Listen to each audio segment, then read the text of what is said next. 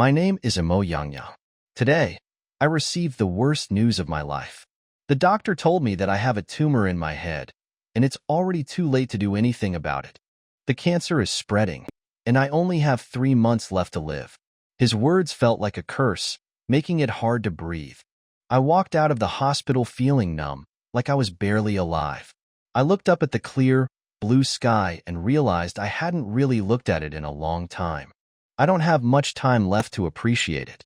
I started to cry without even realizing it. My life has been like a terrible dream that never ends, always breaking me down and taking away my hope. Just recently, I found out that the people I called my parents for over 20 years aren't even my real parents. The house I thought was my home isn't mine. And now this. Without knowing where I was going, I ended up at Imperial Park, where I used to live with my family. They kicked me out when they found out I wasn't their real daughter. Just a week ago, I was celebrating my 20th birthday with them, feeling like the center of attention. But everything fell apart when Mrs. Imo slapped me and told me the truth. It turns out my best friend, He Xian, who I've known for 2 years at school, is their real daughter. I was just a nobody. Everyone turned against me, accusing me of stealing He Xuan's place and trying to ruin her life. They called me ungrateful and kicked me out without even letting me explain.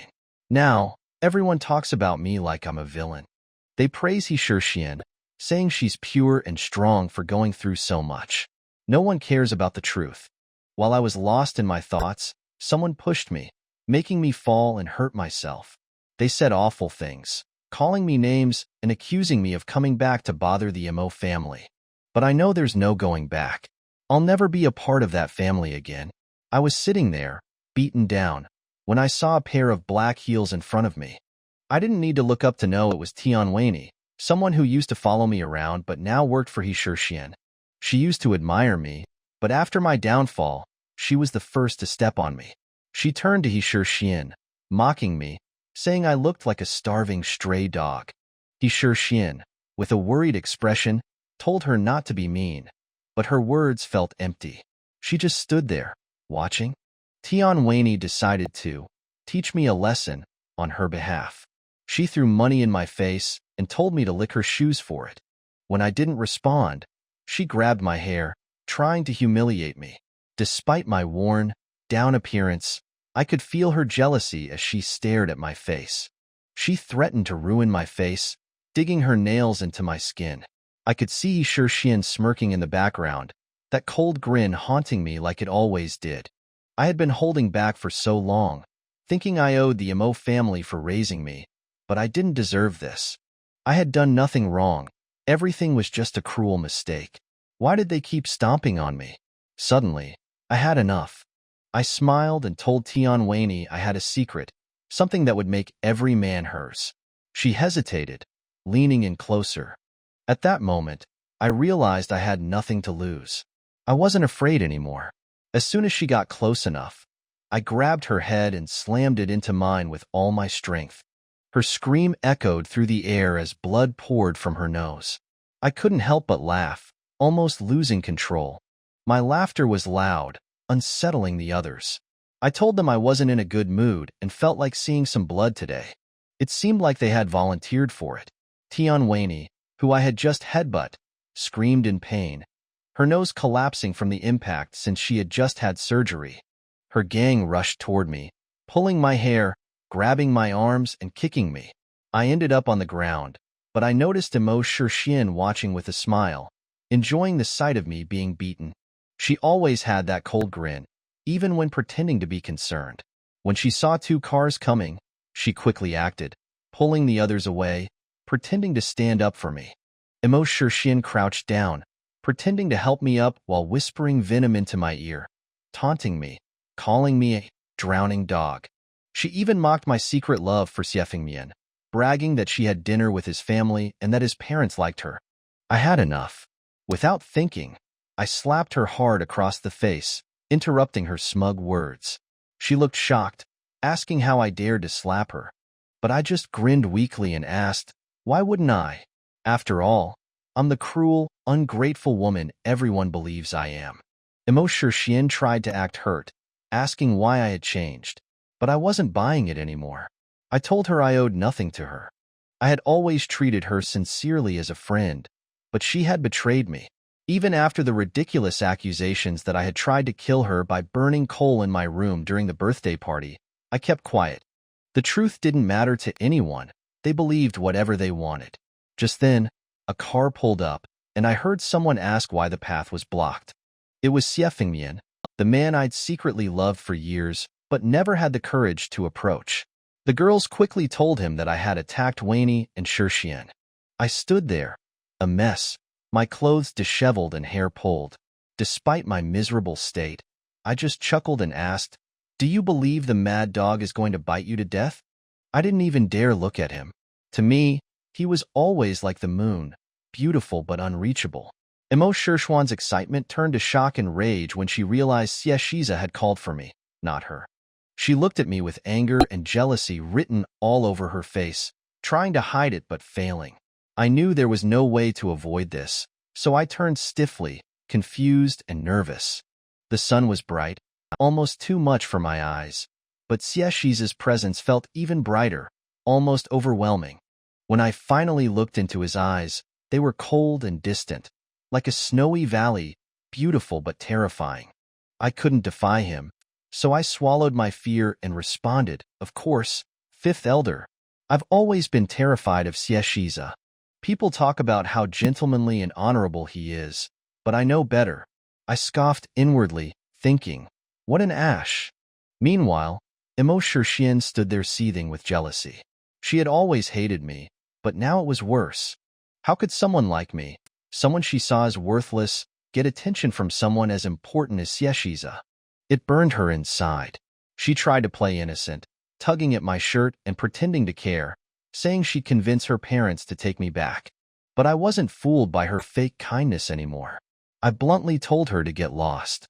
She kept up the act, even putting on a show for Xie Shiza, crying like she was the victim. It reminded me of how I used to believe her lies, how her gentle, kind face had tricked me before. Now, I felt like slapping myself for being so blind. I didn't want to deal with her anymore, so I opened the car door to get in, but to my surprise, Xie Shiza's voice snapped coldly, "Get off." Emo Shixian looked hopeful again, thinking he was siding with her. Then, his hand reached out from the window, holding a silk handkerchief.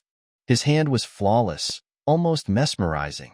I was confused until he said, "Wipe the door handle. It's dirty." I stood there, stunned. "Huh," I muttered. But Xie Shiza's calm voice made it clear. He wasn't asking. Emo Shishuan's face turned red with anger, her fists clenched so tightly that her nails dug into her skin. Meanwhile, I couldn't help but feel pleased by Xie Shiza's comment, even though I would have been happier if he had just told me to leave. Still trying to keep up her act, Emo Shixian grabbed my hand, pretending to be concerned, begging me to come home so we could ask our parents for forgiveness together. I shook her hand off, telling her to leave me alone. I didn't care anymore, especially not in front of Xie Shiza, who could see right through people.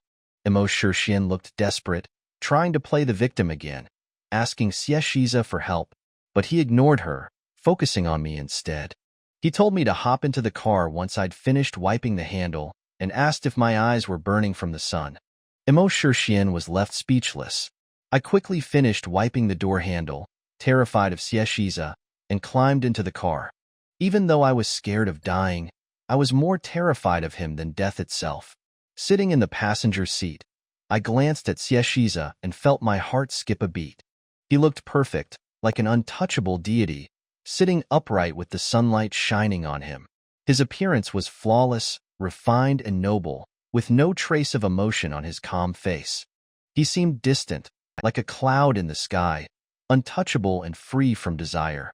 But I knew better. The more perfect and gentle he seemed, the scarier he was. His cold voice cut through me, saying I hadn't changed at all in the past year. My courage crumbled, and I quickly agreed, nervously telling him I was just excited to see him. He smiled faintly, but I knew that his gentle smile, like the first sunlight after a storm, had no warmth behind it. It was a reminder of how merciless he could be. Even though I understood his cruelty, my heart still skipped a beat when he looked at me so gently. I couldn't help but wonder how someone could be so kind and yet so harsh at the same time. I awkwardly complimented Xieshiza, telling him he was just as dazzling as ever. He didn't respond directly to me, but told Imo Shirshin that someone would pay for the damage to her car. Before she could protest, we drove off, leaving her fuming in jealousy. The others were also enraged, wondering how I, of all people, could have caught the attention of someone as important as Xieshiza. As we drove, I felt incredibly uncomfortable, like sitting on needles. I would have preferred dealing with Imo Shirshwan's bullying instead of being here. Xieshiza's presence was overwhelming. He was like a perfect figure, brilliant, successful, and untouchable. People said he was like a god, blessed with intelligence, wealth, and looks. He suddenly asked why I was always in such a miserable state when he saw me. I nervously joked that people were jealous of me because I was too outstanding. He just snorted in response. I tried to suggest that he drop me off somewhere, not wanting to take up more of his time, but he insisted I was going to his lab so he could treat my injuries. Hearing the word lab made me panic. I had a terrible memory of something I saw there when I was 10 years old.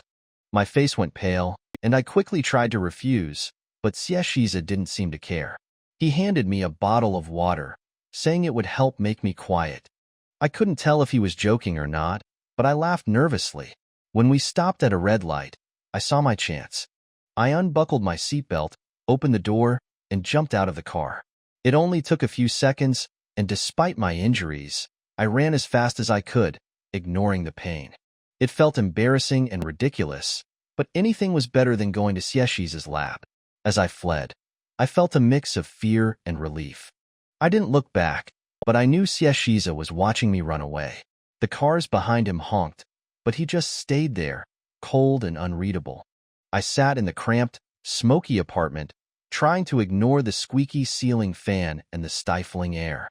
Lan Dongji, my old high school friend who had taken me in after I was kicked out of the Imo family, sat across from me. She looked stunning as usual, like a fox spirit from a horror story, frowning as she smoked. Out of nowhere, she cursed and started scolding me.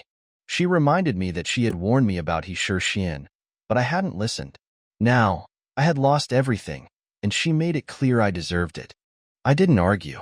None of it was really mine to begin with. Lan Dongji was always harsh, but she was the one person who stood by me when things fell apart.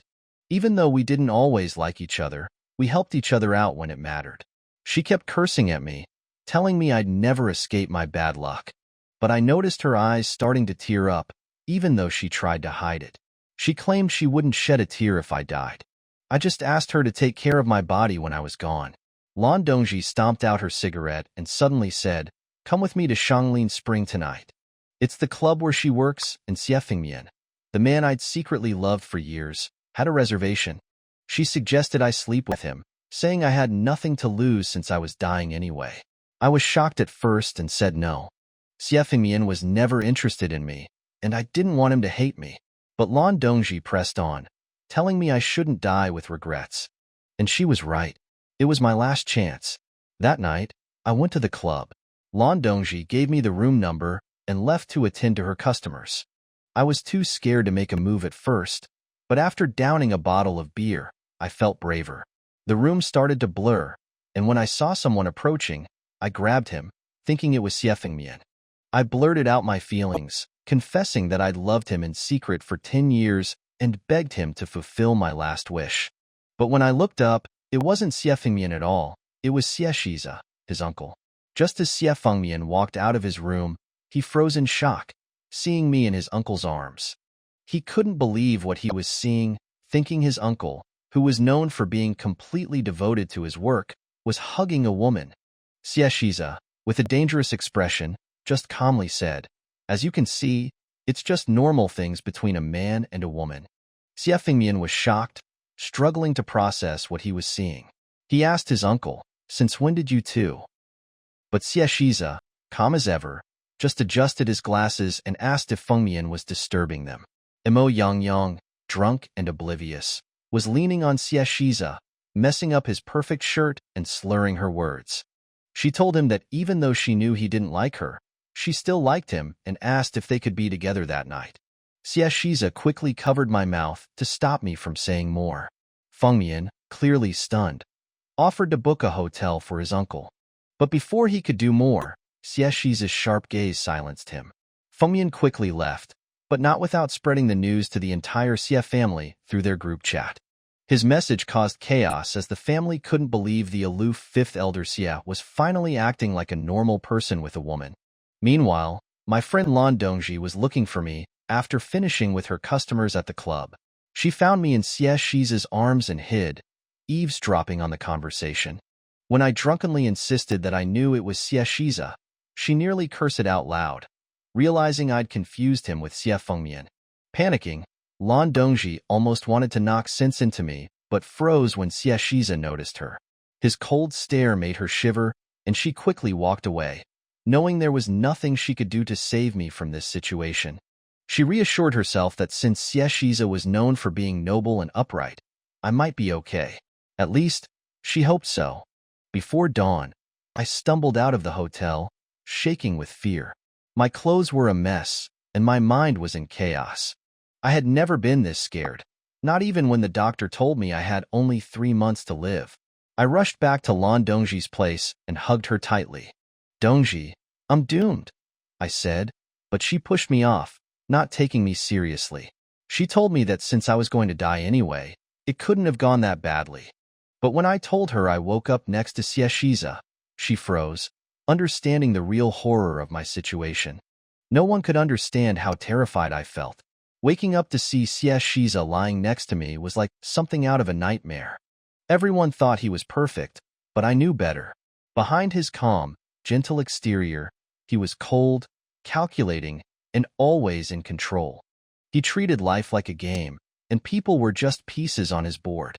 I knew that if he found out what had happened, I wouldn't stand a chance.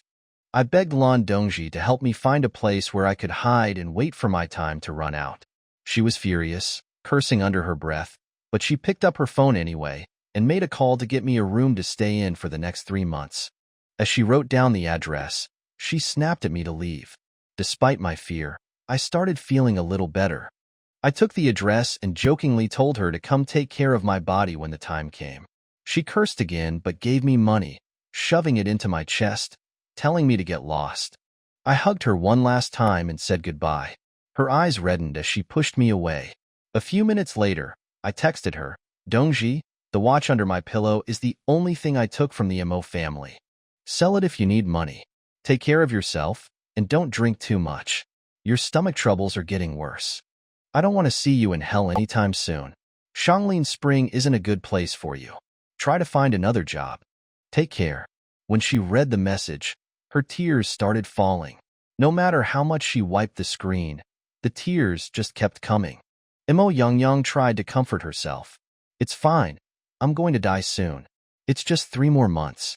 Even if Xie Shiza finds me, he would only find a dead body by then." However, she was still alive after 3 months. Xie Shiza did not find her, either. What a relief. To Mo Yangyang's surprise, it was Mrs. Mo, Luo Qian, who found her first. She was finely dressed up, as usual. She was referred to as the paragon of fashion in the circle of upper-class women. Mo Yangyang struggled to describe her feelings when she saw the woman whom she had called mother for 20 years. Luo Qian let out a sigh. "I know you blame us for the things that happened, but you've hurt us deeply with the things you did. That being said, it had nothing to do with Xiangyu. He knows nothing about it. He's in the hospital still. You know how he treated you when he was younger. It's up to you, whether you want to visit him or not." Mo Yangyang lowered her head. "All right, I'll go." Mo Xiangyu was Luo Qian's son. He had always been kind to Mo Xiangyu when he was younger. However, he had suffered from a weak heart from a young age. He spent more time in the hospital than at home. If there was any reason Mo Yangyang was reluctant to leave the Mo family, it was most likely because of Mo Xiangyu. The house felt oddly unfamiliar to Mo Yangyang when she went inside. Mo Shixian came down the stairs. Her expression immediately shifted when she saw Mo Yangyang. "You." Mo Shixian quickly went up to Luo Qian and hugged her arm. "Mom, why is she here?"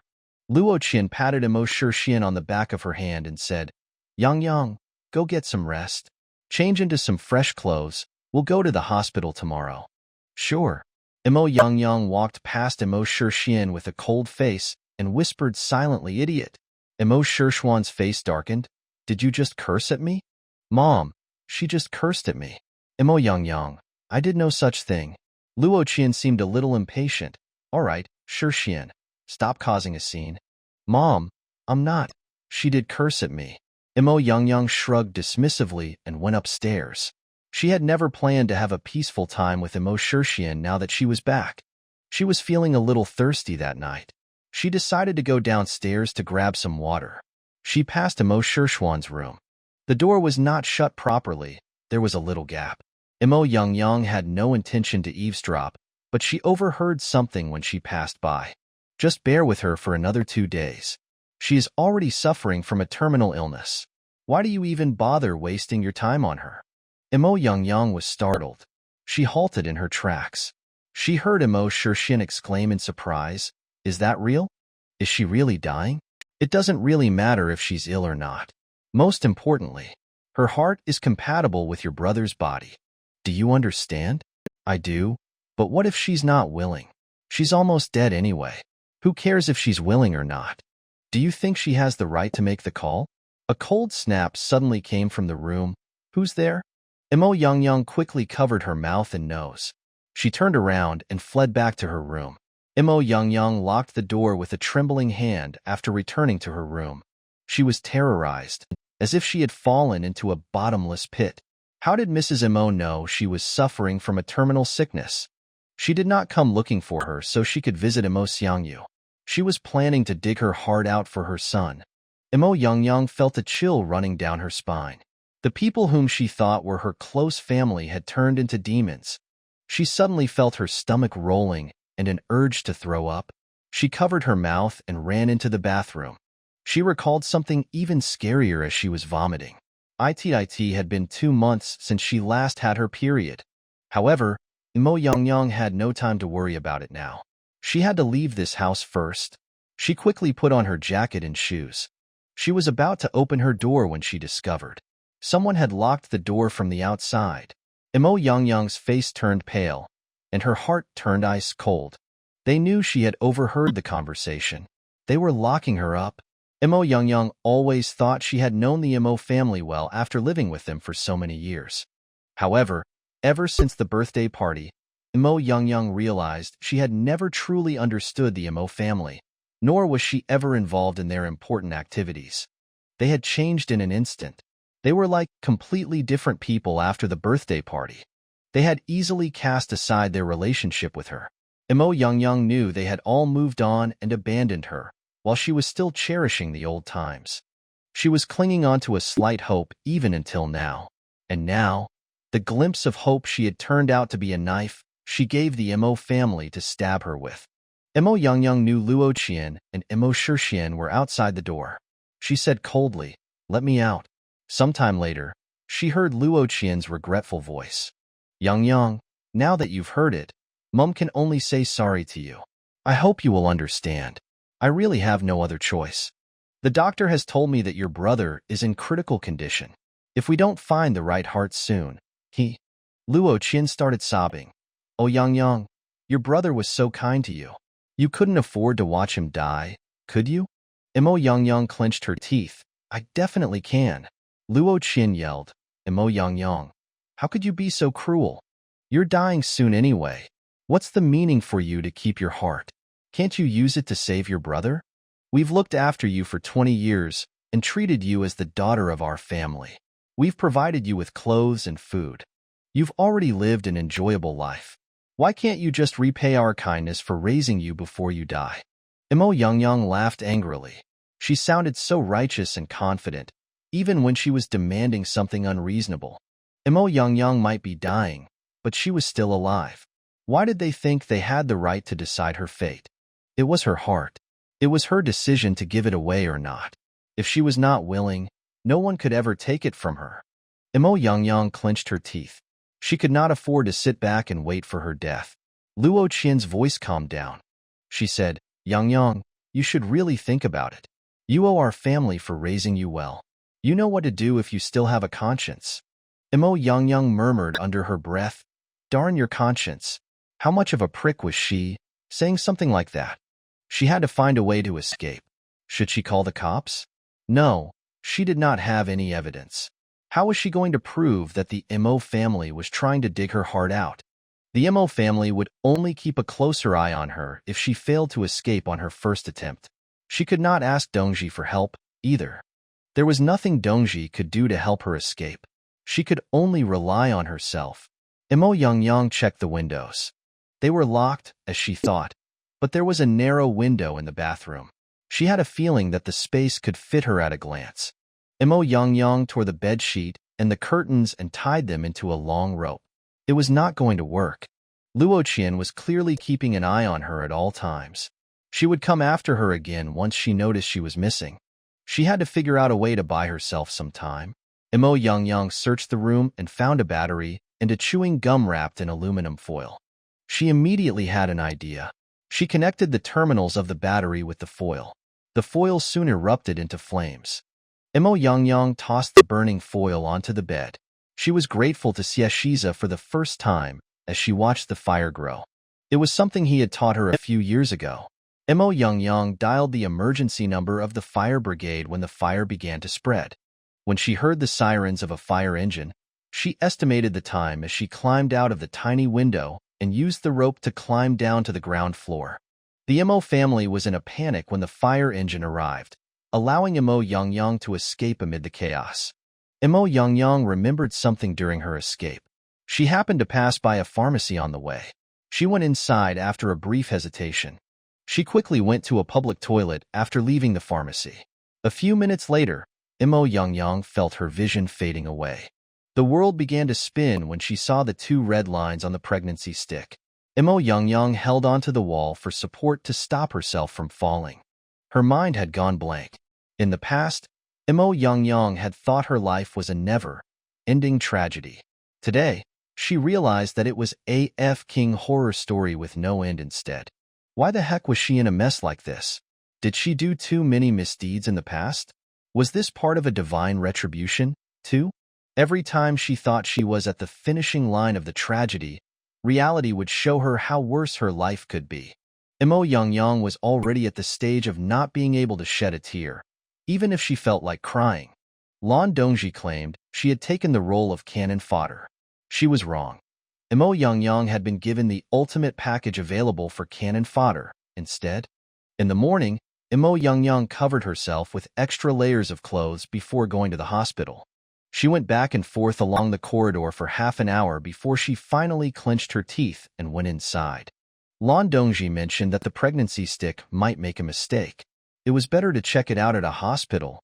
Even though being alive for another day was a gift, she wanted to confirm whether she was pregnant or not. At least she would not feel guilty when she died if she was not pregnant. Mr. Xie, considering that our hospital is ranked top 3 in the country, if you agree to set up a collaboration lab in our hospital, I promise to place you fully in charge of the lab. I will never intervene with your decisions. The CEO of the hospital offered. Xie Shiza put on a faint smile without saying a word. The CEO nervously wiped the sweat off his forehead. Imo Yangyang had just reached the right floor. She stepped out of the lift and saw Xie Shiza accompanied by the CEO and a bunch of doctors, like a king inspecting his territory. He stood out from the crowd. It was difficult to hide his brilliance as usual. Imo Yangyang's heart skipped a beat. She immediately turned around. Imo Yangyang, a life-threatening voice uttered before she could even take a step. Imo Yangyang was already regretting her decision of coming to the hospital. Why did she even bother? Considering the tough luck she was having, she should be relieved that she was not run over by a car as soon as she went outdoors. Imo Yangyang bit her lips to keep herself calm. She slowly turned around and blurted out with a surprised face, "Fifth uncle? Such a coincidence. Why are you here?" She stuck to her acting, even if it was going to cost her life. She would never admit what she did, even if she was beaten to death. Xie Shiza came closer. He reached his hand out casually and touched Imo Yangyang's forehead. "You look pale. Are you sick?" The others behind him gasped. Did Professor Xie just touch a woman's head? Imo Yangyang's face turned paler. No, my friend wasn't feeling well. I came to get her some medicine. What kind of sickness? Mo Yang said with a troubled look. Just the normal kind for a woman. It's not good to discuss it here. Xieshiza raised his eyes. He cast an indifferent glance at Mo Yang. Is that so? Mo Yang said softly, Fifth uncle. I'll be going if you don't have anything else. I do. Please. Go ahead. I have been looking for something lately. I want you to keep an eye out for it. Mo Yang said, Sure, I'll keep an eye for it. Xieshiza lowered his gaze. His long brows cast a faint shadow on his face. He straightened his sleeves with his flawless hand. 3 months ago, I took a drunken kitten home. I was kind enough to offer her shelter, yet not only was she ungrateful, she ran away after biting me. She left me traumatized. Xieshiza sounded perfectly calm and indifferent. Mo Yang's legs were already trembling. She tried her best to remain calm. How could the cat do such a thing? That's unacceptable. Xieshiza wore an indifferent grin. Yes, I think so too. I've been waiting for her to come back to me to admit her wrongdoing, but she didn't show any remorse yet. What do you think I should do to her? His voice was soothing and pleasant, yet it was sending chills down Mo Yang's spine. Mo Yang avoided Xieshiza's penetrating gaze and pretended to be extremely angry. If it's me, I'd catch her and break her legs. I'd tear her teeth in half, too. That's what I'd do. Xieshiza looked Mo Yang in the eyes. Mo Yang was about to give up when she heard him say gloomily, You're right, I should catch her and break her legs. That way, she won't be able to run away again. Xieshiza looked at Mo Yang with a faint smile. Mo Yang could see his deep eyes through the thin glasses. It felt like his eyes could devour everything. Mo Yang subconsciously took half a step back. Her scalp was turning numb. Her legs were hurting too. This maniac. If he knew she was pregnant with his child. Mo Yang shivered in fear. What a terrifying thought. She swallowed and said, Fifth uncle, I promise I'll keep an eye out for you. I have to take my friend's medicine. Goodbye. Mo Yang quickly ran away and disappeared in the blink of an eye. Xieshiza squinted, and his lips curled up. He glanced at his assistant. His assistant left immediately, too. Mo Yang totally forgot about the pregnancy test and ran straight out of the hospital. It did not matter if she was pregnant or not.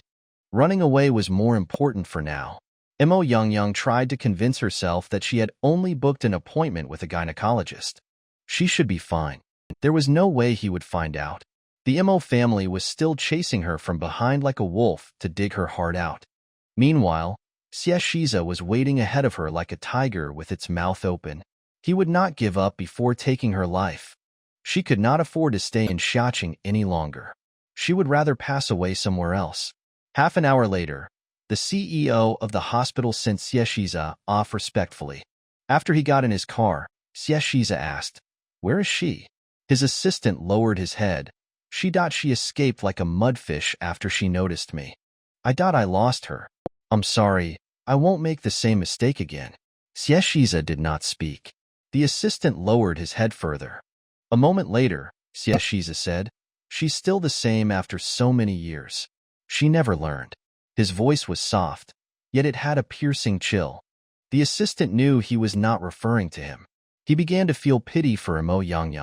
Xieshiza took out his phone and dialed a number. Bring her to my lab tonight. The assistant shrugged. He was not just feeling pity for Mo Yang. He even had an urge to light a candle for her. An hour later, Mo Yang texted Lan Dongji. Mo Yang, Dongji, take care of yourself. Mo Yang turned off the phone. She took the SIM card out, snapped it in half, and flushed it down the toilet. The train driver announced through the speakers, Thank you for choosing our ride. We are reaching Jinchuan Station soon. 5 years later, Mo Yang was tied onto the operating table in a cold white lab. She tried to break free. Xieshiza was in a white coat with a pair of golden, framed glasses. He stood under the light. He was clean and stainless, both like an angel and a demon. He had a slight grin. His face was far too perfect for a mere mortal. He was holding a sharp scalpel. Don't be afraid. It's just a broken leg. It won't hurt. Now, which leg should we start with? Mo Yang shook her head violently. No, I don't want to become a cripple. Fifth elder, I didn't mean it. I just mistook you for someone else. Xieshiza pretended he did not hear her beg. Should we start with the right leg? I think that's a fine choice. He lifted the scalpel. Imo Yangyang screamed. No. Imo Yangyang sat upright as she screamed. Her face was pale, her eyes wide with fear. Mom, what's wrong? An immature voice dragged Imo Yangyang out of her fearsome vision. Imo Yangyang numbly turned around. Her blurred vision gradually cleared up and saw a round, tender face with huge black eyes like grapes. The little boy was standing on his toes, raising his head high. His plump little hand was grabbing the corner of Imo Yangyang's shirt. Imo Yangyang let out a relieved sigh, staring at the adorable kid before her. She hugged him tightly and rubbed her face on him. It was so scary. Luckily, it was just a nightmare. She half-sobbed. Mummy just dreamed of a monster. Mummy is so scared right now. Only Lei Xiao's kiss can cure Mummy now. TL note. Lei Xiao is a Chinese snack food similar to beef jerky, but it's made with flour or dried bean curd instead of meat. The plump little hand tried to shove Imo Yangyang's face away. The kid straightened his face and scoffed. Lei Xiao was extremely cute. He was a little plump because Imo Yangyang kept feeding him on purpose, but his facial features were delicate. He looked adorable even when he was pulling a long face. He shoved Imo Yangyang's face away and took a step back, trying to even out the wrinkles on his bunny ears sweatshirt. He lifted his gaze and said in a serious tone, Miss Han Yangyang, please be more mature. I don't like a childish woman like you. Second, don't you call me Lei Xiao again. One more time, and you'll do the accounts yourself. Imo Yangyang changed her surname to hide from Xieshiza. Her surname was now Han. She pursed her nose and said pitifully, Lei Xiao, I burned my hand when I was cooking last night. It hurts. She reached her left hand out. There was a tiny red on the back of her pale hand. Lei Xiao frowned and shunned. How stupid are you? He turned around to grab the ointment. Imo Yangyang happily kept her hand out and waited for her son to apply the ointment to her hand. 5 years ago, Imo Yangyang ran straight to the train station after she left the hospital. She bought a ticket for the earliest ride. She could not have cared less where it was going. She did not even grab her stuff. She could not afford to stay in Xiaqing any longer. The Imo family was looking for her, and so was Xieshiza. Imo Yangyang was planning to wait for her death quietly, but it had been 5 years since then. She already gave birth to her son, and she was still alive. What a relief! Lei Xiao's plump little hand adeptly applied the ointment to Imo Yangyang's burn. He asked, anywhere else? Imo Yangyang clenched her chest and said, Mummy's heart is hurting. It will only heal with Lei Xiao's kiss. Lei Xiao turned around and snapped, childish. Don't be like that. Give me some face. Lei Xiao ignored her pleas. He grabbed the remote and turned on the television. Imo Yangyang pursed her lips. For some reason, her luck improved greatly after she left Xiaqing. She initially planned to move far away to the south, but she stopped at Jinchuan, which was not far away from Xiaqing instead. She used the money she had left to rent a room and waited for death. However, she was still alive when her stomach grew bigger. She had even given birth to her son before she realized it. She wanted to do a checkup. The doctor told her that she was not suffering from any terminal illness. Imo Yangyang was overjoyed. The kid's father might be terrifying, but her son was her lucky star. 5 years later, they were still living a peaceful life in Jinchuan. Neither the Imo family nor Xieshiza had found them. It had been a long time since Imo Yangyang had a nightmare. Her heart was still pounding heavily when she recalled the dream. Her fear of Xieshiza was still strongly rooted in her heart after so many years. Imo Yangyang's biggest wish was to live a peaceful life forever. She hoped that no one would come and disturb her. The only downside was, her son was too smart. He had fully inherited his father's intelligence and appearance.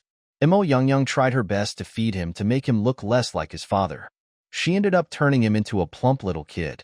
The plump Lei Xiao and his father finally did not look so alike. Imo Yangyang heard something as she was having that thought. Professor Xieshiza and his team have used genetic engineering to invent a medicine that is effective against heart diseases. Schwanza Corporation stocks have skyrocketed because of it. Professor Xie was chosen as the most talented scientist of the year. Imo Yangyang's heart skipped a beat when she saw Lei Xiao staring at the ever-brilliant man on the screen. She blurted out, Lei Xiao, let's watch some Peppa Pig. The news isn't interesting. Lei Xiao turned to her. Don't you think he's impressive? Imo Yangyang asked cautiously. Do you like him? Lei Xiao shook his head. Of course not. He's not my father. Why should I like him? Imo Yangyang let out a relieved sigh. She said, yeah, you're right.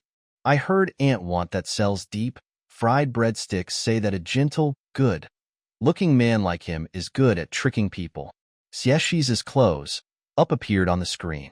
He was so handsome that every woman would have an urge to scream at his face.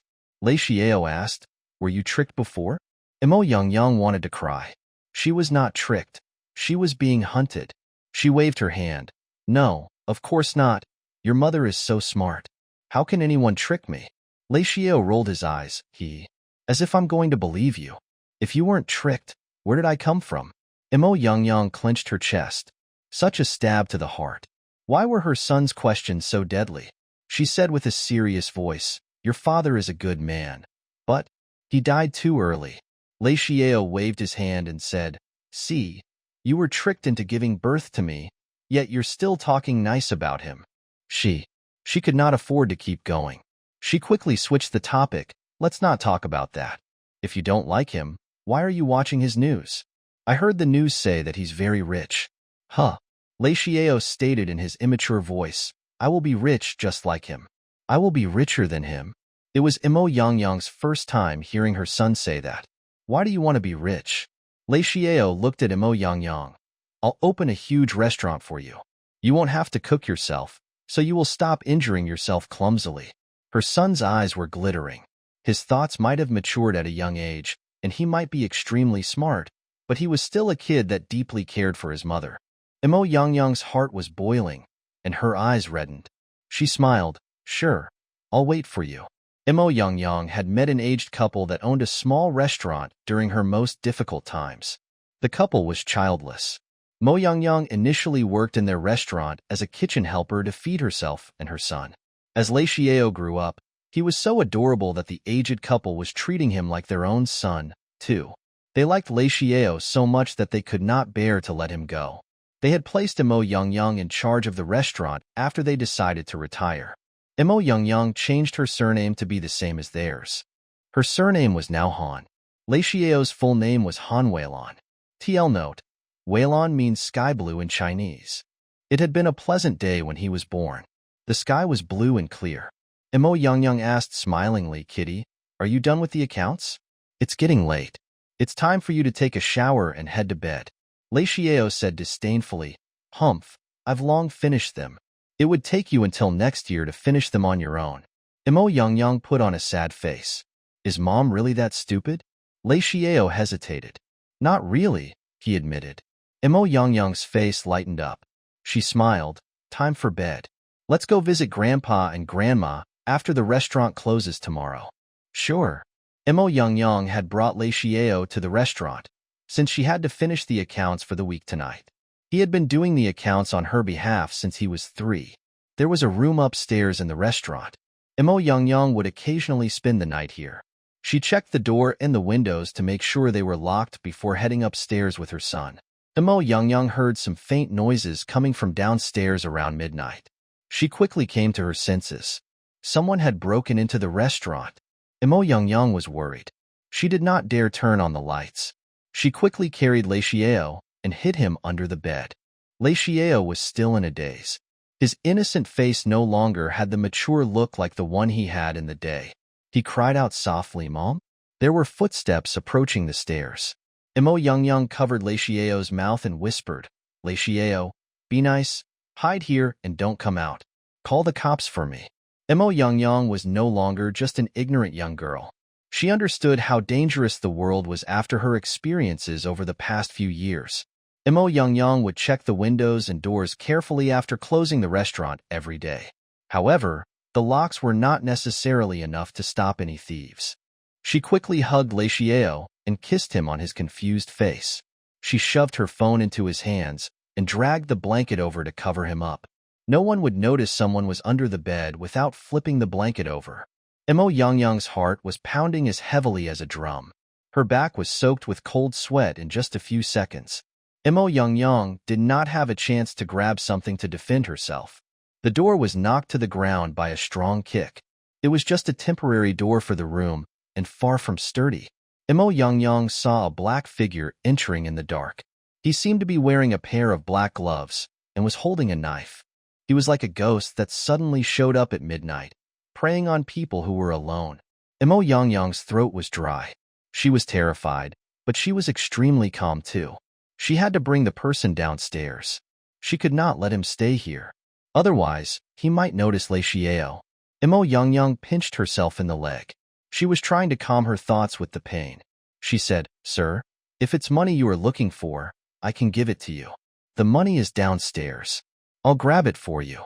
Please don't hurt me. Go get it." Mo Yangyang said, "Sure." The man stepped aside. Mo Yangyang cautiously went past him and headed downstairs. She turned on the lights and opened the desk under the cash registry. She took 2 steps back to hide the vase behind her. She reached her hand back to grab it. She said to the man in a black outfit, "Here is the money. You can take it all." The man briefly looked at the money and demanded, "Is this all you have? It's a small and old restaurant.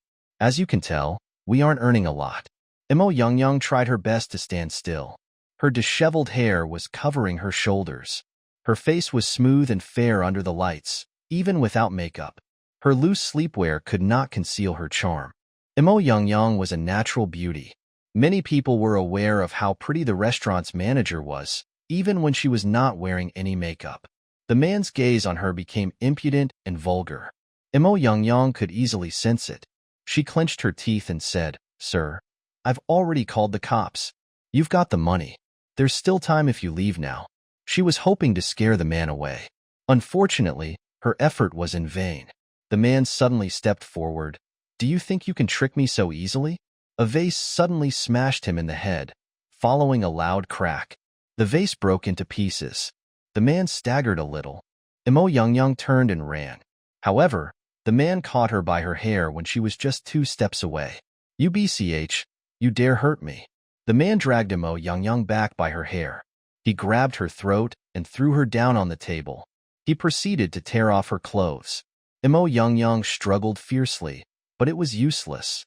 She was having difficulty breathing and was filled with despair. She was only hoping that Lei Xiao did not come downstairs. The man suddenly felt a sharp pain in his left leg. He looked down and saw a little kid stabbing him with a compass. Lei Xiao glared at the man. "Let go of my mother." The man cursed, "Get off, little prick." The man kicked Lei Xiao heavily. The little kid slammed heavily on the ground and cried out, "Mother," before falling unconscious. Mo Yangyang felt like her liver and guts were being cut into pieces after witnessing what happened. The man was still grabbing her throat tightly, and she was about to suffocate. She could not make any noise. Her eyes were fixed on Lei Xiao as he fell to the ground. Tears blurred her vision. Mo Yangyang had done everything to take good care of her child. She only wished for her son to be well. But now, she saw her son being hurt right in front of her. A strong hatred arose in her heart. She would lose her will to live if anything happened to Lei Xiao. Humans had a tendency to unleash their potential in desperate situations. The hatred had granted Mo Yangyang a short burst of power as a mother.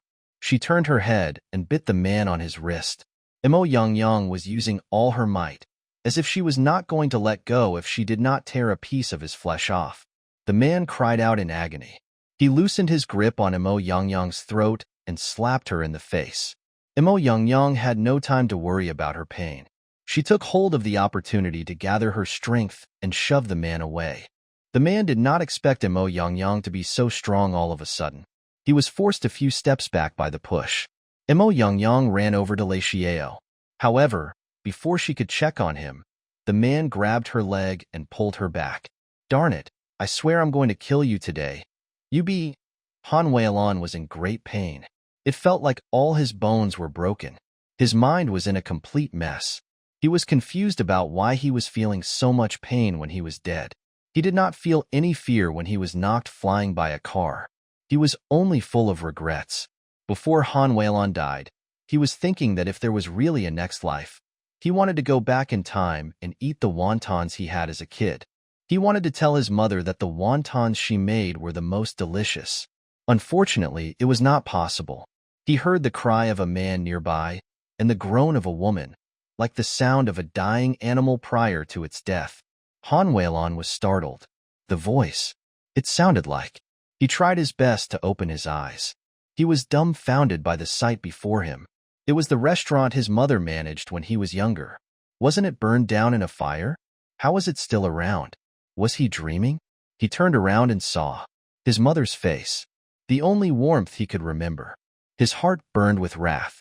He would not allow anyone to harm his mother, even if it was just a dream.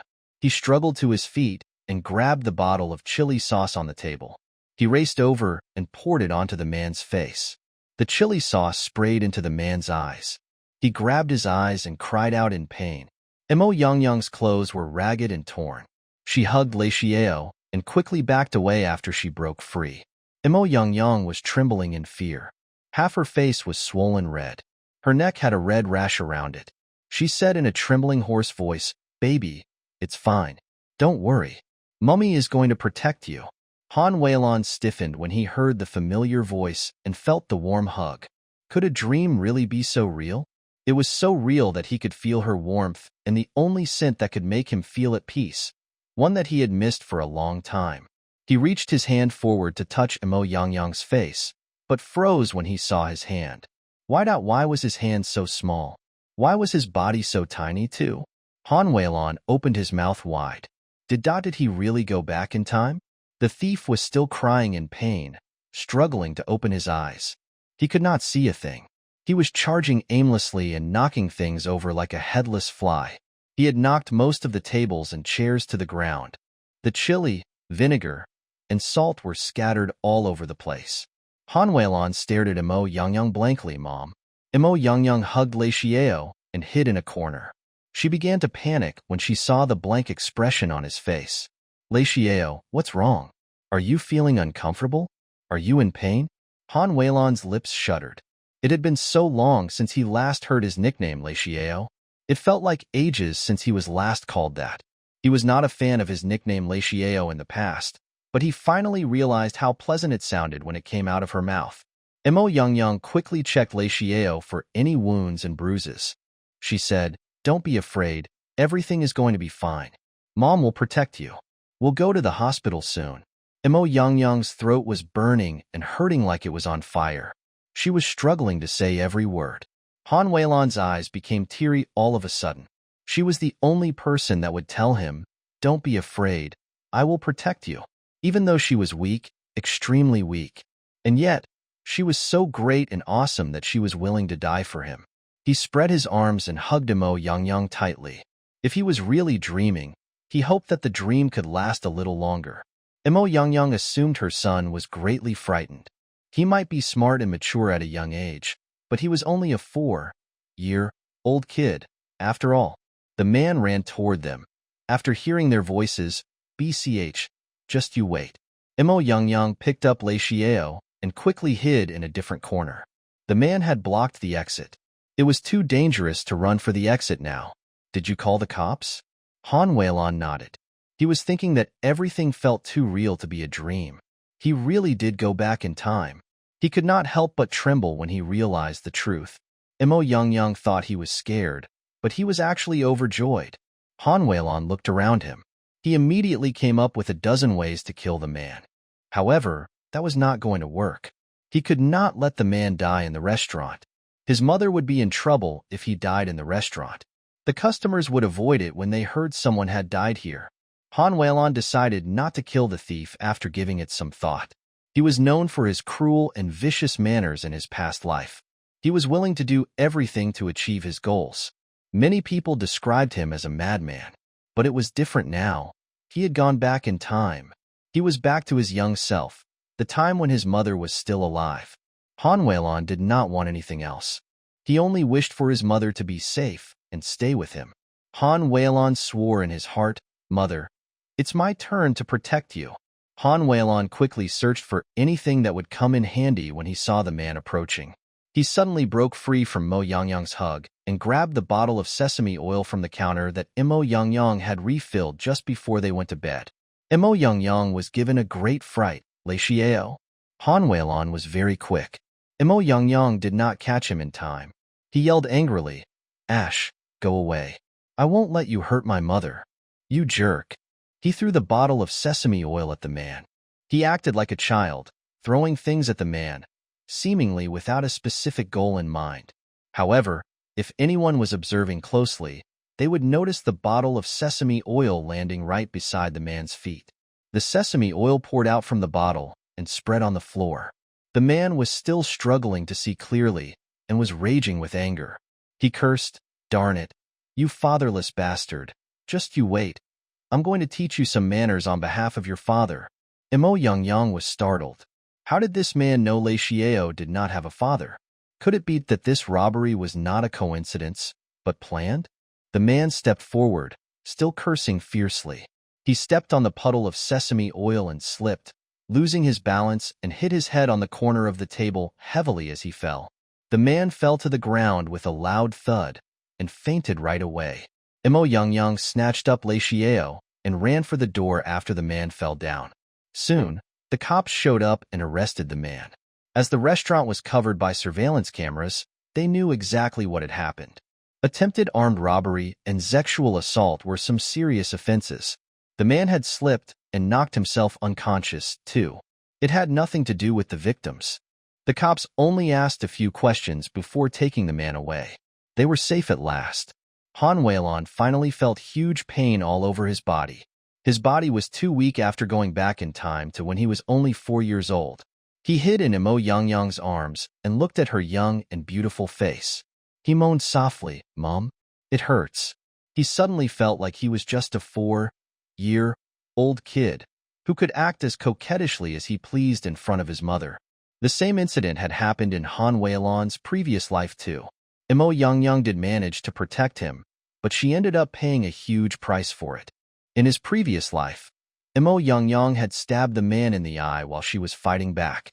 However, the man broke 2 of her fingers, and she also lost hearing in one ear after a strong blow. Not only that, but the neighbors kept gossiping about her, even though she was not used by the thief. They pretended to sympathize with her, but they were uttering all kinds of obscenities behind her back. More people came and harassed her after the incident, too. In the end, they had no choice but to close the restaurant. After that, a nightmarish fire burned the restaurant down and killed Mo Yangyang. It also destroyed Han Weilon's childhood. Han Weilon felt a strong hatred rising inside him as he recalled the things that had happened in his previous life. He lowered his head to hide the murderous look in his eyes from Mo Yangyang. He planned to kill every person that had hurt his mother. All of them. Today was a great start. He had avoided the beginning of the tragedy in his previous life. Han Weilon swore he would ensure Mo Yangyang would live a long life peacefully now that he was given a second chance. That being said, he looked at his tiny little body. He was now too weak. Perhaps he should look for some allies? For example, his cheapskate father? Mo Yangyang felt her chest tightening up when she recalled how the man had kicked Lei Xiao so hard. She went upstairs to grab a jacket, her purse, and phone. She carried Lei Xiao in her arms and headed straight to the hospital. Lei Xiao was already unconscious by the time she reached the hospital. The doctor immediately sent him to the emergency room. Mo Yangyang struggled to sit still outside the room. Daylight pierced through the curtains of a ward. Mo Yangyang was laying beside a bed. She was holding the hand of the child on the bed. The child was chubby and adorable. His face was round and tender, like a snowball. His facial features were flawless. His eyelashes were long enough to fill anyone with envy. Even though his face was chubby, if anyone observed his face carefully, they might still see Xiaxi's face in it. The child's eyelashes shuddered. He opened his eyes. He had a blank look in them. They soon became uneasy, until he saw Mo Yangyang sleeping soundly beside the bed.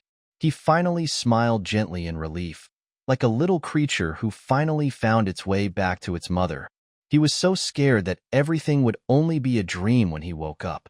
To his relief, it was real. He had started his life all over again. It was great. He moved closer to Imo Yangyang. His only wish in his second life was to be her one and only Lei Xiao. The doctor told Imo Yangyang that the man's kick was rather strong and had inflicted some inner injuries on her son. The doctor recommended her son to stay in the hospital for a few more days for observation. Imo Yangyang did not dare take any risks when it was about her son. She was willing to let her son stay in the hospital for as long as the doctor recommended.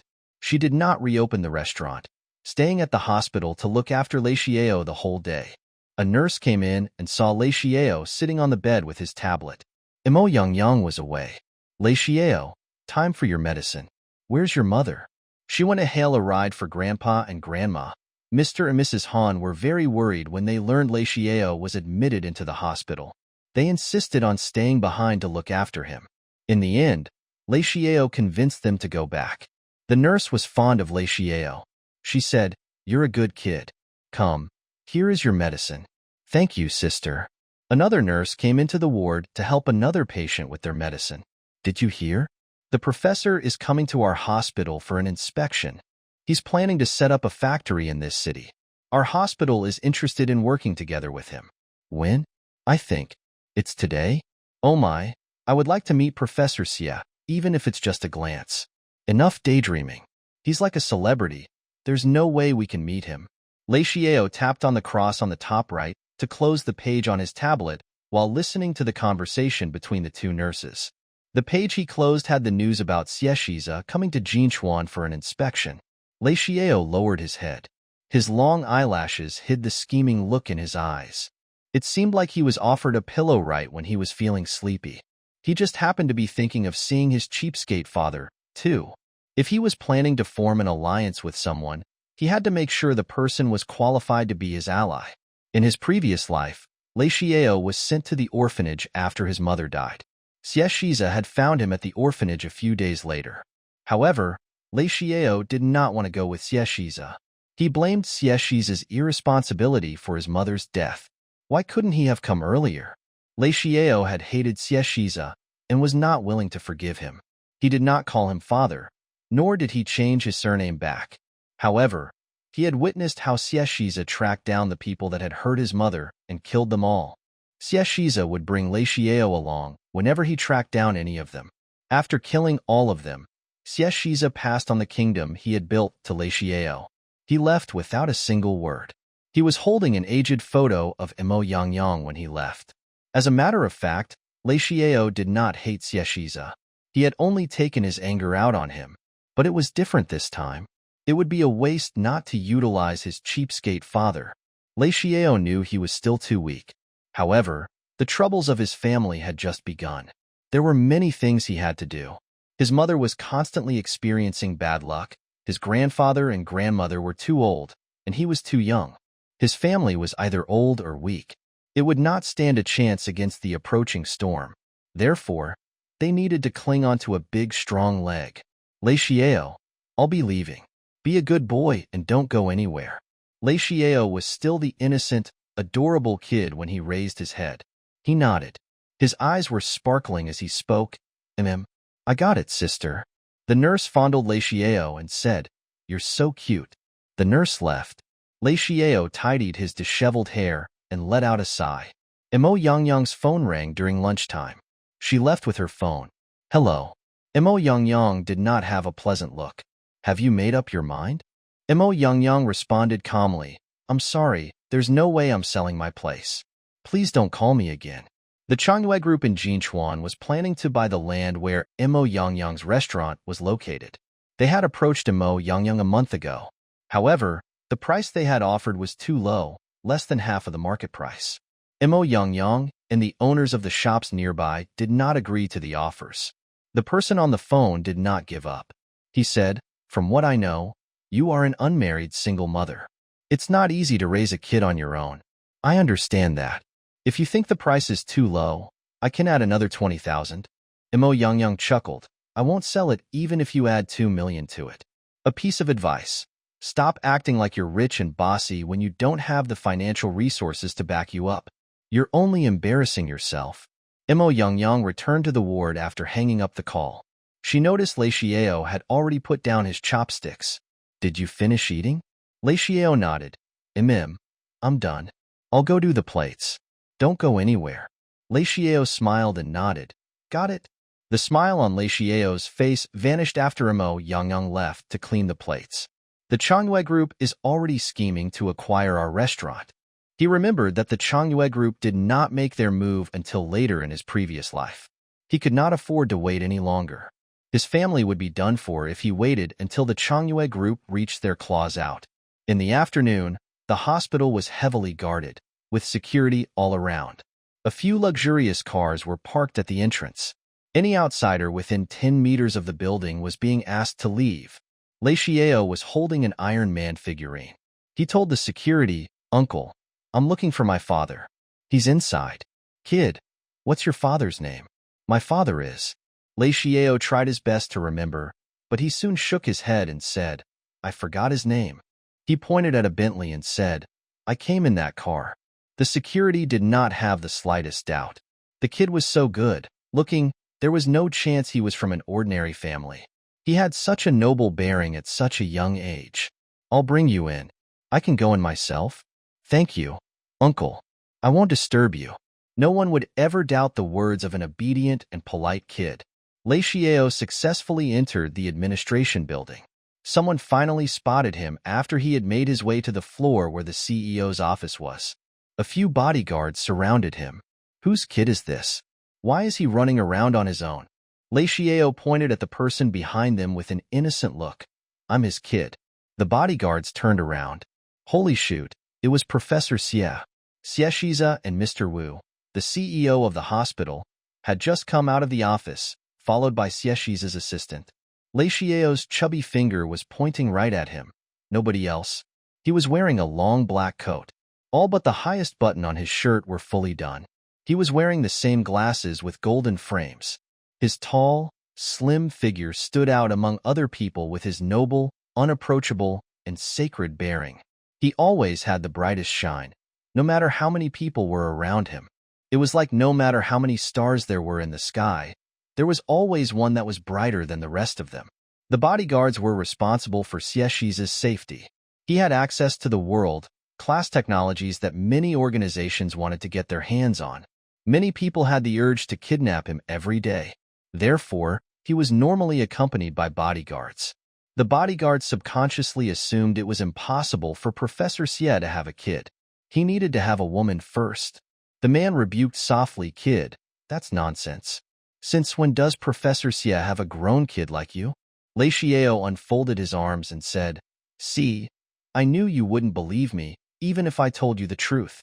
His chubby face was blatantly saying, "I'm in a pinch here, too." Mr. Wu quickly came over and said, "What's going on here? Whose child is this?" The bodyguard was a little afraid.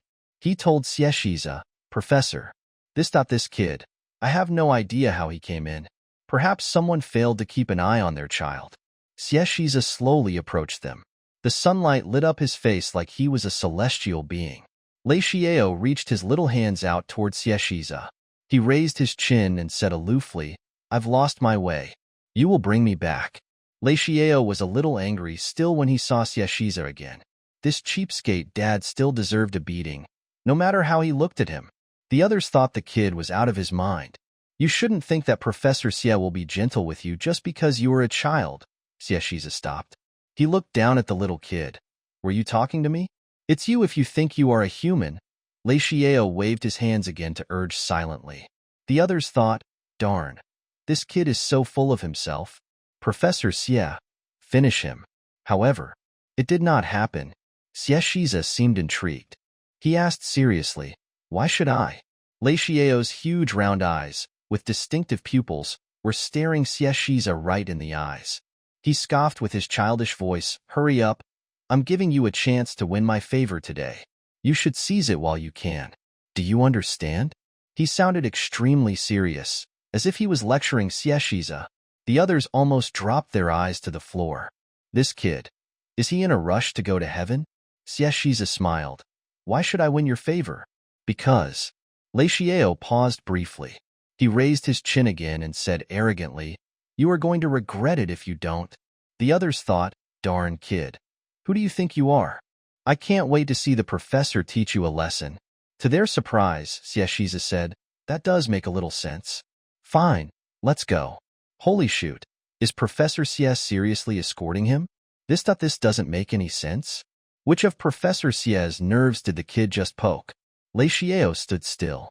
He said angrily, hang on, do you really know how to win over someone? Shiza patiently asked, how should I do it? Lei Xiao reached his hands out again. Shiza was confused. He did not budge. Lei Xiao grunted, come, carry me in your arms. It's such a good chance for you to win my favor, yet you're already throwing it away. Are you dumb? I'm so worried about you. Lei Xiao gave his lecture while paying scrupulous attention to detail. It sounded like the words of an aged father, despite his appearance of a little kid. The others felt an urge to burst out laughing at the strange sight. But he was saying that to Shiza. The rest had no idea how they should be managing their expressions. Where did this kid even come from? To their surprise, Professor Xie was actually taking his nonsense seriously. He did not seem angry at all. Shiza did not budge. Lei Xiao rolled his eyes when he saw how slow Shiza was in his reactions. Why did his cheapskate dad never learn? Why do I feel like you're not as smart as the others say? Shiza lowered his head. You know me? He was observing Lei Xiao carefully. The kid felt special to him. He could not explain it. It was strange. Shiza had nieces and nephews too, but he never carried them in his arms. He was not that interested in kids. However, the little kid in front of him was giving him a sense of joy. He felt at ease just looking at him. Lei Xiao nodded. I saw you on the television. My mother even asked me if I like you. So what did you say? Do you like me? Shiza did not understand. Why was he wasting his time on the kid when his schedule was so tight? Lei Xiao raised his head and said proudly, that's what I told my mom. You're not my dad. Why should I like you? He waved his hand again after finishing the sentence, man. Why are you so stupid? You are making me so worried. I'm really disappointed in you. Lei Xiao decisively hugged Shiza's leg. He grabbed Shiza's pants and began climbing up. Hurry up, I won't care anymore if I get mad. Shiza did not move. Everyone was holding their breath. They were scared that the kid might be flung to the ground in the next second. They knew how much Professor Xie hated someone else touching him. Shiza's eyes did flicker coldly under the thin glasses. He frowned as he lowered his head and stared at the little kid. Shiza looked at Lei Xiao with a grim face for a while, before leaning forward to pick him up. The others thought, oh my, is he finally going to throw him on the ground? Is he really doing it? He's just a kid. The man and the kid were finally at the same height. Shiza was stunned when his gaze met Lei Xiao's eyes. Lei Xiao was just too adorable. Smooth hair, round and bright eyes, and chubby face. He slanted his head and grinned at Shiza. Shiza felt like something had collided with his heart when he saw the grin. When he came to his senses, he was already carrying Lei Xiao in his arms. The crowd was dumbfounded. Holy shoot, this did not make any sense. It is totally against the principles of science. Who exactly was this kid? How did he convince Professor Xie, who hated people getting close to him, to carry him in his arms? He even let a little kid lecture him. What is happening to the world? Shiza was quite speechless himself, but he did not show it. He weighed the kid in his arms and said, you're pretty heavy. Lei Xiao was extremely proud. He grabbed Shiza's collar and said, of course, do you think it's easy to be this chubby? Carry me tight. You are done for if I fall. Shiza was extremely smart. He was born a genius. However, he was feeling a little uneasy, as it was his first time carrying a child in his arms. It was a lot more difficult than conducting experiments. Shiza did not like managing his business, but it was still a lot easier than carrying a kid around. The little boy was very fussy too. He kept complaining about how Shiza was not carrying him well, giving instructions in a serious manner. Shiza was only planning to stay in Jinchuan for 2 days, today and tomorrow. He had a lot of matters to attend to. Yet he still had the time to fool around with a kid? He was a little confused himself. Shiza asked Lei Xiao, where are we going? Go downstairs. I'll guide you again once you're out of the building. Shiza carried Lei Xiao into the elevator, leaving the dumbfounded people behind. A moment later, The bodyguards yelled, "Shoot! What are we waiting for? Go after them now." The deputy CEO of the hospital murmured thoughtfully after the bodyguards left. "Why do I feel like that kid looks like the professor?" The CEO said, "Does he?" "I think so." When they were downstairs, Lei Xiao was pulling Xie Shiza to get his attention when he suddenly heard, "Senior Xie." It was a woman with a pleasant voice. Her Mandarin accent was not standard, but had the tender tones of women from Jiangnan. Her voice alone could soften the bones of a man. Lei Xiao looked up. He was stunned when he saw the approaching woman. His eyes were immediately filled with strong hatred. His little body was trembling subconsciously. It was her, the daughter of Changyue Group in Jinchuan, He Xinyue, one of the murderers who killed his mother in his previous life. Xie Shiza nodded at the woman politely in greeting. He also sensed Lei Xiao's strange reaction. He asked, "What is it?" Lei Xiao lowered his head and dug it into Xie Shiza's chest. He did not speak or move. Xie Shiza was startled by Lei Xiao's reaction. He felt his chest buzzing on the inside when the little kid smashed his head onto his chest. For some unknown reason, he kept behaving abnormally in front of the kid. Xie Shiza's lips curled up. Either way, he did not dislike it. He Xinyue had a graceful and beautiful appearance. Her gaze at Xie Shiza blatantly displayed her deep desire for him. She was surprised when she saw Lei Xiao in Xie Shiza's arms. "Senior Xie, who is this child? What do you want?" He Xinyue quickly replied, "I heard Senior is planning to set up biomanufacturing labs in Jinchuan. My family's company happens to have some vacant land that might be suitable for you. I'm thinking of giving it to you as a gift. I hope you will accept it." Everyone knew how valuable the land in a city was nowadays. He Xinyue was willing to give land away as a gift. It clearly showed how deep her regard for Xie Shiza was. However, she clearly knew that anything was worth it if she could curry favor with Xie Shiza, let alone a single plot of land. Xie Shiza rejected the offer without even considering it. "Thanks, but that won't be necessary. I'm quite busy here, so if you'll excuse me." He Xinyue did not feel awkward when her offer was rejected. She said, "Senior, are you free tonight? I would like to treat you to dinner. It's rare for you to come to Jinchuan." "I'm thinking." Lei Xiao suddenly raised his head and interrupted her, calling out, "Daddy, lube, dub, lube, dub." The bodyguards that finally caught up to Xie Shiza almost tripped and fell to the ground. "Daddy, oh mama, did their Professor Xie really become a father without them knowing?" He Xinyue was so shocked that she dropped the map she was holding on the ground. She had specifically brought the design, planning to show it to Xie Shiza. It showed the land owned by the Changyue Group that she had just mentioned. Lei Xiao glanced at the map and sneered in his heart. "Screw you, that land does not even belong to the Changyue Group." It was obviously the area where his family's restaurant was located. The Changyue Group was beyond contemptible. She was using the land to curry favor with Xie Shiza, while using dirty tricks to secure the land for an extremely low price from the owners of the shops and the residents in the area. He had never seen anyone so disgusting. He remembered from his previous life that the Changyue Group would soon use rascals and hoodlums to target the shops.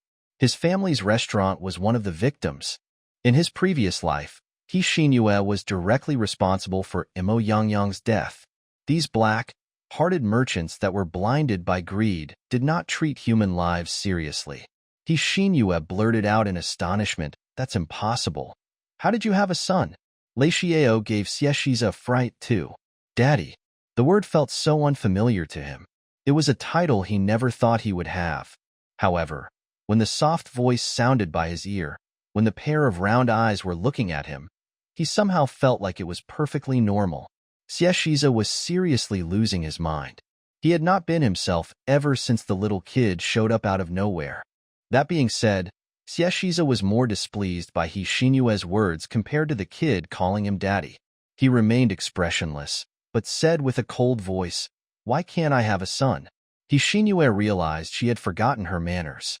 She quickly explained, "No, senior, that's not what I meant. I was just too shocked. Haven't you been single for many years? Besides, I've never seen you in a relationship before, so I'm shocked to hear that you have a son all of a sudden."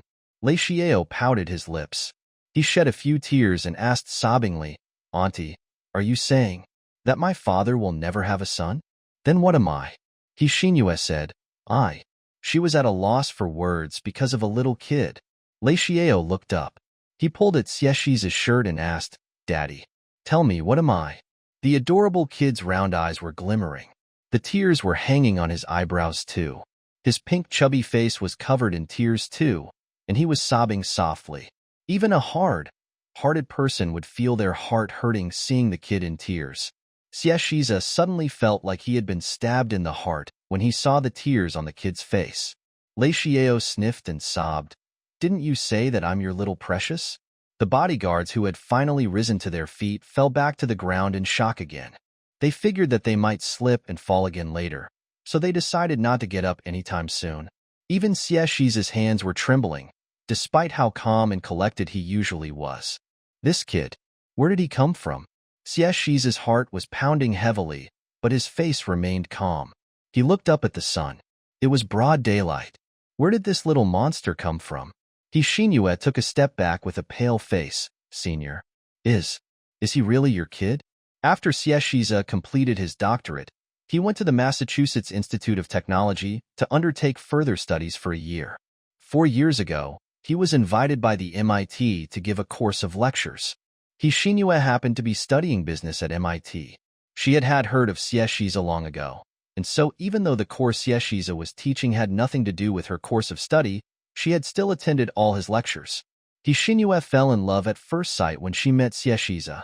She had never seen anyone with such divine brilliance.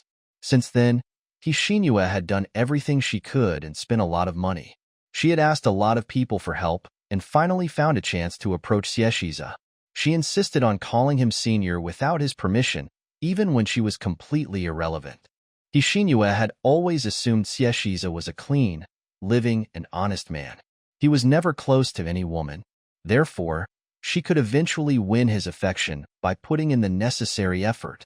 When she learned Xieshiza was coming to Jinchuan, she believed it was a great chance for her. She even prepared the land to gift to Xieshiza, but was greeted by such a huge surprise. Lei Xiao's nose had reddened from the crying. He kept pulling Xieshiza's shirt and wrinkled it. Daddy, why aren't you saying anything? Xieshiza frowned. He felt like he had just encountered the most difficult problem in his life. If it was an adult, Xieshiza had hundreds of ways to make this child shut his mouth. But a boy? The kid was clearly uttering nonsense, yet he could not harden his heart to scold him. Lei Xiao sobbed. Am I misbehaving? Xieshiza, did I not listen to you? Xieshiza was distraught seeing the tears running down Lei Xiao's cheeks. He frowned. That's not. Lei Xiao suddenly burst out crying. Daddy, did you not want your precious anymore? The kid's cry was gripping their hearts. The bodyguards behind them were heartbroken, too. So pathetic. They initially thought Lei Xiao was a little devil, but they now felt that the professor had a hardened heart instead. Xieshiza had never felt so troubled in his life. This was a problem he had never encountered before. He had no clue how to approach it. He let out a faint sigh. Didn't I say I don't want you? Can you stop crying? Hishinue's heart sank upon hearing the words. Since when had Xieshiza spoken to anyone in such a soft tone? Was the boy really his son? Lei Xiao's cry softened. So, does Daddy want to marry this auntie? Why should I marry her? Lei Xiao bit his finger. Doesn't she like you? Hishinue instantly blushed. I do have feelings for Senior. Actually, Xieshiza answered calmly, as if he did not hear her words, a lot of people like me. Do you think I have to marry them all? Xieshiza was not targeting anyone. He was simply telling the truth. And yet, his cold, indifferent, and uncaring attitude was the deadliest. It implied that she was of no value in his heart. No matter how hard she was trying to get his attention, there was still no spot for her in his eyes. Wasn't that infuriating? Hishinue's face turned extremely pale. She had been chasing Xieshiza for several years. Many people already knew that a pretty, fair, and rich junior was chasing after Xieshiza. However, Hishinue clearly knew that Xieshiza had never bothered to look at her seriously. He might look amiable on the surface, but his heart was icier and sturdier than anyone else's. It was so sturdy that she could not find any opening to break through. Xiexiz's response had slightly improved Lei Xiao's impression of him. Lei Xiao said pitifully, "Daddy, you said it yourself. This Ani isn't too bad, but you shouldn't make your decisions so easily." Lei Xiao burped after finishing the sentence. His appearance was a deadly weapon that could break through anyone's defense. His cry was absolutely heartbreaking. And yet, his words were heartrending too. Was he hinting that she was ugly when he said she was not too bad? The others exchanged glances with one another. This little brat was insanely smart. Meanwhile, Xiexizha seriously reflected on Lei Xiao's words. He nodded and said, "All right."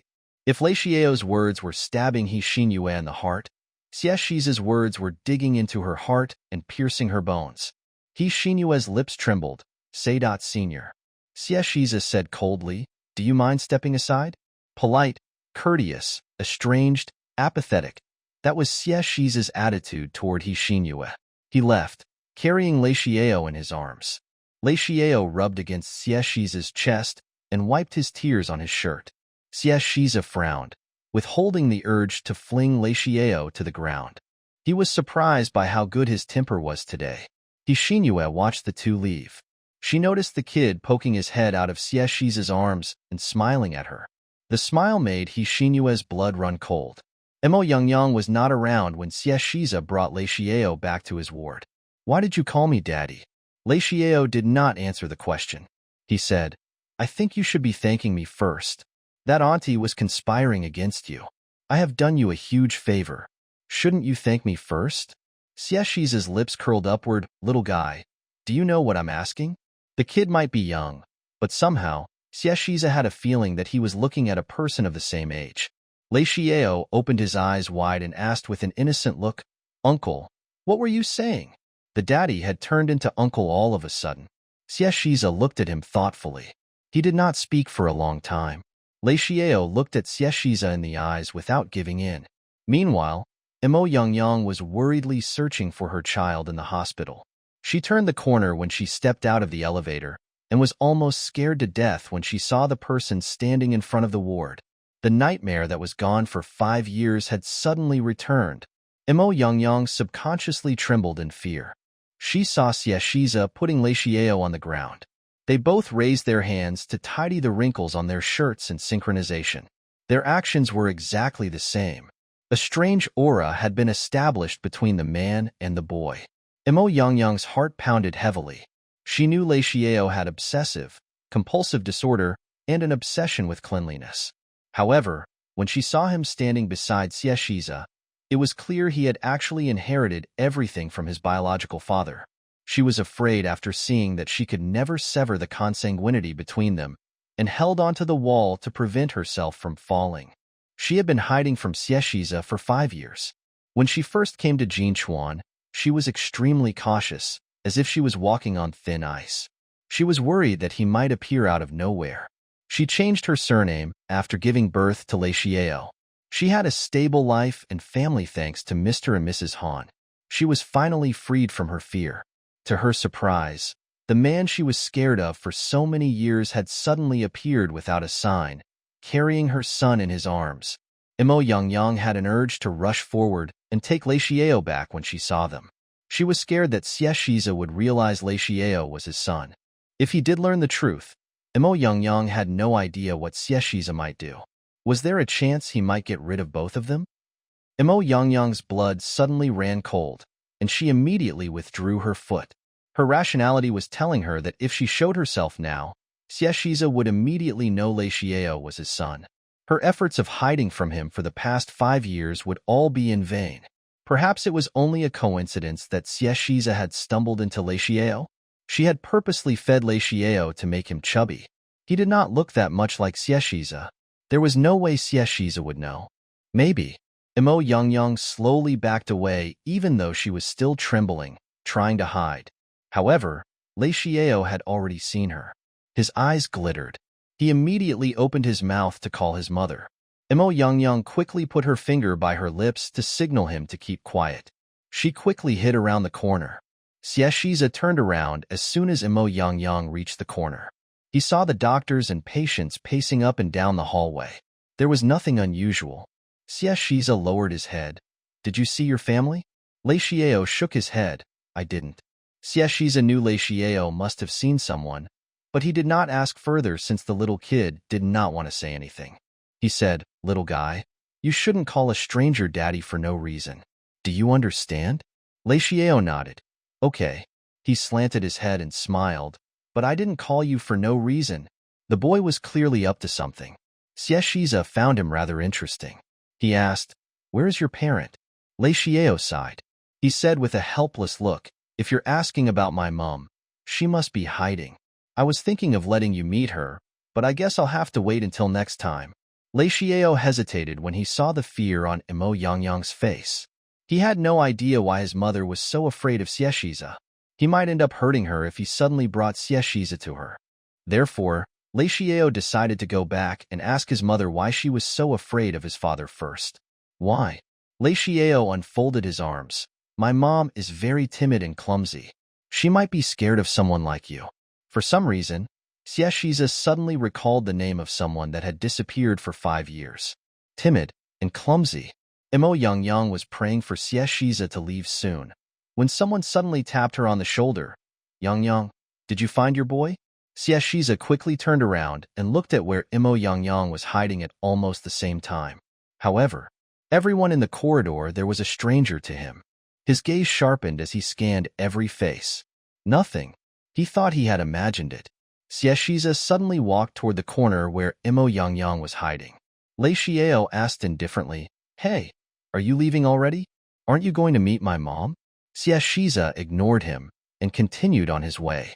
Lei Xiao placed his hands behind like a little old man. He followed Xiaxiza at a steady pace. He would not be surprised if Xiaxiza found his mother. If he did not find her, so be it. Lei Xiao was only planning to try Xiaxiza out with their current encounter. He wanted to see how many marks the man could score. Now that he had gone back in time, he would not easily place the most important person to him in his current life in Xiaxiza's hands, even though he was looking for an ally.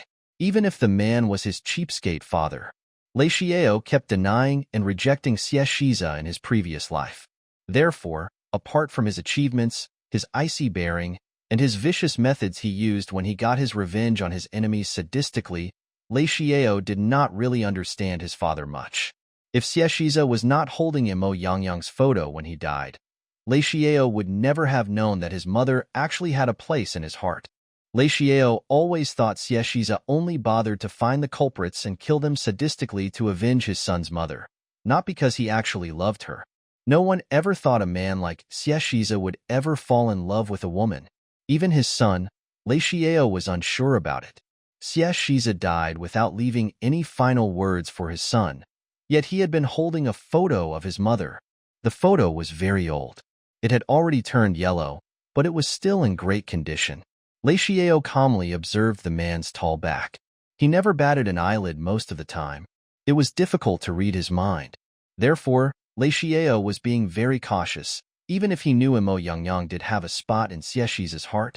Xiaxiza had already arrived at Imo Yangyang's hiding spot while Lei Xiao was still deep in thought. There was no one there. The place was empty. Xiaxiza frowned. What just happened? Did he really imagine it? No. Xiaxiza was very confident in himself. He was sure that someone was watching him. He was sure that he had heard the name that he had never forgotten. Lei Xiao came over and asked, what are you looking for? Do you need my help? I'm loved by everyone here. I've met a lot of new friends.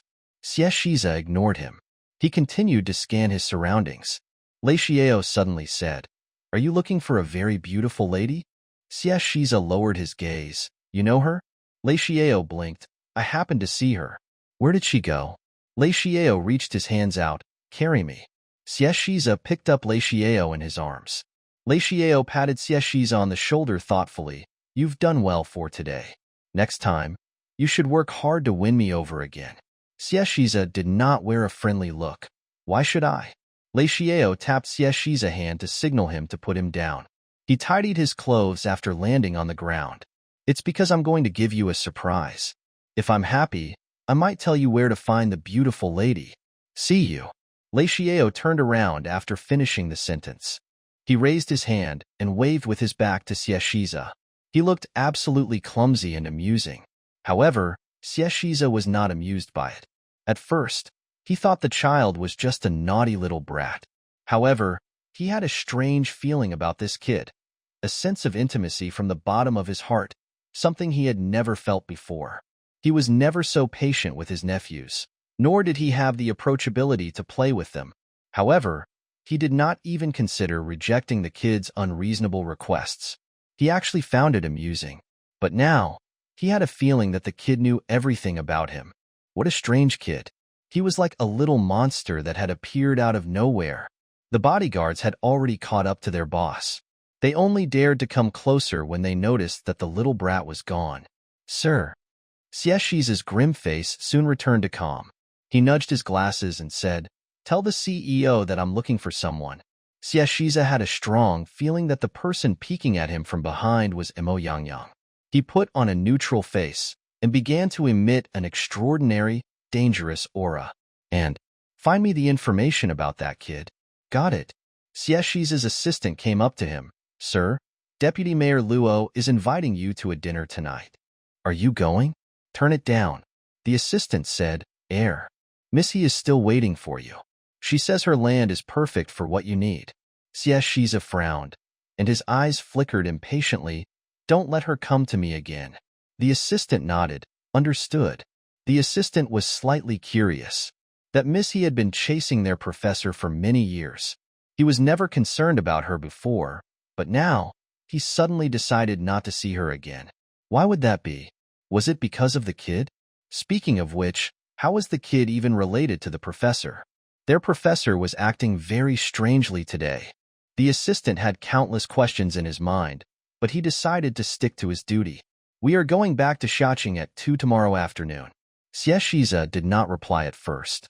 He suddenly said when they were in the elevator, "Postpone our trip back to Xiaoqing." "How many days should I postpone it for?" "I'll let you know when we are going back." "Got it." The assistant did not say a further word. Xingyue gathered her courage when she saw Xieshiza. She decided to approach him again. "Senior." She was still confident in herself.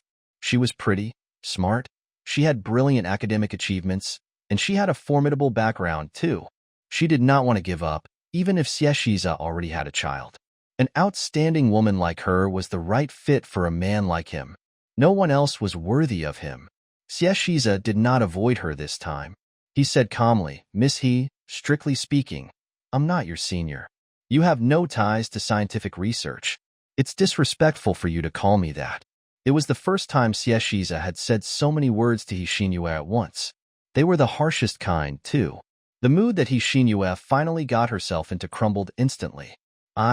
"Miss He, you're a merchant, and it's a merchant's nature to pursue their interests, but I'm not interested in becoming your merchandise." Xingyue bit her lips and asked, "Senior, why?" She was still referring to him as her senior.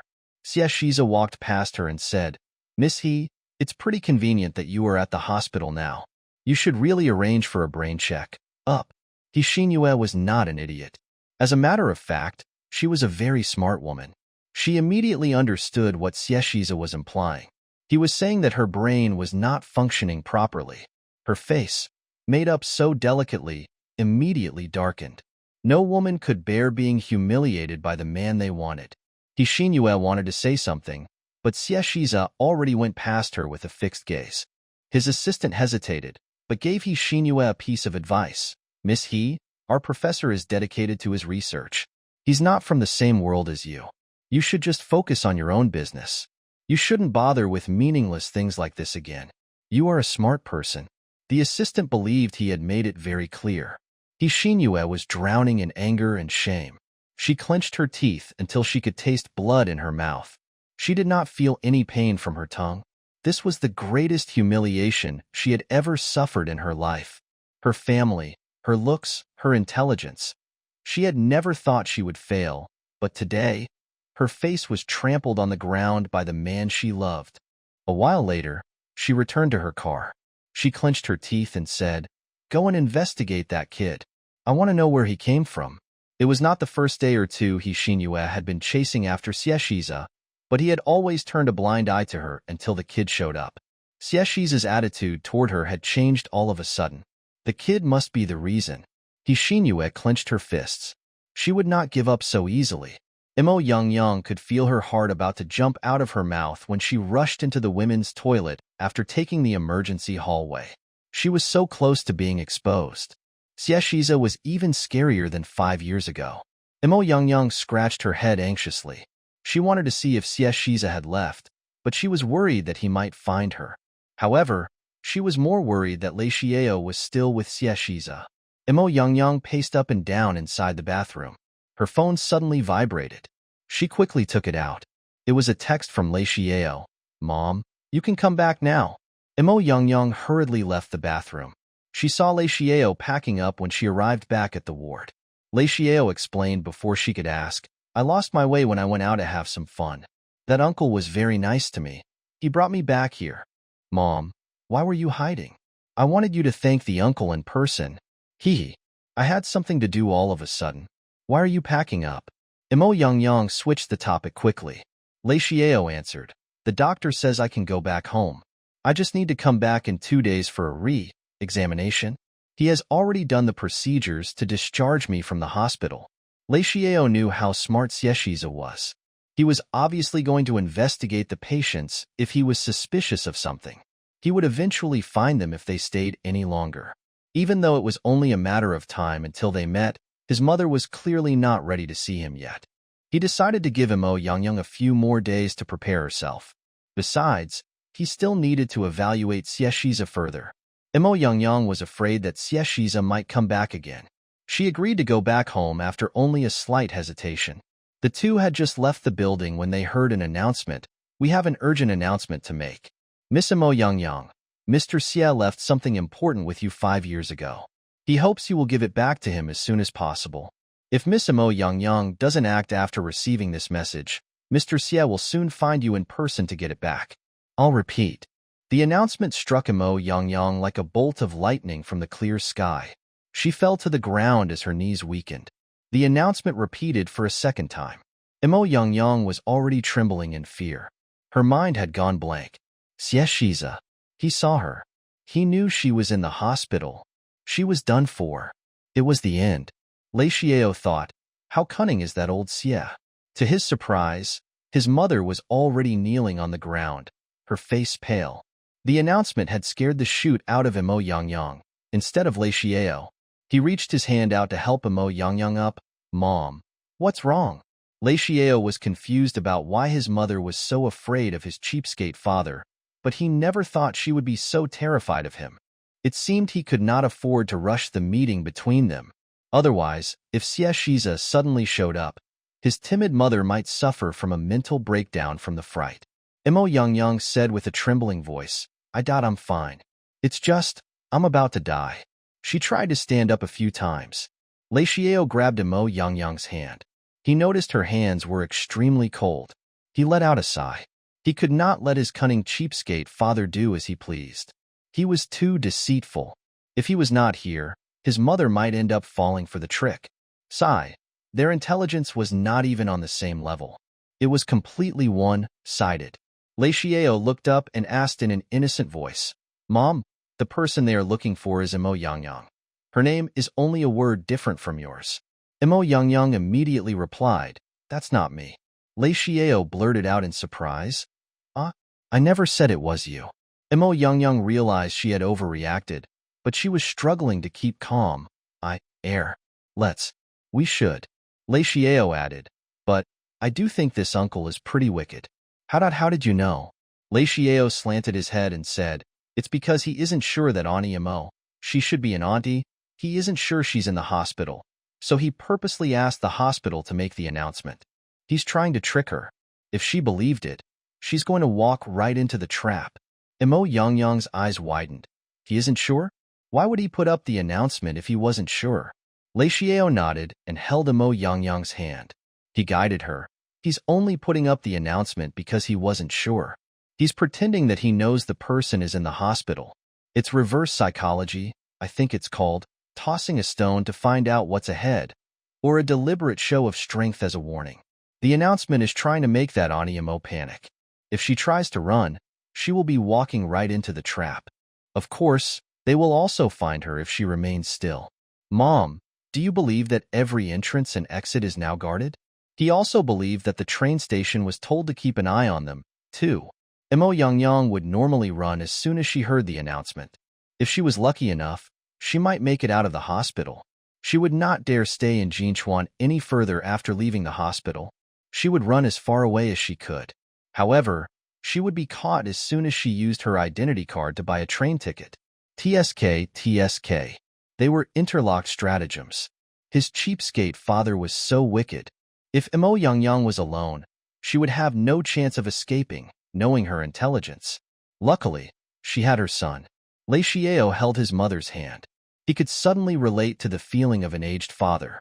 He could not help but let out a sigh. Such pressure. Not only did he need to look out for the bad guys, he had to handle the relationship between his parents, too. How troublesome. Imo Yang took a few steps. She suddenly pulled her son closer. Someone is at the entrance. What should we do? Lei Xiao stopped and lifted his gaze. Mom, why are you being so afraid? They aren't looking for you. Just let them be. Imo Yang was lost for words. Did she really have to tell her son that she was the one the announcement was looking for? Well, Lei Xiao thought. Forget it. I shouldn't trouble her any further. He smiled. Besides, we don't have to go through the entrance. Imo Yang said. Huh? Since Lei Xiao had already seen through Xieshi's conspiracy, he had no reason to let his mother walk into the trap. He had another way to leave the hospital. The hospital was currently expanding. The construction workers had specifically built a new door to move construction materials around. There was no one watching it. Lei Xiao calmly brought Imo Yang with him and left through that door. Cheapskate dad, until next time. Sir, I'm sorry. We've searched the entire hospital, but we didn't find the woman you described. We didn't see her leaving through the exits either. The bodyguard nervously lowered his head in front of Xieshiza poured himself a cup of tea. The tea was clear as spring water. He held the cup up without drinking it. He said after some time, keep searching. Make sure you keep an eye on places like the train station, bus station, and the airport too. Xieshiza never doubted his instincts. He had never stopped looking for Imo Yang over the years. However, the only clue was the train ticket she had bought in the past. Xieshiza tried searching the cities to the south, but did not find any trace of her. She had disappeared completely. The bodyguard responded after a slight hesitation. Understood. Sir, the kid. He's discharged from the hospital. I have his medical record. Xieshiza frowned. He's gone too. He glanced at the medical record. Han. Wailon. When Lei Xiao and Imo Yang returned home, Mr. and Mrs. Han hugged Lei Xiao tightly and kept saying how he had lost weight over the past few days. Imo Yang was still lost in her thoughts. She had yet to recover from her fear. She was praying silently for Xieshiza to leave as quickly as possible, hoping that her life would soon return to normal. She might have a heart attack at this rate. She finally recovered after resting at home for 2 days. The restaurant had been closed for many days. She would lose all her customers if she did not open it soon. Imo Yang thought, perhaps Xieshiza has already left. There's no way he would spend so many days in Jinchuan, knowing how busy he is. At noon, Yuan, a young girl whom Imo Yang had hired to be the cashier for her restaurant, told Imo Yang happily, Sister Yang, there's an order for takeaway. It's a huge order, but the customer has asked us to deliver it within an hour. Imo Yang looked at the order and said, there aren't a lot of customers today. I can deliver the order myself. She packed the dishes in takeaway boxes and proceeded to deliver them with her electric scooter. She arrived in front of the unit of a hotel, as mentioned on the order. She rang the doorbell. The door opened after a while. A tanned young man came out. Imo Yang said, are you Mr. Wu? Here's your order. The man received the food with a big smile. His expression suddenly shifted. He looked behind Imo Yang and stammered, Professor Xie. You're back? Professor Xie. Imo Yang felt her mind going blank as if she was struck by lightning. Was her luck really that bad? Maybe it's someone with the same surname? Why can't I be back? Imo Yang felt like she had suddenly fallen into an ice cellar when she heard the cold voice behind her. Her last glimpse of hope had shattered into pieces. She had an urge to find a hole and hide inside. The weather was not great today. It had been drizzling when Imo Yang left the restaurant. She was wearing a blue raincoat, and the water from it was dropping silently on the carpet. No one said a word. No one dared to make a single noise. It was deadly quiet. The atmosphere had intensified all of a sudden. It felt weird. Imo Yang was still holding the takeaway boxes.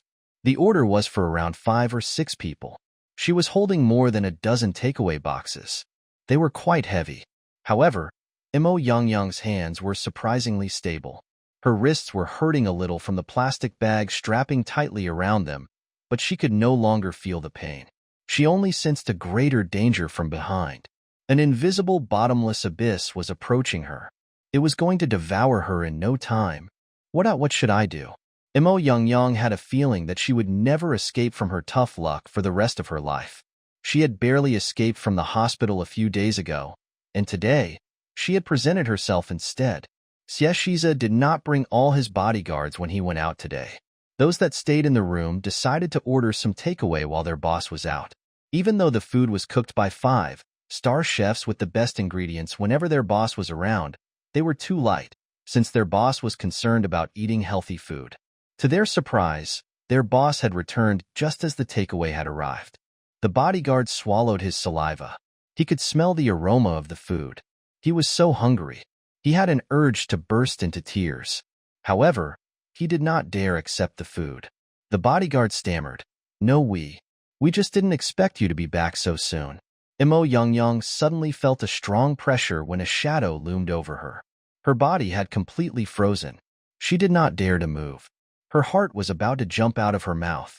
He was here. He was standing right beside her. Thousands of horses were galloping in Imo Yang's heart. Xieshiza glanced over the blue raincoat, and these are. The pleasant yet terrifying voice that Imo Yang was familiar with was looping between her ears.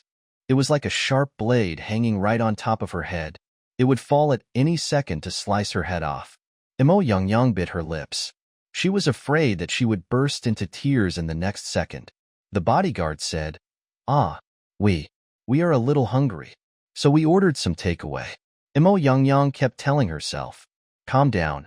She had to stay calm. She was wearing a mask, and her head was covered by the raincoat. Xieshiza would never recognize her. She had to stay calm. Xieshiza would never care about a takeaway delivery girl. He was proud and aloof. "That's right. Just be calm. Hang in there." Imo Yang held her ground in the nick of time. Her legs did not weaken, nor was she lacking in confidence. She only had to remember one thing. Don't talk. To her surprise, 5th Elder Xie was behaving unexpectedly today. Imo Yang sensed a dangerous gaze staring at her. Her blood immediately ran cold. Every second was a torture for her. Imo Yang swallowed. Just as a voice suddenly said above her, "Are they heavy?" The first principle of owning a restaurant. Be friendly to people, and wear a smile at all times. Imo Yang had long solved the problem with her temper. She had learned to be slick and sly when dealing with all kinds of people. If the customers had any complaints about the restaurant, she would be the first to handle them. It was already part of her instincts. Therefore, she did not even have time to reflect on the question. She subconsciously answered, "I'm fine." Following that, Imo Yang shuddered as her hair stood on its end. What the heck did I just do? Did I just speak? Imo Yang seriously had the urge to slap herself in the face. How could she mess up in a situation like this?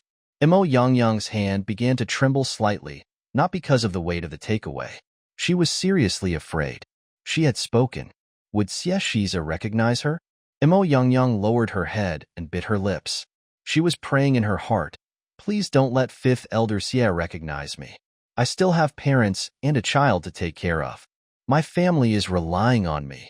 The bodyguard and the assistant gasped. What was the professor up to today? Why was he being so casual? He even had time to be concerned about a delivery girl? He was being concerned about her, wasn't he? It did not make any sense. The 5th Elder Xie they knew was never this kind-hearted. Xieshiza was expressionless a moment ago, but he suddenly had a faint smile, displaying his outstanding charm. He raised his hand and received the plastic bag containing over a dozen takeaway boxes from Imo Yang and said, "Thank you." Imo Yang shuddered. She quickly withdrew her hand and lowered her head further. She could not tell if it was her imagination or not, but Xieshi's finger did caress the back of her hand while he was receiving the takeaway. She could still feel the heat left by Xieshi's finger on her hand. It was a little numb. However, she was still overwhelmed by fear. The bodyguard was dumbfounded. He wanted to say, "Professor, the takeaway is for me. Why are you thanking her? Shouldn't I be doing it instead? Hang on, why was the professor being such a busybody today?" The others exchanged glances with one another. They had no idea what was going on. Imo Yangyang's heart pounded heavily. She had delivered the food. Her only thought was to leave as soon as possible. She took 2 steps back and bowed slightly to the bodyguard that had ordered the takeaway. She turned around and left. She would be running by now if she was not worried that it might make her look more suspicious. She heard Xieshi's voice when she had only taken a few steps. Wait. Imo Yangyang froze in her tracks. Fear had surrounded her like darkness. She had nowhere to run to. Was she busted? What should she do? Her lips were about to bleed from biting. Was the peaceful life she had worked so hard to maintain about to come to an end? A delicate hand reached out in front of her, holding a silk handkerchief, followed by a voice. "The rain is getting into your eyes. Here, use this. 1 second, 2 seconds, 3 seconds. Imo Yangyang froze, as if she had been stripped under the icy moonlight and left exposed to the cold wind on the street, turning her into a statue. Xieshi's hand was so nice to look at. His nails were perfectly done. His fingers were slender, like some delicately crafted jewels. Imo Yangyang definitely had no time to admire the man's hand. She was already bursting into tears inside. She suddenly recalled the scene 5 years ago, when he reached his hand out of the window holding a handkerchief and asked her to clean the door handle. They had not met for 5 years. Since when did the reputable 5th elder Xia of Xiaqing become so kind-hearted? Is he just messing around with me? Imo Yangyang suppressed the fear in her heart. She told herself, "It's fine. He hasn't recognized me yet. I can still brush it off." Imo Yangyang lowered her head and waved her hand, indicating that she did not need it. She quickly rubbed her eyes with her hand. She then nodded at Xieshiza to express her gratitude and tried to turn around. However, she could not move. Her left wrist was suddenly grabbed, preventing her from moving. Xieshi's hand was dry and warm. Imo Yangyang's wrist was thin and a little cold. Her sleeves were wet from the rain, since she had driven an electric scooter here. Imo Yangyang trembled when her wrist was grabbed. It felt like her wrist was going to be burned by the heat from his palm. Imo Yangyang subconsciously struggled to pull her hand back. His grip did not feel strong, yet she was having trouble breaking free. The bodyguard had taken the takeaway from Xieshiza before she had noticed. He was holding Imo Yangyang's wrist with one hand and reaching his other hand with the handkerchief toward her face. Imo Yangyang was so scared that she immediately turned her head away to avoid his hand. She thought, "I'm going to die for sure. This is the end." Imo Yangyang thought Xieshiza was going to take her mask off, but to her surprise, he only used the handkerchief to wipe the rain close to her eyes. He placed the handkerchief in her hand and let go of her wrist. "Imo Yangyang." Xieshiza grinned. "The rain is getting worse. Be careful when you drive." Imo Yangyang was dumbfounded. What had just happened? Did he recognize me or not? Could it be that Xieshiza was pitying her because she was still delivering takeaway, even though it was raining? Xieshiza's research was mostly related to bioengineering and biological medicine, and his successes had saved a lot of lives. However, merciful was never the right word to describe him. What was he up to? Imo Yangyang had no time to reflect on the man's thoughts. She only wanted to leave as quickly as possible.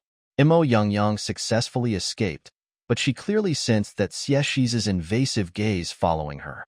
The strange feeling finally disappeared after she turned the corner and left his vision. The assistant and bodyguard were still lost in thought. They were even more shocked than Imo Yangyang. Since when did Professor Xia, whose heart was as hard as a stone despite his friendly appearance, become so gentle and kind? That being said, they both noticed that Xieshiza was in quite a good mood. He said, "Put the takeaway down and follow her." The bodyguard replied dumbly, "What?" Xieshiza glanced at the hand that had held Imo Yangyang's wrist a moment ago. "It's raining. The road might be dangerous." Imo Yang did not dare to stay in the five-star hotel any longer after she came out of the elevator. She quickly rode away on her electric scooter despite the heavy rain. It was too scary. She swore she would never come to this hotel again. She suddenly realized her luck was not too bad since she had managed to slip through Xieshi's fingers today. She was lucky that it was raining today. If it was sunny, she would not be wearing a mask.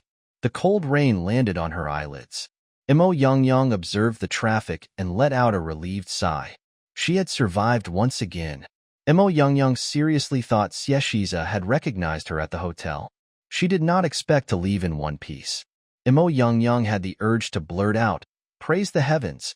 Her fear of Xieshiza had begun 15 years ago, when Imo Yang was still the pampered daughter of the Imo family. She had attended a banquet organized by the Xie family with her parents. She was at the garden when someone pushed her into the artificial lotus pond. The adults were enjoying the banquet, so no one had noticed her. Imo Yang was still very young. She soon fell unconscious in the water. When she woke up, she saw a figure approaching her as her vision was clearing up. He was holding a scalpel covered in blood. Behind him was an operating table with a motionless rabbit. The rabbit's leg was sliced open, revealing its flesh and bone. The gory scene was a total nightmare for a kid. The person was none other than Xieshiza. He looked down at Imo Yang and said after a while, "You're awake."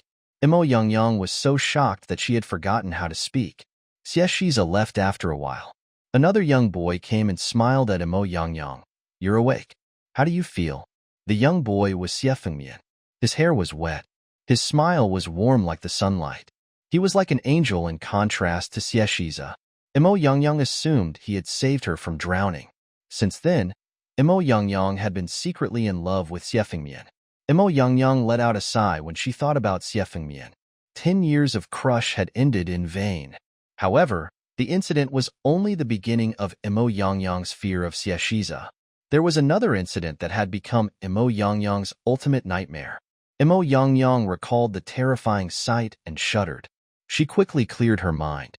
She was going to have a nightmare if she kept thinking about it. She just wanted to go home and hug her adorable son.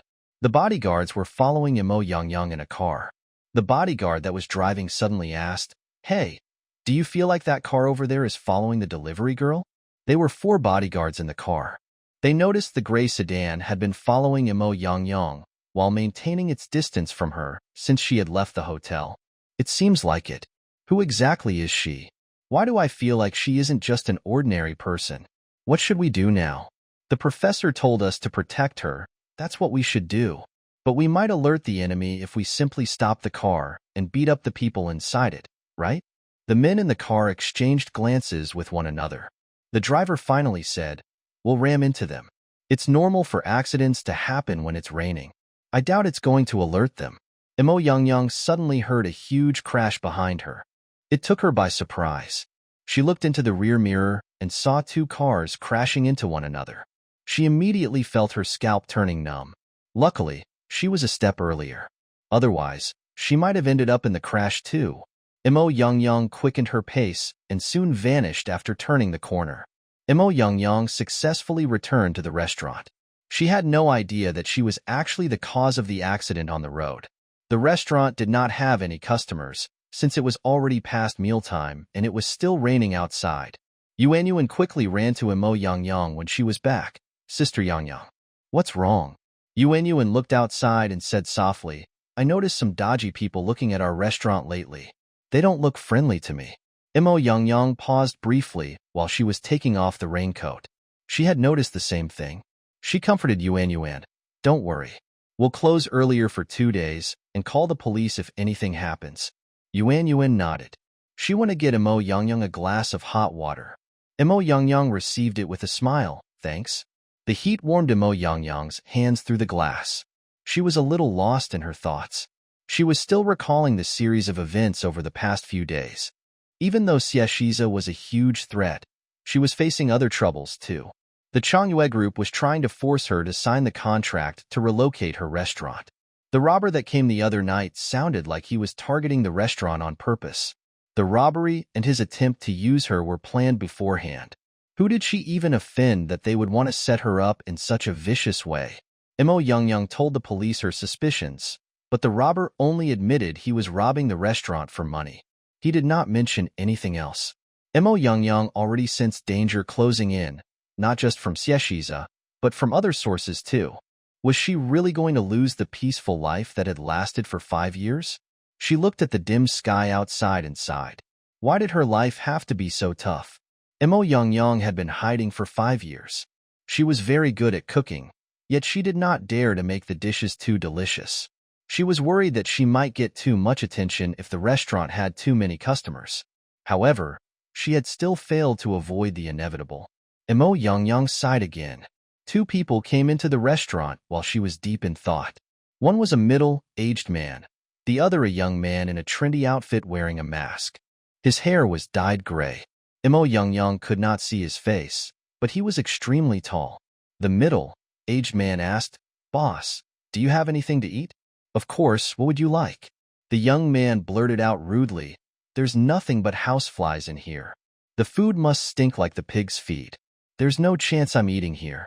The smile on Mo Young's face disappeared instantly. She never felt confident with herself, apart from her cooking skills. She would tolerate people insulting her, but she would never tolerate those that insulted her cooking skills. The middle-aged man apologized. "I'm sorry. A few of your signature dishes will do. Be quick." Mo Young glanced at the young man coldly. She rolled her sleeves up and went to the kitchen. Her dignity was at stake. She would rather write her name in reverse if she did not let the young man leave the restaurant with a bloated stomach. The hotel. The bodyguards reported to Xieshiza, "Professor, we discovered that someone was following the lady when we were escorting her back. Look into it." "Sure." Meanwhile, the assistant was staring at his tablet with a troubled expression. He finally went up to his boss after a slight hesitation. "Sir, I've got the information you want, but..." Xieshiza frowned. "What is it?" The assistant clenched his teeth and accepted his fate by lowering his head. The delivery girl just then. She already has a son. I believe. She is married." A wild storm arose inside Xieshiza's calm eyes. "Say that again." The assistant stuttered. "Things? That's it. I saw her. Her personal information showed that. She had a 4-year-old son and, still." Xieshiza's aura was getting more and more terrifying. The assistant wanted to cry, but he didn't dare to continue speaking. He quickly placed the documents in front of Xieshiza. You should see for yourself." The assistant trembled as he placed the tablet in front of Xieshiza. Then, he quickly retreated, trying to escape the attack range. This was the information he had obtained in the shortest time possible. Although it was not too detailed, it was almost there. The assistant wanted to find his son's photo, but after thinking about it, he decided against it. This would probably add fuel to the fire. This time, Mo Young thought that she had dodged Xieshiza, but in fact, her disguise was completely useless in front of him. Hands, eyes, aura, height. Even if he didn't show his face, Xieshiza felt that his entire body was full of flaws. He didn't expose her on the spot, but he wanted more. But Xieshiza had not expected Mo Young to be so capable after not seeing her for a few years. The name on the information was Han Yang, and her marital status stated that she was married with a 4-year-old child. Mo Young had already considered it when she registered. She already had a child. In order to avoid unnecessary trouble, she reported that she was married. As for the child's father, she told the public that he had died early. The assistants and bodyguards in the room were all thinking about how to escape. This was too scary. The pressure that Xieshiza usually gave them was already enough to make them feel like they were about to explode. But now, they could kill them at any moment. Xieshiza stared intently at the information, his expression dark and gloomy. He no longer had his usual smile and modesty, and his eyes were filled with the anticipation of a storm. He reached out to open Mo Young's photo and suddenly smiled. "I haven't seen you for a few years. You're getting more and more promising." The assistant shivered. He could guarantee that the delivery girl was in trouble. Mo Young, who was cooking, suddenly sneezed twice. She felt a chill on her back and her scalp went numb. "Don't tell me he's going to catch a cold?" she muttered.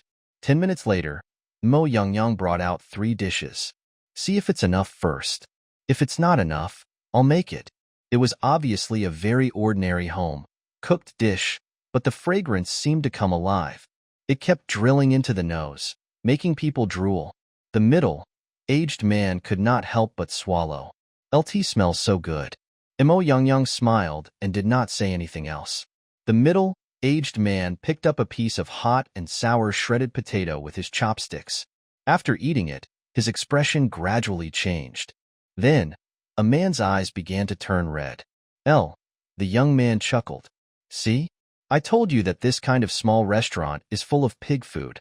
It's so disgusting that you're crying." As soon as he finished speaking, he was slapped in the face. The middle-aged man suddenly cried, "Young master, try it. It's really delicious. It seems to be something my mother made when I was young. She loved to make this dish.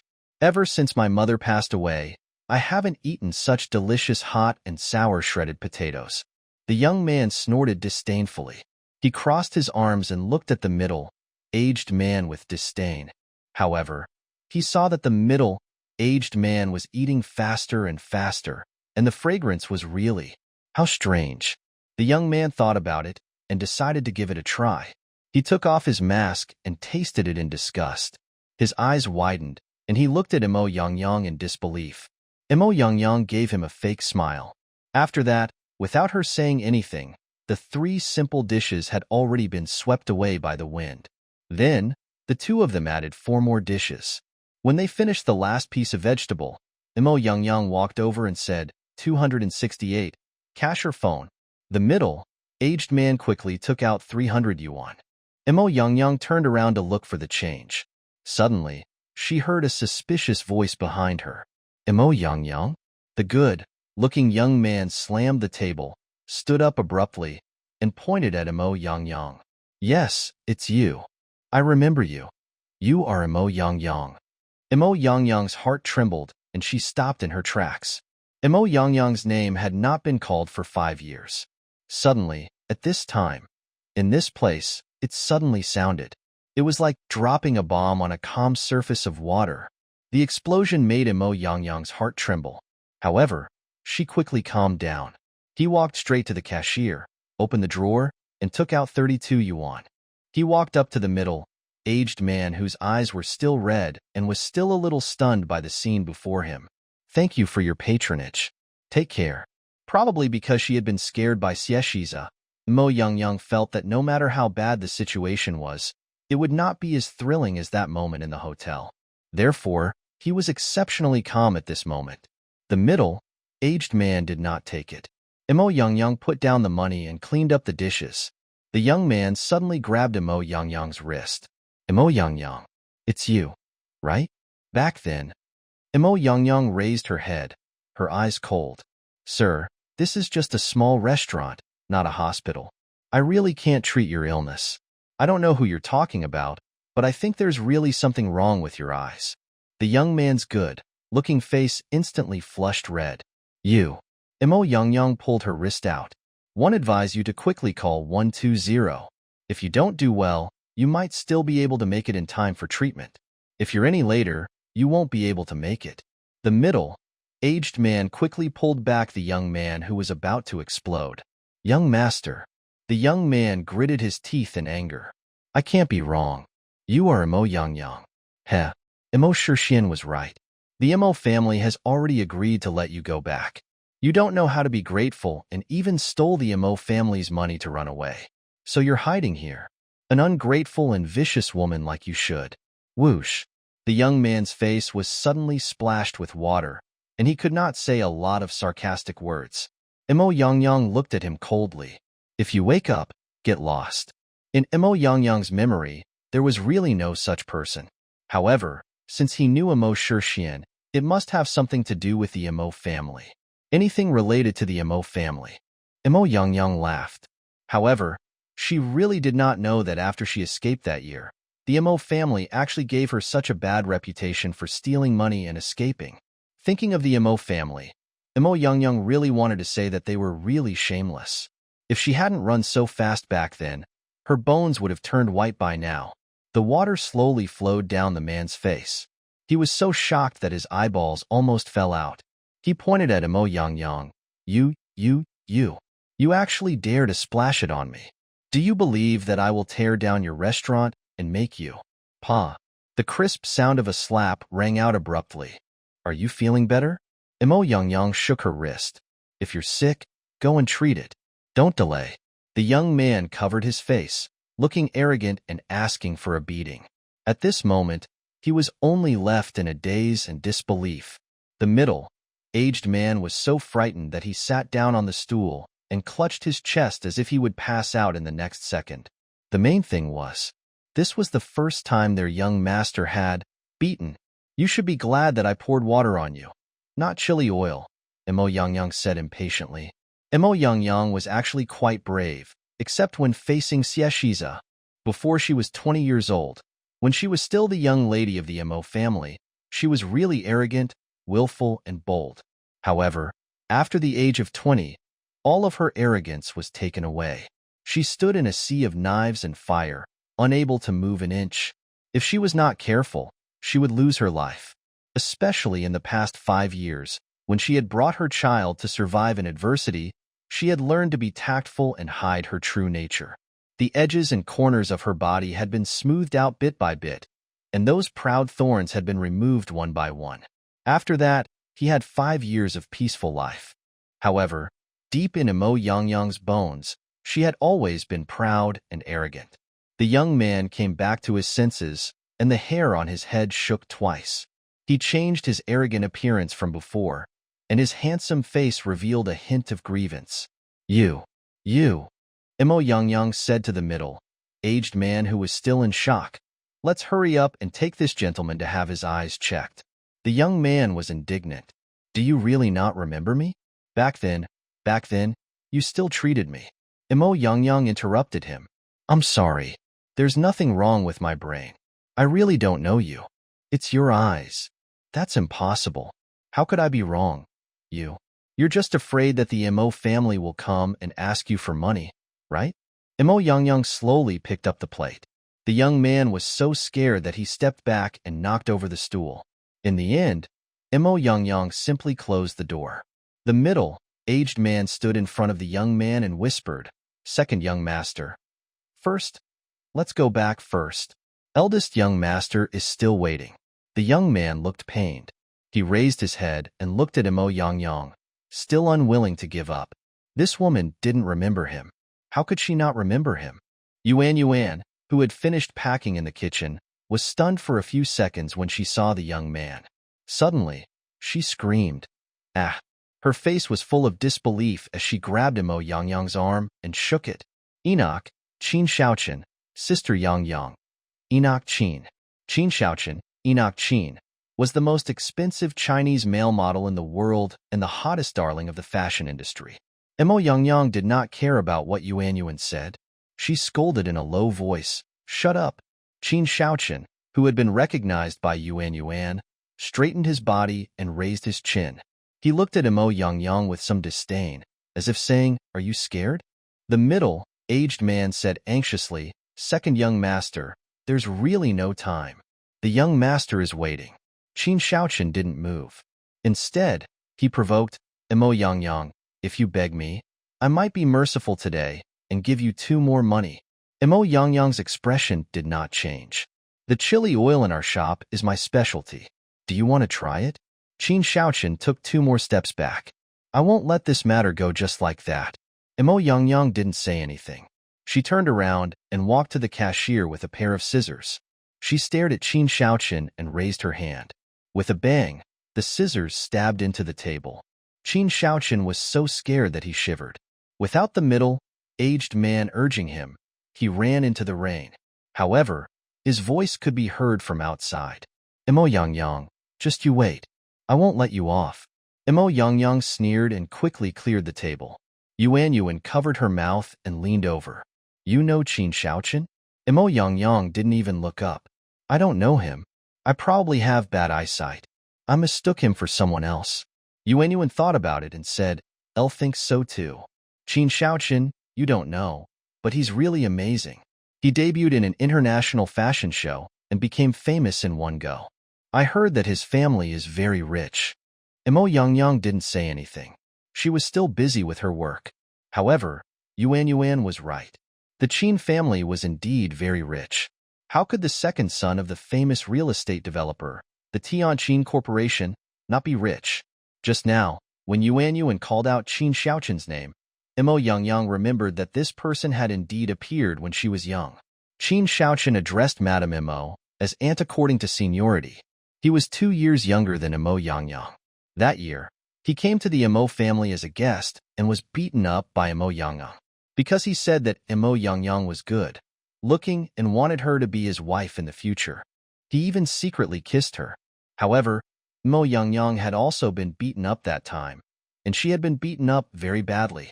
The Imo family wanted to curry favor with the Qin family. She had hit their precious young master. How could she not be beaten up?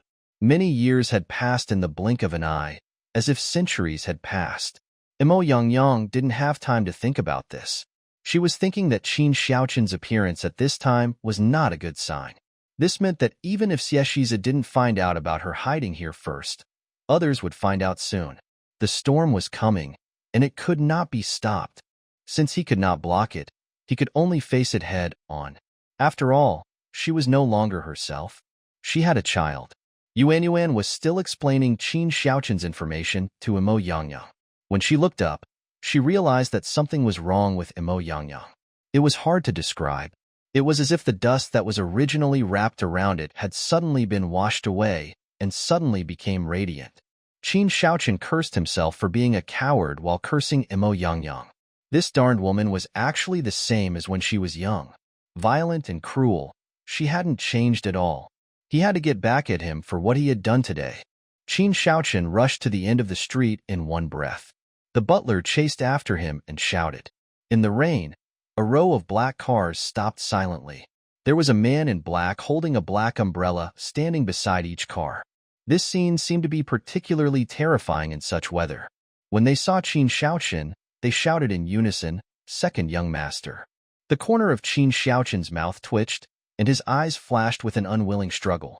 He lowered his head and got into a car dejectedly, shouting, "Big brother, what happened to your face?" His voice was a little cold, hoarse, and magnetic. "It's still that." Qin Xiaoqin's voice suddenly cut off. He shook his head and said, "LT's okay. I hit a mosquito myself." Qin Xiaoqin's big brother, Qin Yuqin, glanced in the direction he ran from. After 2 consecutive days of rain, it finally welcomed a sunny day. At 5:30 in the afternoon, the children from Little Sun Kindergarten had already been picked up by their parents. The spicy strip sat obediently in the car seat, its 2 short legs swaying. It smiled sweetly and cutely. "What a coincidence, uncle. We meet again." Xie Shiza looked at the little fatty whom he had met for the second time. His eyes were solemn and not friendly.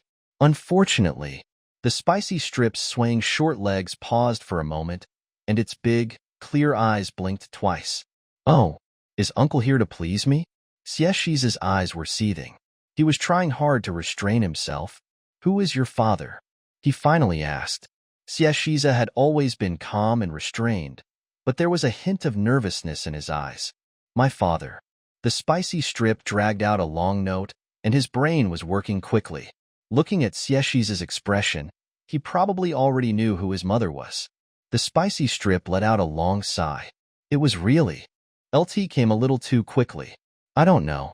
I've never seen him before," he said, dragging his chubby face. "You know, Xie Shiza would never treat this child like an ordinary child." Spicy Strip could basically confirm all his guesses now. "Aya, this cheap father, TSK." However, the Spicy Strip didn't intend to let Xie Shiza hear the answer he wanted to hear. The Spicy Strip tilted its head, looking innocent. He smiled sweetly and said, "Uncle, you're so strange. How would I know who my father is? My mother said that my father was a pitiful person. He was a very good person, but his life was not good. He died too early. Side adultise too tragic." After the Spicy Strip finished speaking, it shrugged its shoulders and sighed, expressing its regret. These words made the bodyguard driving in front tremble. The temperature in the car seemed to have dropped a lot. Xieshi's eyes were fixed on the spicy strip's face, the child's birth date, the child's facial features, everything about the child. No one noticed that Xieshi's hands were actually trembling slightly. It was just that he had never revealed his emotions, so no one could notice. Then who do you think I am? He asked Spicy Strip. His voice was still cold and low, but it carried an emotion that he had never felt before. The Spicy Strip thought seriously and said, You. That's right, Uncle Xie. He's very famous on TV. Why did you call me Daddy that day? Spicy Strip bit her finger. Tell me, why do you want me to give you a chance to please you? You still said surprise? What surprise? Xieshi's 3 consecutive questions disrupted the rhythm of the Spicy Strips. Xieshi's suddenly reached out and picked up the Spicy Strip. The two of them faced each other, one big and one small. For a moment, their faces overlapped. His eyes were sharp. Who am I to you? The Spicy Strip was not afraid of such a fierce attack. Its smile was still very sweet. It reached out and patted Xieshi's shoulder, saying in a childish voice, Uncle, you. Who else can you be? Could it be that you want to be someone else to me? The smile on the Spicy Strip was too deceiving. It was ignorant, innocent, and cute. He could capture all of your cuteness. With a tilted head and a smile, he could melt all of your defenses. However, at the same time, this child was too smart. He had a face that was too deceitful, but his actions were incomparably cunning. Facing this child, Xieshiza had the same feeling as the last time he met him. It was as if there was a difficult problem in front of him. Even if one had already guessed the answer, even if the answer was right in front of them, one could not get confirmation from him. Xieshi's amber eyes reflected the Spicy Strip's round face.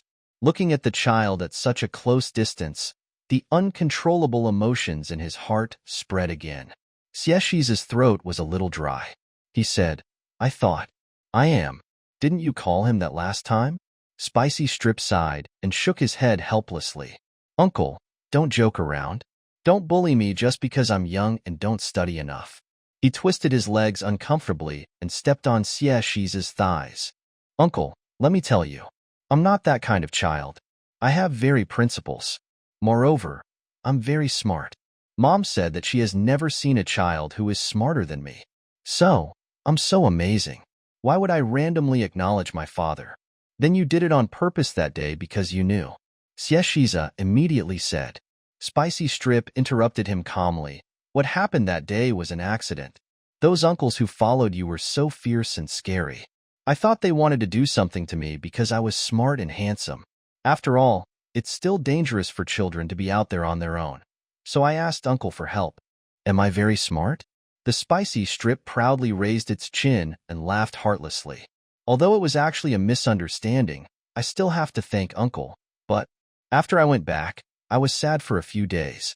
After all, I felt sorry for calling someone else Daddy. Although he died early, he was still my father. The Spicy Strip looked at Xieshi's gloomy face and chuckled. However, I won't do it again in the future. I still respect Uncle very much.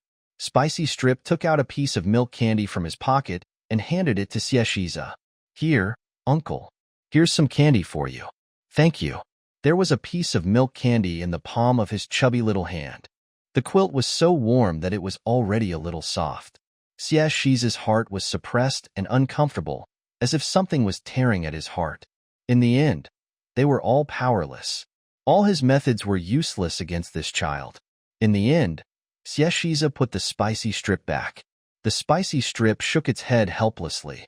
Sigh, these adults are really too much. He raised his hand and carefully tidied his wrinkled clothes. He shifted his butt and sat in the middle of the seat. Xieshiza looked at the Spicy Strips. It was so familiar, like a mirror. Suddenly, he smiled. Give me the candy, he said. His slender hands were as fair as jade, and his joints were distinct. They were really good looking. The owner of the hand had a faint smile on his lips as he looked at the child in front of him. His eyes were bright, like the floating light that leaped into the sky. The bright moon was thousands of miles away, but there was a hint of softness that he had never seen before. The Spicy Strip keenly sensed that Xieshiza was different from before. It was as if he had gotten rid of all the interference in an instant.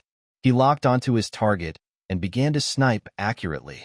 Spicy Strip's small hand pinched the milk candy. What did he do just now? Aren't you going to give it to me? Xieshiza smiled. Spicy Strip raised his hand and placed the milk candy in Xieshiza's palm. Xieshiza peeled off the candy wrapper and asked casually, "One heard that your mother cooks very well." It wasn't a question, it was a certainty. Spicy Strips. Heard? Who told him that? He didn't say that. This cheap father was really cunning. All right, let's act together then. Lei Xiao was not in a hurry to answer. He took out a piece of milk candy from his pocket, peeled off the candy wrapper, and stuffed the white candy into his mouth. "Uncle, there's a kid at school who's taller and stronger than me. He keeps bullying me. Do you think I should go home and tell my mother or the teacher?" The answer from the Spicy Strip and Xieshiza's question were completely unrelated. Xieshiza picked up the milk candy and put it into his mouth. This is not a question of using your mouth. You need to use your brain first before you use your hands. Lei Xiao nodded. I see. I understand. Goodbye, Uncle. I should go back. Grandpa didn't pick me up. He must have told Mom. They're all worried sick. Xieshiza pressed down on her shoulder. I'll send you back. Spicy Strip gritted his teeth and smiled cutely. How can I trouble Uncle so much? There's no need. Xieshiza picked up the Spicy Strip and let him sit on his lap. No trouble at all. Spicy Strip looked helpless. Uncle, I have something to discuss with you. Speak. Can I trouble you to wipe off the footprints on your pants first before letting me sit down? I feel very uncomfortable like this. Xieshiza lowered his head and frowned as he looked at the two small footprints on his thigh. His expression was uncertain, and he felt very uncomfortable looking at them. However, it was as if this little brat did not step on it. There were more people in the shop today, and Imo Yang was quite busy. Grandpa Han called to tell her that he didn't get the spicy sticks and that he was picked up by a stranger. Imo Yang's expression changed immediately. She hung up the phone and did not have the time to care about the customers in the shop. She ran out without taking off her apron, hat, and mask. However, just as she ran out of the door, she received a call from the Spicy Strips. Mom, I'll be at the shop in a while. Don't worry. Imo Yang's heart, which was about to fly out, suddenly landed on the ground. You brat, when you come, I'll teach you a lesson. Spicy Strip looked at the man who had kidnapped her and sighed. Mom, I don't think you'll be in the mood to deal with me then. Lei Xiao put down his phone and crossed his arms. Uncle, my mother is timid. If you behave like this today, I'll be very angry. If I get angry, it'll be very disadvantageous to you. Okay, be careful next time. Spicy Strips. Next time your sister. 10 minutes later, the black Maybach stopped diagonally opposite the small restaurant. Spicy Strip's sharp eyes noticed that there were a few people surrounding the entrance of his restaurant. Suddenly, those people scattered, and a chair and a few plates flew out from inside and landed on the ground. The Spicy Strip was anxious. Someone was here to cause trouble. He immediately said, It seems that today is not the right day to entertain Uncle. You should leave first. It's my family's business. Uncle, you're an outsider. It's not good for you to get involved. I think. Xieshiza removed the Spicy Strip's little claws. Outsiders? Who knows? Before she could finish her sentence, Xieshiza had already pushed open the car door and bent down. He stopped looking at the spicy sticks and walked straight to the small restaurant across the road. The Spicy Strip was small and had short legs. It couldn't stop Xieshiza at all. It could only watch helplessly as he threw it to the side and went down. Spicy Strip's face puffed up in anger. This cheap father of his really changed his attitude so quickly. She hugged him all the way. Although her movements were not gentle or practiced, they could be considered attentive. Now, she had directly thrown him out. She was so angry. The Spicy Strip sighed, Mom, don't blame me. I really can't help you now. He originally wanted to test his cheap father a few more times, but this time, he was really going to be exposed. Spicy Strip climbed down from the car seat. Just as he was about to jump out of the car, a pair of hands suddenly reached out and carried him down. Lei Xiao raised his head and saw that it was the bodyguard driving the car. Thank you, Uncle, Spicy Strip said politely. The bodyguard quickly said, "It's my duty. My duty." No matter how stupid he was, He should have noticed something by now. After taking 2 steps, the spicy strip said to the bodyguard, "Uncle, to be honest, I think you're feeling very uncomfortable now. Huh. Please press down your hair first. Thank you."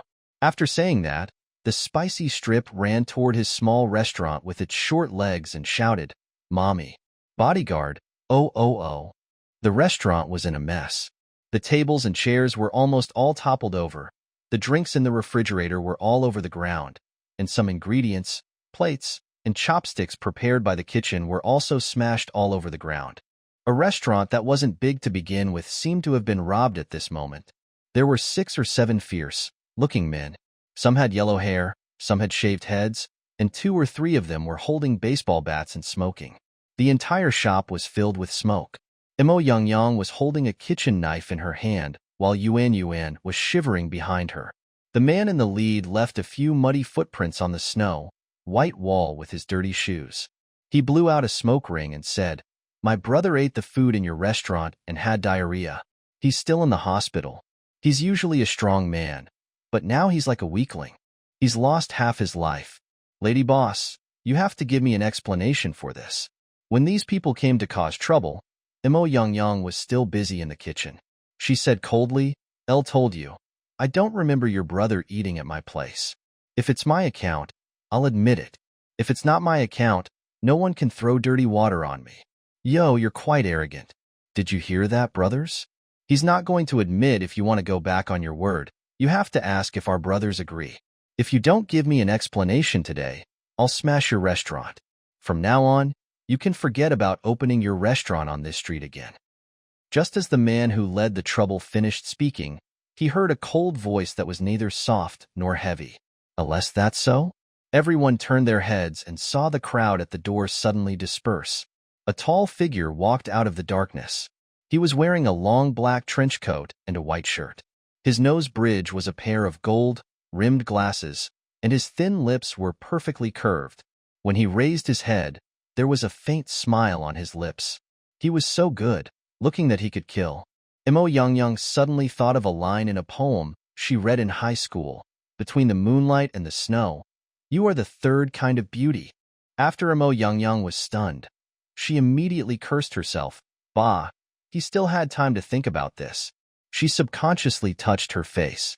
Fortunately, when she cooked, she always had the habit of wearing a mask. But why did Xieshiza suddenly come? Did he know that she was Imo Yang? Imo Yang could remain calm in the face of those gangsters who caused trouble and smashed the shop, but when facing Xieshiza, she instinctively wanted to retreat. However, Yuan was blocking her from behind, cutting off her escape route. Imo Yang was anxious. Xieshiza stood in the shop and scanned the situation inside, his expression unchanged. He looked noble, and he was incompatible with this shabby and messy shop. It was as if 2 parallel worlds that should not have any intersection at all. The troublemakers looked at each other, and the leader stood up. "Who are you?" Xieshiza's eyes fell on Imo Yang, and he smiled. "LF, you can't open the restaurant in the future. I'm afraid that won't do. I like the dishes in this restaurant very much." The bodyguard, who was silently following behind Xieshiza, quickly picked up a table that had fallen to the ground and a stool. He took off his suit and quickly wiped the table and chair. Xieshiza walked over and sat down. The troublemaker could tell that Xieshiza's identity was not simple. "Friend, who are you and what are you doing here? Let me give you a piece of advice. It's better to leave as soon as possible. Let's eat." Imo Yang gulped. "Eat your sister." "Sir, we can't," Yuan said with a trembling voice. "Isn't this a restaurant?" Xieshiza asked Imo Yang. Yuan replied, "Yes. That's right, it's open for business now, right?" "Yes, but may I have the menu, please?" "Sister Yang. What was going on today?" Imo Yang gripped the kitchen knife in her hand tightly. Today, the god of misfortune had come again. Yuan and Imo Yang did not move. The bodyguard went to get a menu and handed it to Xieshiza with both hands. "Sir, the menu." Xieshiza glanced at her and said slowly, "Chestnut cabbage, longjing shrimp, sweet and sour tenderloin, tomato yam egg soup, celery lily, thank you." "Oh, I don't like it too strong," he added. "Put less salt in it." Mo Yang was a little confused. Was he really here to eat? His actions clearly showed that he did not take the troublemaker seriously. A yellow-haired guy couldn't help but choke. Are you blind? Can't you see that we're doing something right now? The food in this restaurant is not clean. It has caused us brothers' stomachs to get sick. We're here to demand an explanation. How dare you eat here? Aren't you afraid of dying from eating? Shiza loosened his watch and said faintly, I have a habit of not being disturbed when I'm eating. If I'm disturbed, I won't be in a good mood. The bodyguard sighed. The doctor was in a bad mood. That meant someone had to be unlucky. Shiza looked at the group of troublemakers. The corners of his lips curled up slightly, and his eyes were cold. So, who will go first? Those troublemakers were dumbfounded. Who's first? What? Shiza's bodyguard laughed in his heart. Of course, he was here to seek death and appease his master's anger. Can't you see that our master is really angry? Brother, what do you mean? Asked the leader of the troublemakers. Shiza raised his eyebrows slightly. Don't understand. This is really. He smiled, as gentle as the spring breeze, without the slightest attack. It's okay. You'll understand soon. Shiza looked at Mo Yang. Aren't you going to cook? I'm a little hungry. Can you hurry up? Shiza's voice was gentle. His amber eyes behind the lenses seemed to be lit up by thousands of lights. Sitting in the mess, he still looked noble as if he was sitting on his throne. Mo Yang. FCK. Was he really here to eat? In a while, this place might not be suitable for women to look at. Let's go in. Mommy. The spicy strips finally squeezed through the crowd. When they rushed in and saw that the shop had been smashed into a mess, they were stunned for a moment. Then, a hint of ruthlessness flashed across their faces. At this moment, he was not in the mood to care about whether it was dirty or not. Stepping on the broken porcelain pieces on the ground, he rushed to Mo Yang and hugged her leg. Mom, are you okay? Did they hurt you? Mo Yang squatted down, touched the spicy strip's face, and shook her head. Oh, it's not suitable for children to see it later, Shiza said unhurriedly. Take the child away. Mo Yang's heart skipped a beat. Shiza and the spicy strip came in one after another. So, he was the one who stole the spicy sticks from the kindergarten. What was he trying to do? Mo Yang had a bad premonition. The situation was not good, so she did not think too much about it. She picked up the spicy strips and went into the kitchen. Yuan hesitated for a moment and followed him in. After entering the kitchen, Mo Yang quickly asked Spicy Strips, Did the person outside take you away from the kindergarten? Spicy Strip looked at Mo Yang with its big, wet eyes and nodded. Yeah, he's the uncle I met at the hospital last time. I met him today, and he said he would send me back. What did he tell you? Nothing. The Spicy Strip shook its head. Then did he say that he is? Mo Yang still did not come out. She raised her hand and touched the top of the Spicy Strip's soft hair. Next time, don't go around with outsiders anymore. Understand? You're making Grandpa, Grandma, and Mom so anxious. Yeah, I won't. Spicy Strip nodded. He sighed in his heart. Didn't want to either, but my cheap father is too cunning. Suddenly, a scream came from outside, and then LT was a curse that was unbearable to the ears, followed by screams that rose and fell one after another. Mo Yang was so scared that she quickly covered her son's ears. Yuan was so scared that she leaned close to her. Sister Yang, the dishes that person wanted, and, do you want to do it? Mo Yang looked at the miserable situation outside and gritted her teeth. Yes. In less than 10 minutes, the screams outside died down, accompanied by cries for mercy. Mo Yang finished frying the celery, lily, chestnuts, and cabbage and asked Yuan to bring them out. She did not dare and shook her head repeatedly. Mo Yang had no choice but to go out by herself. Taking a deep breath, Mo Yang stepped out of the kitchen and saw that the troublemakers outside were all hugging their heads and shivering in the corner. Looking down, they were all barefoot and standing. There was blood on the broken porcelain pieces and on the ground. Mo Yang felt a chill run down her spine. Those people were no longer as arrogant as they were in front of Mo Yang. They squeezed in the corner and grimaced in pain, but no one dared to make a sound. The broken porcelain pieces pierced into her flesh. Imo Yangyang felt pain when she saw it. It was indeed Xieshi's doing. Imo Yangyang's hands were trembling as she held the plate. However, what was even funnier was that when they saw Imo Yangyang come out, they all looked at her for help. Imo Yangyang glanced at him coldly and lowered her head. She had to leave even if she had to kneel. She was not a saint, so why should she save them? Besides, she had to dare to speak up. Imo Yangyang gritted her teeth and walked over with her head lowered. She placed the 2 dishes in front of Xieshiza. Xieshiza didn't seem to realize that she was Imo Yangyang. He said, "Thank you." Imo Yangyang nodded and turned to leave without saying anything. "Is there water?" Xieshiza suddenly asked. "I'm a little thirsty." Imo Yangyang clenched her fists and turned to pour water for Xieshiza. "Thank you. You don't seem to like talking?" Xieshiza looked at Imo Yangyang. The spicy strips were actually very similar to Imo Yangyang's eyes. They were black and white, wet, like newborn cubs, ignorant and innocent. They were as clean as the sky after the rain, without any impurities. It was these eyes that Xieshiza had never forgotten after seeing them 15 years ago.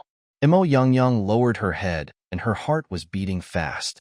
If she hadn't held her breath, she would have died. Spicy Strip came out from the kitchen. When he saw this scene, his face darkened. This cheap father clearly knew everything, but he still didn't expose her. Mommy, Sister Yuan, I've cut the side dishes. Come quickly." At the critical moment, the Spicy Strip appeared and shouted. Imo Yangyang quickly turned around and went back to the kitchen. Xieshi's gaze followed Imo Yangyang until she disappeared. Then, he looked at the spicy stick and smiled at her. The Spicy Strip snorted. Xieshiza picked up his chopsticks and said faintly, "One feel very uncomfortable here. It shouldn't be difficult for you to restore this place to its original state, right?" Those trembling fellows immediately said in a trembling voice, "LT's not difficult. Not difficult, LT's not difficult at all." By the time Imo Yangyang finished preparing all the dishes that Xieshiza had ordered and brought them out, the outside was already brand new. All the tables were placed back in their original positions, and the debris on the ground was cleaned up. Those people dragged their shirts and lay on the ground to wipe the floor. They wiped meticulously and willingly. Imo Yangyang served the last bowl of soup and prepared to leave quickly. Suddenly, someone grabbed her wrist. "Did you burn your hand?" Her pleasant voice was like the spring breeze in April, brushing past her ears. A dry and warm hand wrapped around Imo Yangyang's wrist. It was not strong, but it could not be rejected. Imo Yangyang was scared and irritable. "Hot your sister." "Hot. It's just 2 drops of hot oil splashing on it, and there's no bubble." She tried hard to guard and pull him away, but Xieshiza didn't move. The hand in her palm was snow, white and small. There were a few red marks on the back of her hand, which was particularly eye-catching. Xieshiza's amber eyes darkened. If the burn is not treated in time, it will get infected. The bodyguard had already taken the burn medicine that Imo Yangyang usually prepared from the cashier and handed it to Xieshiza. "Sir." Imo Yangyang wanted to scold him. "You took other people's things and treated them as your own." She gritted her teeth and tried to pull her hand away. Suddenly, Xieshiza's small action made her tremble. His little finger scratched her palm. "Don't mess around. Be good. It'll be done soon." Imo Yangyang stood there in a daze, as if she had been petrified. The place where he had scratched her palm felt a wave of itchiness, little by little, until it reached her heart, causing her to be dazzled for a moment. Also, when Xieshiza spoke just now, she actually heard a hint of affection in his voice. This must be an illusion. It was too terrifying. This was even scarier than her dream of being tied to the operating table by Xieshiza and having her legs chopped off. Just as Imo Yangyang was distracted, she suddenly felt a chill on the back of her hand. She looked down and saw Xieshiza's beautiful fingers gently pushing the ointment away from the scalded area on the back of her hand. He was very slow, very light, and very serious. It was as if he was treating the most important, most rigorous, and most error-free experiment. Imo Yangyang's heart was still beating very fast. Other than panic, fear, and fear, this time, there was also a little strange emotion that was difficult to describe and did not dare to describe. She stole a glance at Xieshiza. His face was exquisite and impeccable, and his eyebrows were beautiful and breathtaking. He was so serious, as if he was holding fragile porcelain, it seemed, holding his treasure. Imo Yangyang felt that there might be something wrong with her eyes and that she should go to the hospital to have a good look. Wait a minute. Imo Yangyang looked at her hand. It had just been fried, and there were still some oil stains on it. He actually don't mind? 2 stones ran out of Imo Yangyang's mind. She was crazy. What was going on? What was going on? Did she lose her horse? It was very quiet in the small restaurant. Bodyguards stood on both sides, standing guard. Those troublemakers lay on the ground and wiped the ground obediently. No one dared to make a sound. But they could still feel the ambiguous aura between the two of them. Outside the shop, the cars on the road, the pedestrians passing BV, and the sound of the breathing earth seemed to be in another world. All right, be careful in the future. His slender fingers pinched Imo Yangyang's slender wrist. My heart seems to be beating a little faster. Imo Yangyang suddenly woke up and quickly withdrew her hand, placing it behind her back. At this moment, Imo Yangyang really felt that Xieshiza was a demon. Xieshiza's hand fell into the air, and he slowly put it down. He looked up into Imo Yangyang's eyes and said, "The food is delicious. It suits my taste. It's as if it was specially made for me." Imo Yangyang swallowed hard. She felt as if all her secrets had been seen through. Imo Yangyang couldn't remain calm anymore. She was so scared that she turned around and ran. She heard a low laugh behind her. Obviously, he was in a very good mood. Imo Yangyang ran to the kitchen in one breath, pulled down her mask, and panted heavily. "I'm going to die. I'm going to die." Outside, Spicy Strip pushed away the bodyguards who wanted to hug him and climbed onto the stool, sitting opposite Xieshiza. He adjusted his posture and tidied up his clothes. His chubby little face was stern, and his big black eyes were looking at Xieshiza. He was very serious, and his cheeks were puffed up like a little hamster. "Uncle, you're making me very angry. You're flirting with my mother in front of me. Do you think my son is dead?" he said. As soon as he finished speaking, the few people who were bent over and trying hard to wipe the ground fell to the ground. Xieshiza's bodyguards tried their best to ensure that their poker faces did not crack. They all looked up at the roof and wondered if it was better to wipe the roof. The Spicy Strip was very serious, but the harder he tried to act tough and angry, the more people felt that he was too cute. Can you imagine a 1-month-old kitten howling at a big gray wolf? The Spicy Strip was really angry. Xieshiza really felt that this little brat was really interesting. Xieshiza's lips curled into a smile. His good-looking hands were holding the water that Imo Yangyang had poured for him. He didn't say anything, nor was he angry. He just smiled at the spicy sticks with a silent indulgence. "Speak." Spicy Strip slammed the table with his small hand. Originally, the Spicy Strip had thought that if Xieshiza met his criteria, he would send his mother to him. Spicy Strip believed in Xieshiza's ability to protect his mother. But, just now, he had watched Xieshiza reach out to Imo Yangyang. He was so angry. It felt like his precious daughter was being teased by a hooligan. His father wanted to kill that hooligan. "What do you want me to say? You want me to say that I didn't do anything to you? You obviously have it." Spicy Strip interrupted angrily. "You're right then," Xieshiza agreed. The Spicy Strip opened its small mouth, and its large, wet eyes flashed with anger. He seemed to have fallen into his cheap father's trap again. "Oh woo, so angry." Spicy Strip pointed at Xieshiza with trembling hands. You. Xieshiza reached out and pressed down on the Spicy Strip's chubby little paw. "So, what do you think of me?" There was a faint smile on his face, and his eyes behind his glasses rippled with a smile. He wasn't joking, but he was asking quite seriously. The Spicy Strip pulled out its little claws. Its fair and tender face was a little pink because of anger, making it look even more adorable. "I didn't expect that, uncle, with your thick eyebrows and big eyes, would actually have such evil thoughts. I really misjudged you. Do you treat me as air? With me around, don't even think about it. I don't despise you." Xieshiza's words were neither light nor heavy. "What did you say?" Spicy Strip's face was stiff. "I don't despise you. So do you agree? Xieshiza repeated patiently. Spicy Strip's chubby face began to tremble.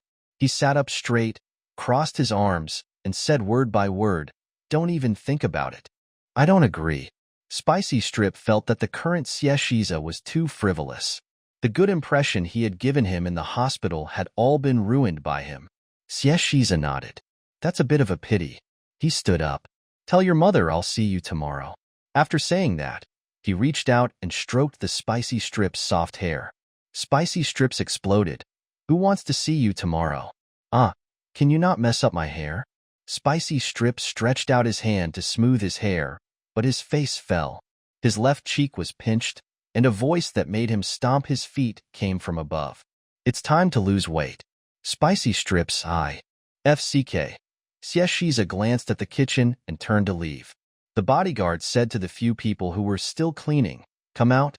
Those people did not dare to say a word. They immediately stood up and walked barefoot. They staggered and grimaced in pain. They stole a glance at the spicy sticks and quickly followed them out.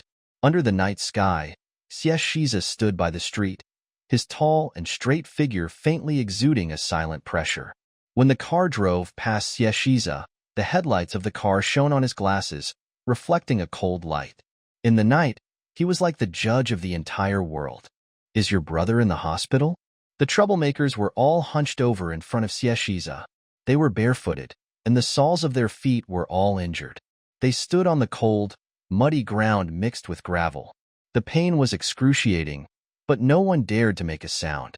If you dare to make a sound, the person opposite you will make you feel even more pain.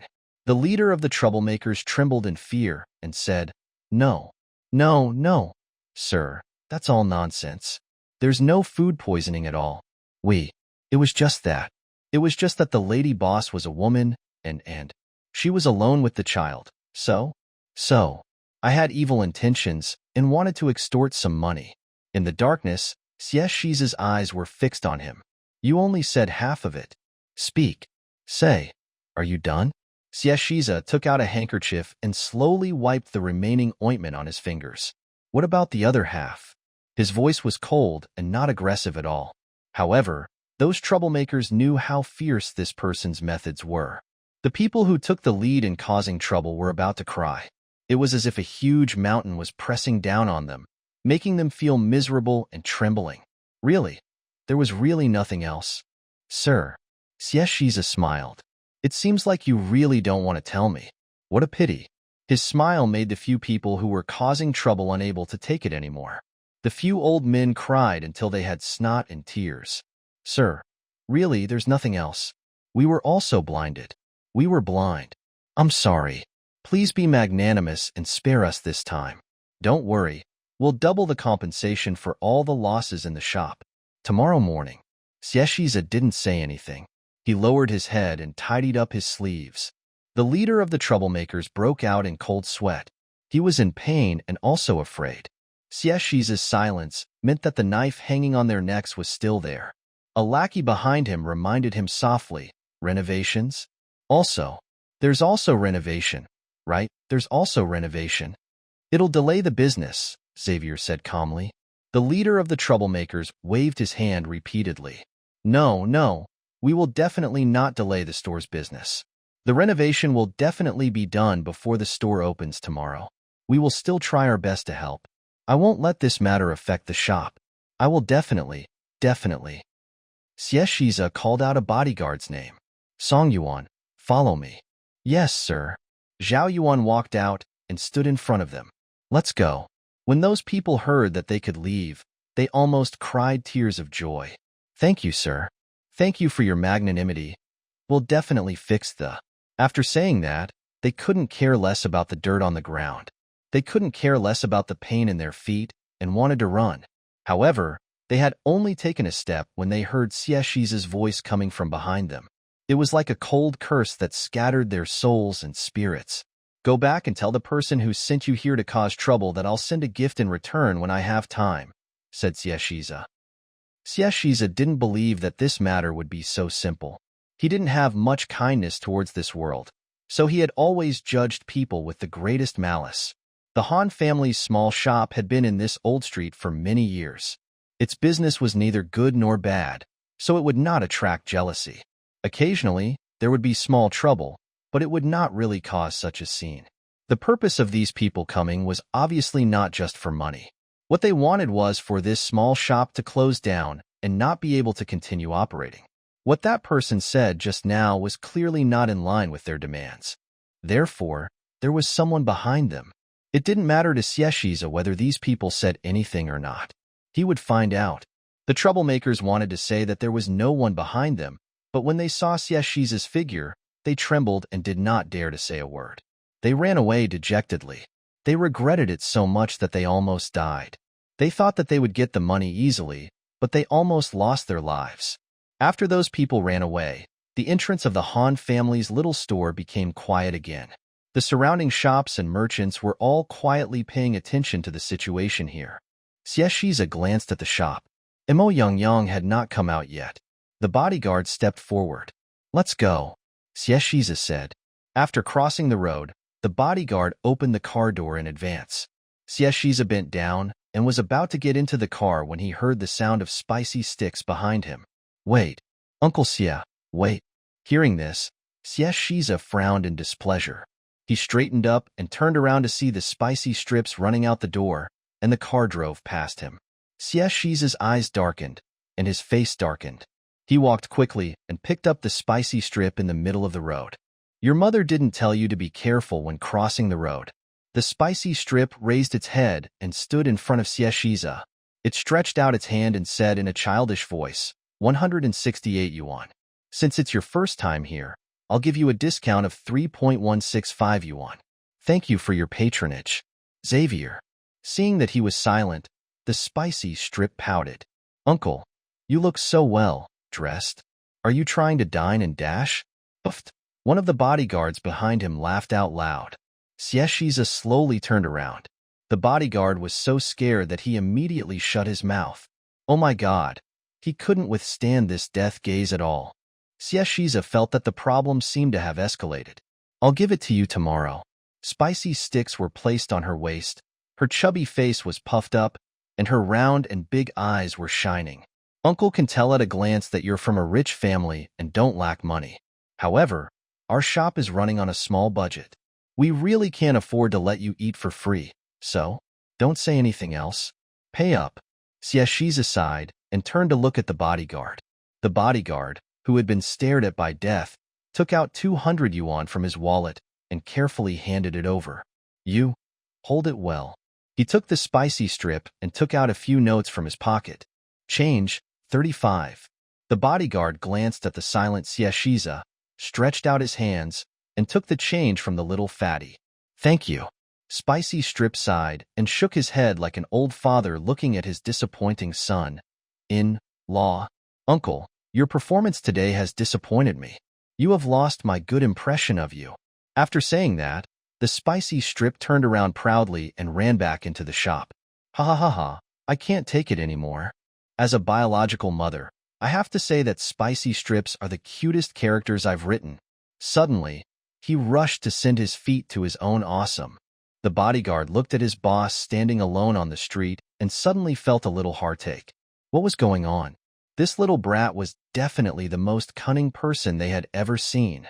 After a while, the bodyguard whispered, "Sir." Shieshiza finally saw the beautiful figure in the small restaurant. The dim yellow light from the street lamps reflected a little warmth in his eyes. "Let's go back." The bodyguard quickly opened the car door. Imo Yangyang heaved a sigh of relief when she saw a few luxury cars parked by the side of the road that did not fit in with the dilapidated old street finally leave. She had been tense all this while. After Shieshiza left, Imo Yangyang finally relaxed. Her legs went weak and she sat on the stool. Shieshiza's sudden appearance was strange. So, did he recognize her? Lei Xiao put the money he received into the drawer and turned around to see Imo Yangyang's dazed look. He cursed her cheap father in his heart again. Look at how scared her mother was. He poured a cup of hot water with difficulty and carefully brought it to Imo Yangvek. "Mom, water." Imo Yangyang came back to her senses. When she saw the spicy strips, her eyes suddenly turned sour. She was young, but her experiences in the past few years could be said to be ups and downs. She did not get any information about her biological parents from the Mo family. In this world, the only thing she knew that was related to her by blood was the spicy sticks. This was her fate. The spicy strip knew that Mo Yang was upset, but he did not comfort her directly. Instead, he pretended not to see it and climbed onto Mo Yang's legs and nestled in her arms. Mom, let me tell you, that uncle, don't be fooled by how well dressed he is. I really didn't expect him to want to dine and dash. He's too much. Fortunately, I want to ask for it. Sigh, people are not as old as they used to be. Listening to the childish voice of the spicy stick, the worries in Mo Yang's heart suddenly, many of them dispersed in an instant. She lowered her head and kissed the chubby cheek of the spicy strip. Yes, my son is the best. Spicy Strip's face suddenly turned red. Aya, I'm a little embarrassed. He burrowed into Mo Yang's arms. Sister Yang, are we still open for business today? Yuan came out after packing. Mo Yang pinched the spicy stick with her little hand. Open? Why not? Yuan walked over and said, let me tell you something. Why don't you stop opening this shop? My parents are right. You're still young. You should find a husband. Otherwise, like today. All right, you can go first, Mo Yang interrupted coldly. Yuan pouted, feeling a little unhappy. The spicy strip looked at Yuan coldly as she threw down her apron and left without saying goodbye. As soon as he left, those troublemakers came. However, this time, they were not here to cause trouble, but to compensate. They even brought a lot of renovation materials and workers. Mo Yang was a little confused. Back at the hotel, Xie Shiza received a call from Xie Fengmian. Fifth uncle, you've been in Jinchuan for some time. When are you coming back? Next month, Grandma's 76th birthday, you have to come back no matter what. Xie Shiza held the name card of the Han family restaurant in his hand and said lightly, if you can, go back. Is there something urgent over there? Can't you deal with it quickly? Some things can't be rushed. He had always been a patient person. He could repeat an experiment hundreds of times, thousands of times, until he succeeded. This matter, too. What he wanted was not just people. The troublemakers took out a lot of cash to compensate Mo Yang. The money they paid was 2 or 3 times higher than the price of the things they destroyed.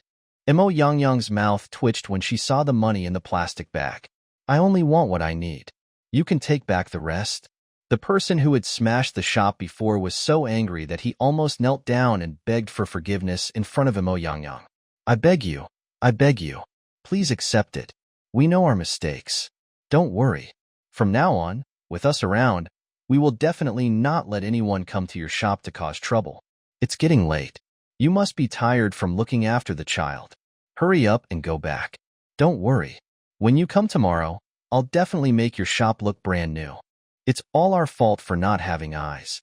Please don't hold it against us. A group of hooligans who were obviously not good people were like grandchildren in front of Mo Yang. Mo Yang also understood why these people had changed their arrogant attitude. It was because of this that he was even more worried. Xie Shiza's actions 5 years later were even more unpredictable than 5 years ago. Mo Yang looked down at the spicy sticks. It was about time to go home, shower, and sleep. She said, then I'll leave this place to you. Don't worry, leave it to us. We'll lose even a single leaf. Hurry up and get busy. Hurry up and get it done.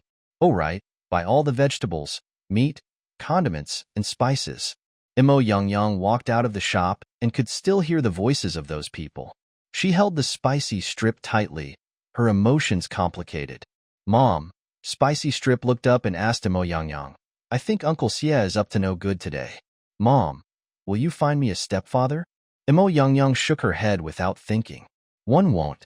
Lei Xiao put on a serious face and said seriously, Mom, you're too stubborn. You still have to find someone. I can only be at ease if someone takes care of you. I'll help you keep an eye on this matter.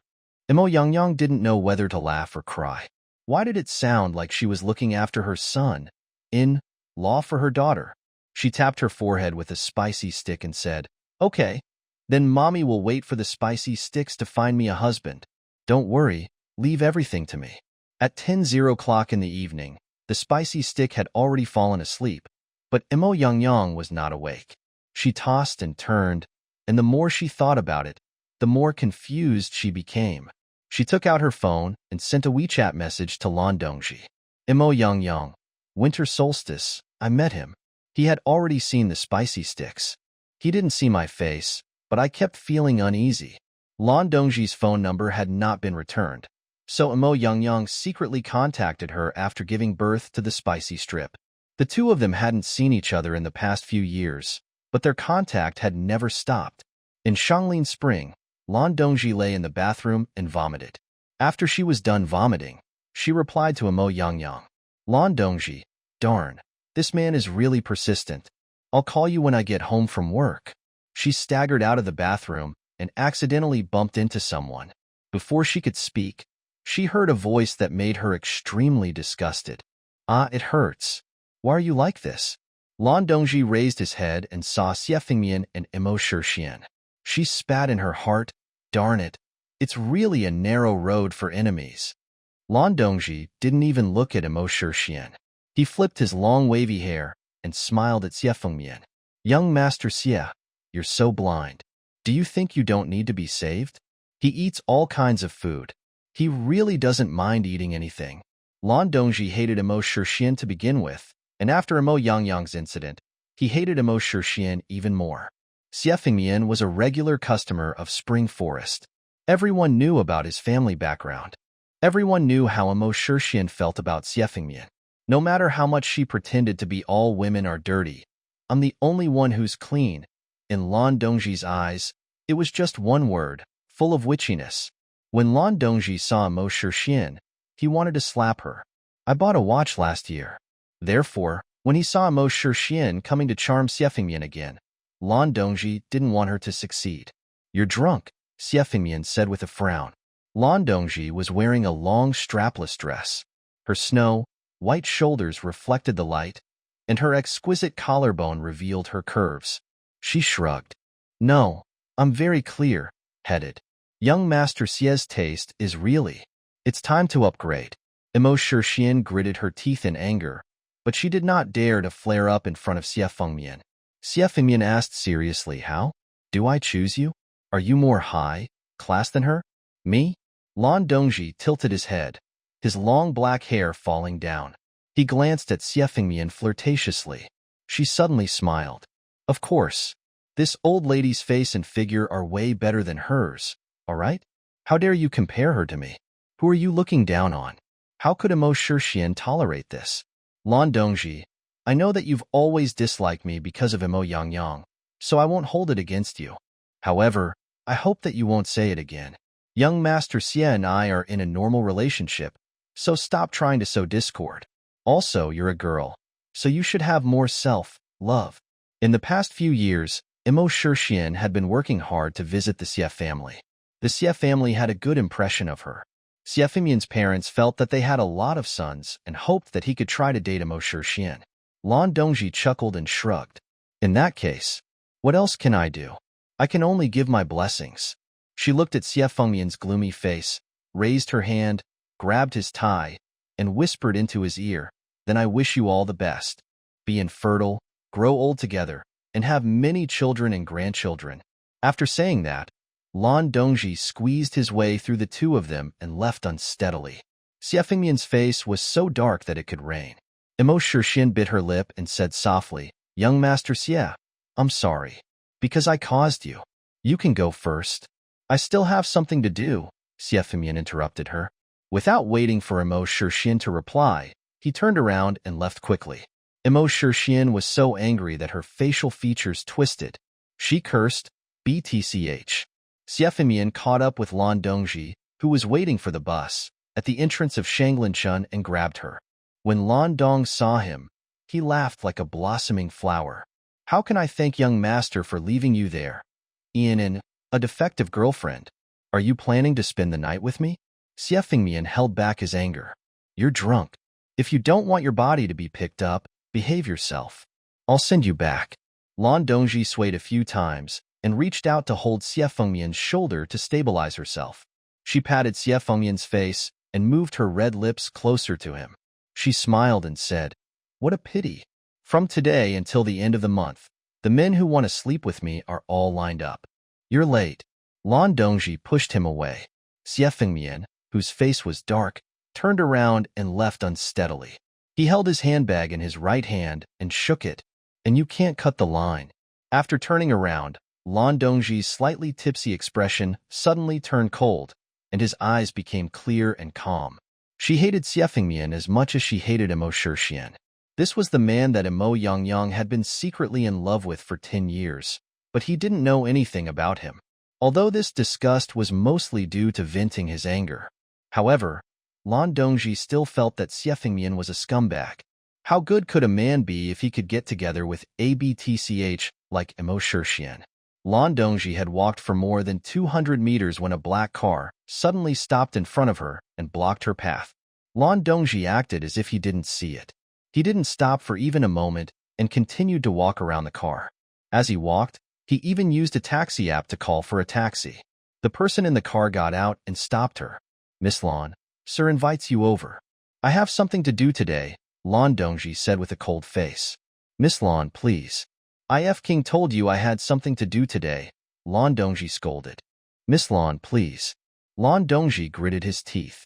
Because of his anger, his eyes, which were still beautiful in front of Xie Fengmian a second ago, were now red and misty.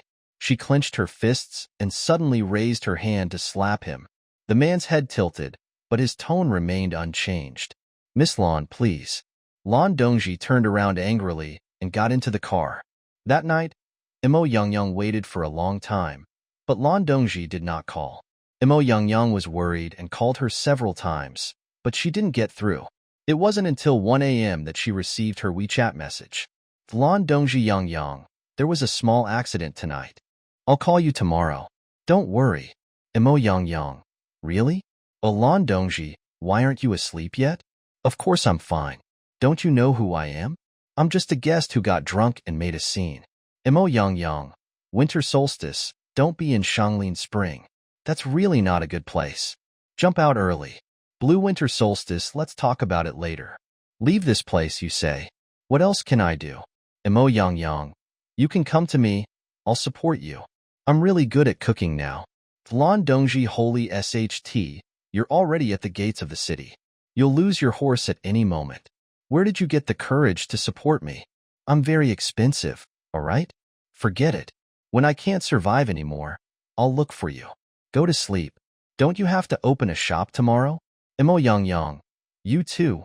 Rest early. Imo Yangyang put down her phone and looked at the time. It was almost 2 p.m., but she was not sleepy yet. Imo Yangyang's mind was filled with images of Xie Shiza's appearance today. The more she thought about it, the more confused she became. Everything Xie Shiza did today was not in line with his habits. If he recognized her, why didn't he expose her? If he didn't recognize her, then his behavior would be even stranger. Unless Fifth Master Xie had thought of something new. Suddenly, the little fatty lying beside her turned around and burrowed into her arms. He called out, "Mommy." Imo Yangyang thought that the spicy stick had woken up, but his eyes were still closed. His face was red, his eyelashes were long enough to make people jealous, and his red lips were pouted. He was still sleeping. However, he closed his eyes and reached out to pat Imo Yangyang. "Don't be afraid, Mom. I'll definitely protect you this time." Imo Yangyang's heart ached, and she suddenly cried. She hugged the spicy strip, and her fear of Xie Shiza dissipated a lot. She bit her lip, her eyes firm. It didn't matter what Xie Shiza wanted to do. He couldn't even touch his son. At night, in the He family's villa. "Young miss, the matter." "I didn't do it well." He Xinyue looked displeased. "You can't even handle such a small matter. It's just a few insignificant merchants. What's the use of having you? Our He family doesn't raise trash." The person said helplessly, "This. I originally thought that this matter would be very easy to accomplish, but I didn't expect." Xie Shiza suddenly came. He Xinyue suddenly turned around and said in disbelief, "Who are you talking about?" "Xie Shiza, the fifth master of the Xie family in Xia City. Tell me clearly." After the person explained everything clearly, He Xinyue's face darkened. "I want to see all the information about that woman tomorrow," she said. At dawn, Missouri Yangyang got up. She didn't need to prepare breakfast. The old man woke up early and had already bought breakfast. Imo Young woke up the spicy stick to help him dress, but he refused and insisted on dressing himself. After the family had breakfast, Imo Young sent the spicy sticks to the kindergarten, and then she went to the shop to open the door. Imo Young was a little absent-minded when she came to her shop today. A night passed, and the world was turned upside down. Some of the old signboards had been replaced with a red horizontal board with golden characters on a red background. The door of the shop had also been replaced with a new one. Even the road in front of the training hall had been tidied up and covered with a red carpet. That was not all. There were 8 flower baskets that were as tall as a person placed at the door, 4 on each side. The people who caused trouble yesterday had all changed into energetic clothes and stood at the door. When they saw Imo Young, they quickly lit the firecrackers that they had prepared in advance. After a series of crackling sounds, they shouted in unison, "Welcome, Lady Boss." Imo Young. The surrounding shop owners gathered around and started talking. "Yo, little Han, you're reopening?" "No," Imo Young smiled. "I just renovated it." Little Han is rich. It's obvious that he spent a lot of money on the renovation. When he becomes rich in the future, don't forget about us old neighbors. That's true. Why don't you take a look at Xiao Han's looks? Isn't it only a matter of time before he becomes rich? Xiao Han, I've long advised you to find a man who's more or less the same when you're young. You can't always be stubborn. After all, you're a woman with a child. You can't compare yourself to those young ladies. Who would want to take care of a child if they're well off? But if they're not, it's still okay. How do you know? She didn't look for one before. Hey, Xiao Han, I have a friend who owns a restaurant in the new district. Although she's divorced twice and has 2 children, she has money. She's a perfect match for you. The more those people spoke, the more sour and overboard they became. Imo Young turned around and smiled. Yeah, with my looks, even if I have a son, I can't find a rich man. I don't need to trouble you guys to worry. Boss Wong, you should leave this friend to your daughter. After all, the market for looks is too difficult. Boss Wong was so angry that his face changed shape. As soon as he spoke, the few people who caused trouble yesterday immediately stood up and shouted, "Why do you want to cause trouble?" Boss Wong was so scared that he suppressed his anger. However, she was unwilling to give up. She cursed softly, I want to see what kind of man you can find. You're just a piece of trash. Do you really think you're?" Suddenly, a fiery red Maserati drove over like a rocket and stopped in front of Imo Young's palace. Qin Shaoqin jumped out of the car. "What the FCK? Imo Young, what are you doing? You're not opening a restaurant, but a tea house? Hurry up and cook for me. I'm starving."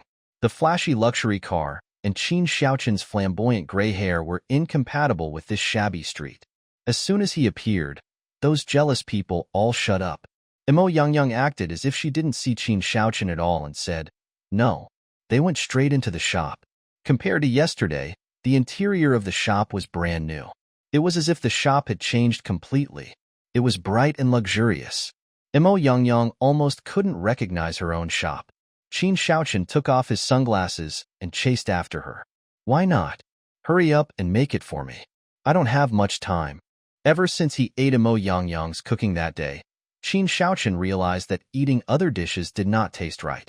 He had endured for 2 days, but he couldn't take it anymore and sneaked over.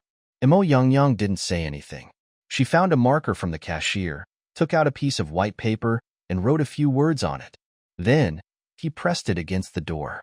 Qin Shaoqin looked over and almost exploded in anger. It said, "Qin Shaoqin and his dog are not allowed to enter." Darn it. Do you know how many people want to treat me to a meal, but I won't go? Imo Young ignored him. Qin Shaoqin chased after her and grabbed her arm. Imo Young, don't think that just because you're a woman, I won't dare to beat you up. Tell me clearly. Imo Young suddenly turned her head, her eyes sharp and cold. Let go. The sun shone brightly and gently at around 9 o'clock in the afternoon. It fell into Imo Young's eyes like fireworks blooming in the night sky. It was beautiful and dazzling. Qin Shaoqin was stunned for a moment, and his heart suddenly beat a little faster. Imo Young pulled her hand out when he was distracted. The moment they pulled it away, their hands rubbed against each other. Qin Shaoqian felt his palms burning up, and his face was burning up. He chased after her. Emo Yang Yang, you, you. Do you remember who I am? Get out. Emo Yang Yang said sternly. Qin Shaoqian pulled out a chair and sat down. The strand of hair on his head swayed with his movements. I'm not leaving. I won't leave until I get to eat today. Emo Yang Yang glanced at the few people standing at the side who didn't know what to do and said, Please do me a favor and throw him out. When Qin Shaoqian heard this, he shouted, Hey, Emo Yang Yang, you're a businessman. If you throw your customers out, who will dare to come to your restaurant to eat in the future? Emo Yang Yang chuckled. Sure. You want to eat my cooking? One dish, 10,000.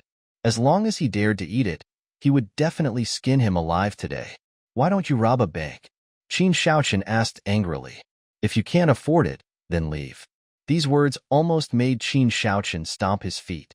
Who says I can't afford it? I'll eat it. Isn't it just 10,000 yuan for one dish? I'm worth hundreds of millions. How can I not afford it? Make it for me. Bring me your best dish. Emo Yang Yang snorted and turned to the kitchen. Why did you do it again? Qin Shaoqian chased after her. Why wouldn't I accept money from an idiot? Qin Shaoqian. Zhao Yuan silently sent a WeChat message to Xie Shiza. Doctor, the second young master of the Qin family, came to the shop. It seemed. She even knew Boss Han. He pestered her to make her cook. Xie Shiza, who was discussing a collaboration with the hospital director, saw the message and his expression changed. The dean panicked. Xie Shiza got up and dialed a number. Qin shouting, Take your brother away from Han's kitchen right now. Otherwise, don't blame me for taking action against him. Xie Shiza's eyes were filled with gloom. Even the bright afternoon sun could not shine into his eyes. After 2 seconds of silence on the other end of the phone, a low voice came through. I know, but you. How important is that Hanji thing to make Fifth Lord Xie angry? This is not in line with your usual calm. Because he's mine. If your brother dares to come near me and ruin my plans, I guarantee that you will become the only heir of the Qin family. Xie Shiza lifted his eyes and looked outside. His eyes were filled with determination. Qin shouting, I see. All right, I understand. The director waited for Xie Shiza to hang up the phone before carefully stepping forward. Dr. Xie, do you think we can? Xie Shiza held his phone, his dark eyes filled with strange emotions. A moment later, he turned around and said, I'll arrange for someone else to come and talk to you about this later. I have something else to do. I'll be leaving first. Goodbye. The director wanted to cry. Then I'll send you off. She had wanted to ask if they could talk again, but when she met Xie Shiza's calm eyes, she changed her mind. Xie Shiza's lips curled into a distant smile. Wait. After entering the elevator, the assistant could not help but ask, Doctor, didn't we already call Qin Shouting? Why? Do you think Qin Shouting is some kind of oil lamp? Xie Shiza sneered. Over the years, the real estate economy had been rising all the way. In the 7 years after Qin Shouting took over, the Qin family had advanced triumphantly and quickly became a real estate giant. However, Qin Shouting was not satisfied. He was already tired of eating the real estate cake. In the restaurant, Qin Shaoqian was bored and slipped into the kitchen. Emo Yang Yang's hair was tied up. She wore a hat and a mask as she washed the vegetables skillfully. Yuanyu usually washed the vegetables and side dishes, but she hadn't come yet, so Emo Yang Yang had to do it herself. Emo Yang Yang thought about what happened to Yuanyu yesterday and sighed. She had already lost her heart and couldn't keep her anymore. Qin Shaoqian really couldn't compare the woman who was busy in the kitchen with the arrogant Emo Yang Yang from 5 years ago. He pursed his lips and ignored the discomfort in his heart. This woman must have had a particularly bad life these past few years. He did not know what she was up to. She could not bear to let the Emo family have a good life, so she ran out to suffer. Qin Shaoqian raised his chin. I say, Emo Yang Yang, did you drug me in the food? Like poppy shells or something. Otherwise, why would he feel tasteless after eating it? He scratched his ears and cheeks, wanting to eat this bite of hers. Emo Yang Yang did not look at him. It seems that Mr. Qin's brain has not been treated. My surname is Han. This is the kitchen. Please leave. You. Emo Yang Yang suddenly turned around. Right, you're right. I drugged the food. If you dare to eat it, I guarantee you'll die on the spot. You haven't changed at all. Qin Shaochen pointed at Imo Yangyang angrily. Imo Yangyang grabbed a knife and chopped a rib into two. Qin Shaochen trembled and immediately turned around to leave. After running outside, Qin Shaochen ruffled his hair. What was going on? He just ran out like that. He, the second young master Qin, had everything he wanted. Imo Yangyang was just a poor little chef now. Wouldn't it be a matter of minutes to deal with her? Qin Shaochen was puzzled. Why didn't he know how to bully others when he was young? He turned his head and glared at Imo Yangyang. No, he had to vent his anger. Thus, Qin Shaochen turned around and fearlessly went into the kitchen. Imo Yangyang, are you hiding here? No one paid attention to him. Qin Shaochen continued, I won't tell anyone if you've made me comfortable today. Otherwise, I'll call Imo Shixian and tell her that you're in Jinchuan. I'll see what you'll do then. You owe the Imo family so many favors. Let's see how you'll face the Imo family when the time comes. As soon as he finished speaking, Imo Yangyang scooped a spoonful of hot oil from the pot and splashed it at Qin Shaochen's feet. There was some water on the kitchen floor. When it came into contact with the hot oil, it immediately sizzled. Qin Shaochen was wearing white sneakers. His pants were rolled up, revealing his beautiful ankles. Some of the oil splashed on his ankles, and he immediately felt a burning pain. FCK, Imo Yangyang, are you crazy? Qin Shaochen screamed. Imo Yangyang's face was covered, revealing only her eyes. At this moment, she was bone, chilling. Qin Shaochen, do you believe that before you even make the call, the hot oil in the pot of oil will pour all over you? Aren't you an international male model? How can you walk on the runway without any face? Imo Yangyang admitted that she shouldn't have done that, but she couldn't help it. Qin Shaochen's words were too harsh on her. He did not know anything, but he would use the Imo family to punish her. If she had not run away back then, Rosie would have already sent her to the operating table and dug out her heart. That's right, the Imo family did raise her, but did she deserve to die? Qin Shaochen's face turned pale. You're really crazy. Get lost. Qin Shaochen moved his lips. He turned around and ran out. He ran to the door and stopped to touch his hungry stomach. He remembered the delicious food he had eaten last time. He took a deep breath and clenched his fists. Ella sent it just a bite? I don't care. 5 minutes later, Qin Shaochen slammed the table. Why are you cooking so slowly? Can't you hurry up? Shut up if you want to eat. Shut up then. He took out his phone and searched for Imo Shixian's number. He hesitated for a moment before putting it down. Half an hour later, Imo Yangyang finally made 4 dishes and placed them in front of Qin Shaochen. Qin Shaochen took a deep breath of the fragrance, and his saliva was already overflowing. He quickly picked up his chopsticks. Tell others that you're here? Then try and see if you can survive. You admit it? Qin Shaochen suddenly laughed. You admit that you are Imo Yangyang? Admit what? Qin Shaochen and Imo Yangyang looked over at the same time. Qin Shaochen was so scared that he almost fell down. Brother, why are you here? The tall figure walked in against the light. As soon as he stepped in, the restaurant seemed to suddenly become much smaller. Imo Yangyang knew who it was. This person was much more difficult to deal with than Qin Shaochen. She didn't plan to say much and left a sentence. I'll pay by scanning the code. 40,000. With that, she turned around and went into the kitchen. Qin Shaoting took another look at Imo Yangyang's back and sat down opposite Qin Shaochen. If I didn't come, you would have been torn apart. Qin Shaochen was stunned for a moment before he laughed. Dismantle me? Who dares to tear me down? I'm the second young master of the Qin family, okay? Stop joking. Qin Shaoting's facial features were handsome and stiff. His eyes were like an eagle's, his nose bridge was high, and his lips were very thin. He exuded a sense of coldness. I'm not joking with you, he said. Come with me. The dishes were ready, so Qin Shaochen was unwilling to leave. He had been thinking about Imo Yangyang's cooking for days. Brother, I know you don't want me to run around. I didn't run around. I'm just here for a meal. Don't worry, I'll go back by myself after I'm done.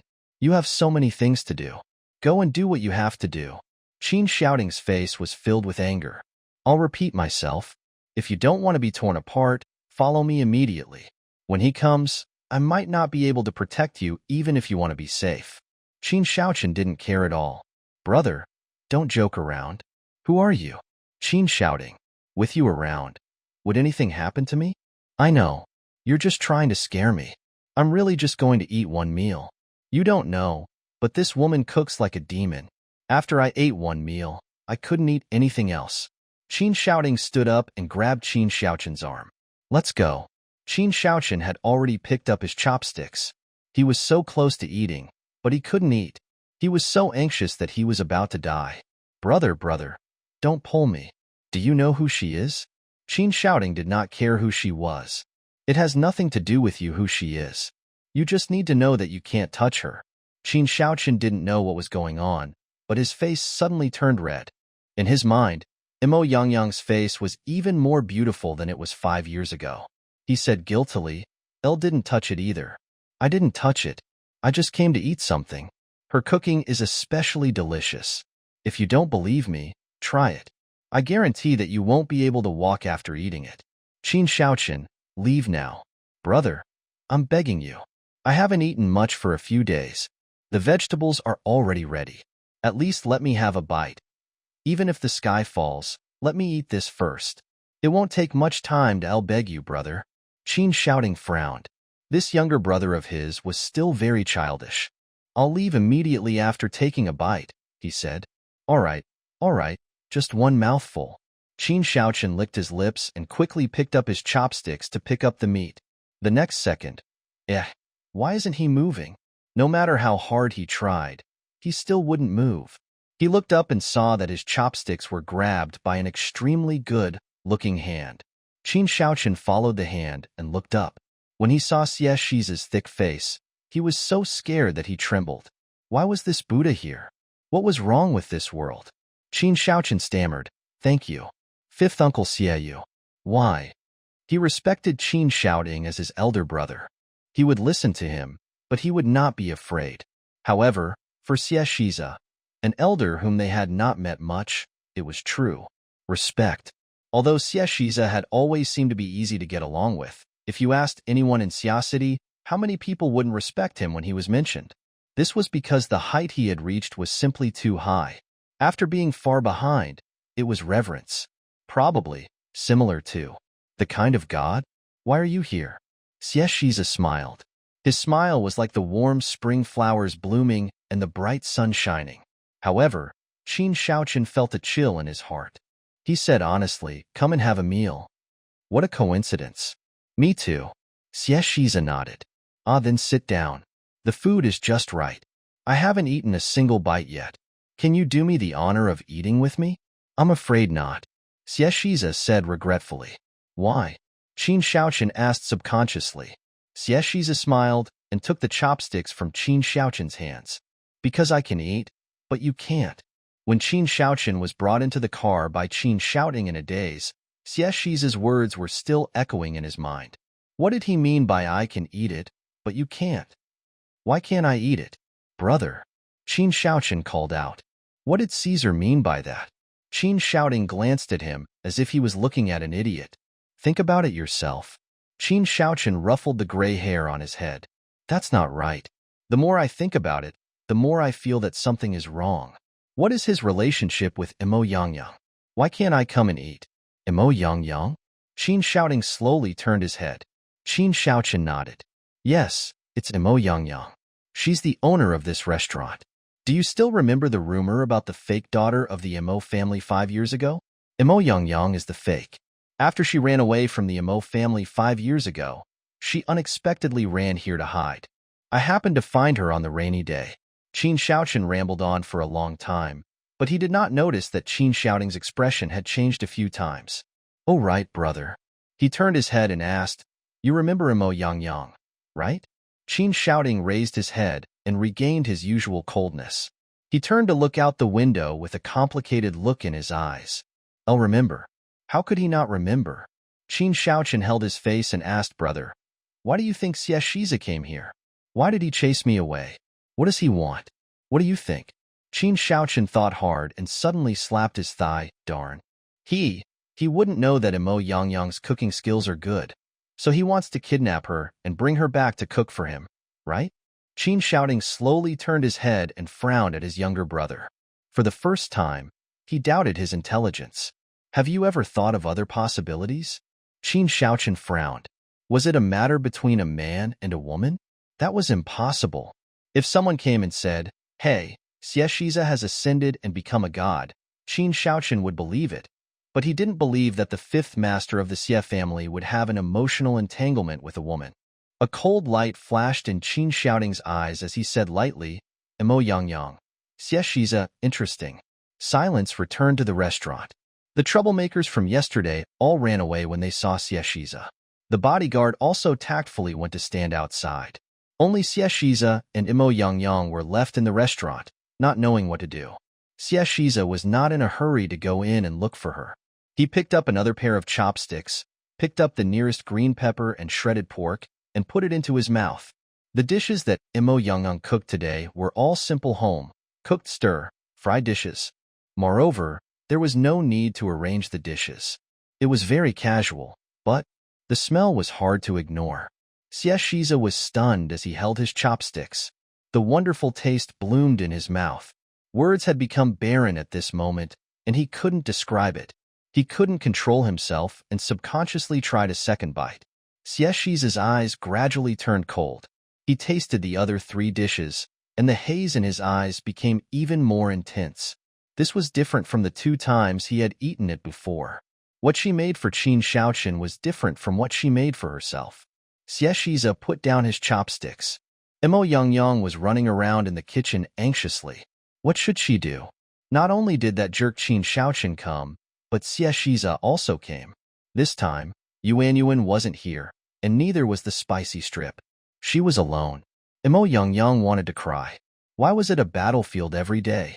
How about? Should she run while he wasn't paying attention? Emo Yang Yang turned around and realized that it was too late. Xie Shiza walked in and locked his eyes on her. He revealed a smile that made her shudder. "I have a few questions for you, lady boss." Seeing Xie Shiza walking towards her, Emo Yang Yang retreated step by step until she had nowhere to retreat to and was pressed against the wall by him. Xie Shiza's face was right in front of her. He was so good, looking, like the sun and moon in the sky. No one could compete with him.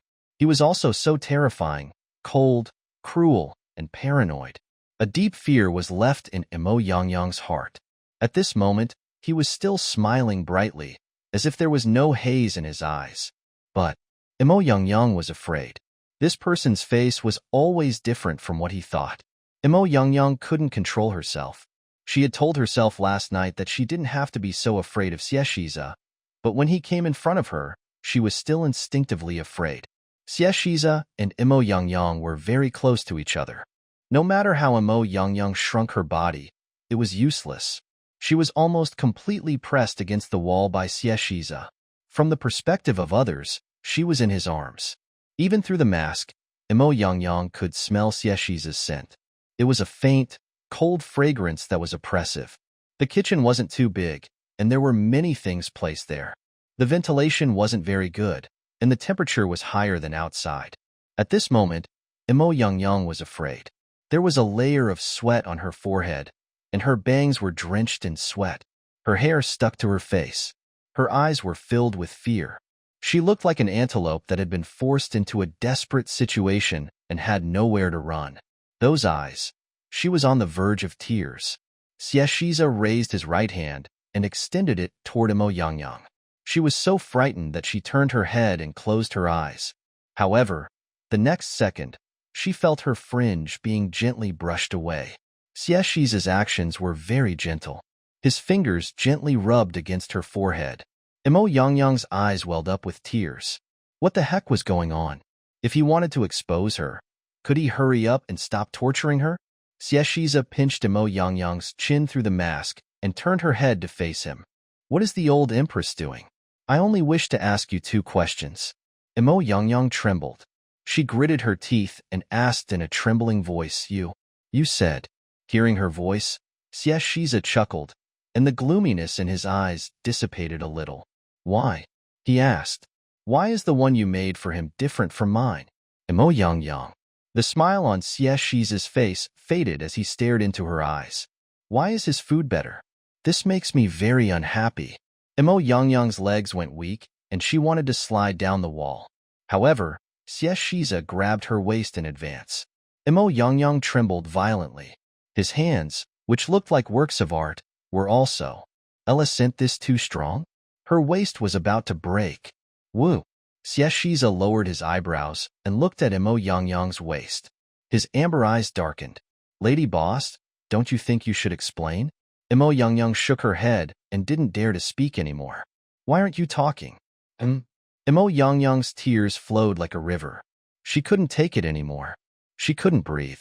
If this continued, someone would die. Imo Yangyang suddenly reached out to push Shiza, but he grabbed her wrist instead.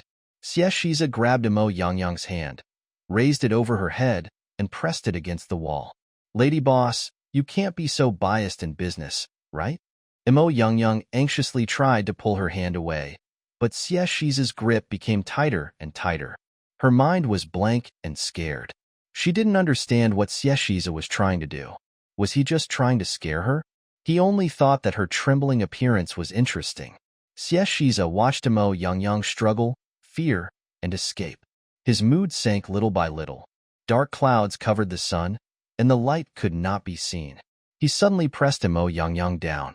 Am I that scary? Imo Yangyang wanted to nod. That's right, that LT was just that terrifying. Shiza felt a sense of powerlessness, just like when he was facing the spicy strips. This question was a little difficult. It was a field that he had yet to step into. To unravel LT was really a little difficult. The two of them did not speak anymore. The air was quiet, and only Imo Yangyang's rapid breathing was exceptionally clear. Sweat flowed into her eyes. Her eyes were blurry, and she couldn't see Shiza's face clearly. Just as she felt Shiza raise his other hand and was about to take off her mask, a cry of surprise came from outside. Oh my God, Yang, Sister Yang. Oh my God, am I seeing things? Is this our shop? Sister Yang. Yuan's scream was getting closer and closer. This freezer is also new. The beer and drinks inside. Wow, these tables and chairs look so high, and they're not cheap. What happened overnight? Sister Yang, are you in the kitchen? When she heard Yuan's voice, Imo Yangyang really wanted to cry tears of joy. It was too timely. If you answer my previous question, I'll let you go. Imo Yangyang didn't say anything and just struggled with all her might. Sweat entered his eyes, which were itchy and painful. Then, they flowed out along with his tears. Imo Yangyang felt really wronged and hated them. She had already hidden here, but why didn't they let her go? Seeing Imo Yangyang crying, Shiza suddenly sighed and let go of her helplessly. As soon as they left, Imo Yangyang felt relieved. He took a step forward, but his legs went weak and he couldn't control his body. Shiza seemed to have eyes on the back of his head. Before she landed, he turned around and scooped her up. Are you throwing yourself at me? Imo Yangyang. What the FCK? Sister Yang, the outside is newly renovated. Why? Yuan barged in excitedly. When she saw the scene in front of her, she was momentarily stunned and her voice stopped abruptly. All right. It seems like I came in at the wrong time. You know it's not the right time. Why aren't you going out? Shiza glanced at him. Yuan really went out obediently. Imo Yangyang was so anxious that she wanted to scold her. However, after Yuan went out, Shiza let go of Imo Yangyang. Without hesitation, he tidied up his sleeves and said slowly, Unfortunately, I've always been a gentleman. I'm afraid it's useless for the lady boss to throw herself into my arms. Imo Yangyang. If she had ignored the fact that he had pinched her waist when she let go, Imo Yangyang would have believed him. After throwing those shameless words, Shiza left.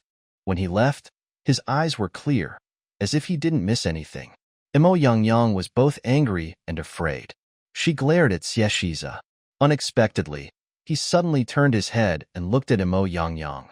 His eyes were deep and unfathomable. He said calmly, The lady boss's eyes are too hot. It's hard to bear. Can't take it, your sister. Imo Yangyang lowered her head and clenched her fists.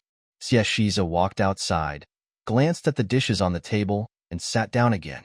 Yuan had been secretly looking at Shiza. She blushed and wanted to go up several times, but she didn't dare. Xie Shiza ate very seriously and elegantly. Even the simplest meal was pleasing to the eye. After eating, Xie Shiza put down his chopsticks and said to Imo Yang, who was hiding in the kitchen, "One hope that next time, the lady boss will make it for me according to this standard." Xie Shiza walked to the door and remembered something. He turned around and said, "Tell the spicy strip that we'll visit him tomorrow." Imo Yang raised her head and saw Xie Shiza's back as he turned around. What did he mean? Yuan looked at Xie Shiza's back and was so excited that her eyes were almost red. She ran to Imo Yang. "Sister Yang, what's your relationship with that mister? Is he chasing after you?" Yuan glanced at Imo Yang. Even though she was wearing the most ordinary clothes and had no makeup on her face, she was still so beautiful that it was impossible to ignore her. She pursed her lips. "It's good to be beautiful. Even if you have a child, you don't have to worry. I'm so envious." These words were filled with jealousy. Imo Yang did not speak. Her mind was filled with Xie Shiza's parting words. Could it be that he already knew? Imo Yang quickly shook her head. No, she couldn't scare herself. "Sister Yang, why aren't you saying anything?" Yuan pushed Imo Yang. Imo Yang almost fell to the ground when she was not paying attention. She raised her head and glanced at him coldly. Without saying a word, she came out of the kitchen, took out her bag, and took out an envelope. "Here's 5,000 yuan. It's half a month's salary and a month's compensation. From tomorrow onwards, you don't have to come." Yuan was excited, but Imo Yang asked her to leave. "What do you mean?" "That's what I meant," Imo Yang said calmly. "My shop is small and my business is average. I can take care of it myself." She took off her mask and her clear eyes met Yuan's angry eyes. "Sister Yang, stop joking. I've been working in the shop for 2 years. The salary you gave me wasn't high, but I've been working hard without complaint. Without me, this shop wouldn't have been able to continue operating. You can't kick me away just because the shop has money for the new renovation. Isn't that too? You're too heartless." Imo Yang became more and more determined to fire her. This girl was no longer the same as when she first came 2 years ago. If he didn't fire her, she would become another Imo Shixian. "2 years ago, you came to my shop and knelt down to beg me," she said sarcastically. "Have you forgotten?" Yuan's face turned red. Imo Yang's words pierced her heart. She said angrily, "If it weren't for the fact that I pity you for taking care of the child alone and looking after the shop, who do you think would care about this lousy place of yours? What's with the pretentious and aloof attitude? Do you know what others are saying about you? Oofed. You pretend to be a fairy on the surface, but who knows what you're up to behind your back? Someone smashed your shop, and someone renovated it overnight. Who would believe that you don't have a lover behind you?" Imo Yang sneered. "That's right. My lover is so powerful. I'm jealous. Unfortunately, it's useless for you to be jealous." Imo Yang finally realized that there were some people you really couldn't be kind to. Yuan was so angry that her facial features turned hideous. "I didn't believe it before, but I didn't expect. You're really a coquettish fox. You've hooked up with all the men on this street, right?" Imo Yang put down her phone and said, "Continue. What else?" Yuan looked at her phone and saw that it was in recording mode. "What are you doing?" Imo Yang said slowly, "You've been working in my shop for 2 years, but since a year and 2 months ago, you've been secretly drawing 100 to 200 yuan every week. When business is good, you'll even draw 300 to 400 yuan. You've never stopped working in between. You're even more punctual than you are when you go to work." Yuan's face turned red from anger and instantly turned pale. Elle didn't. Imo Yang smiled. "Don't worry, I'm not done yet. Also, you can bring the ingredients in this shop to your house once a week, or 2 or 3 times a week.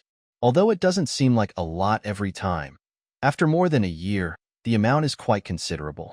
Yuan's face turned even paler, and fear could not be hidden in her eyes.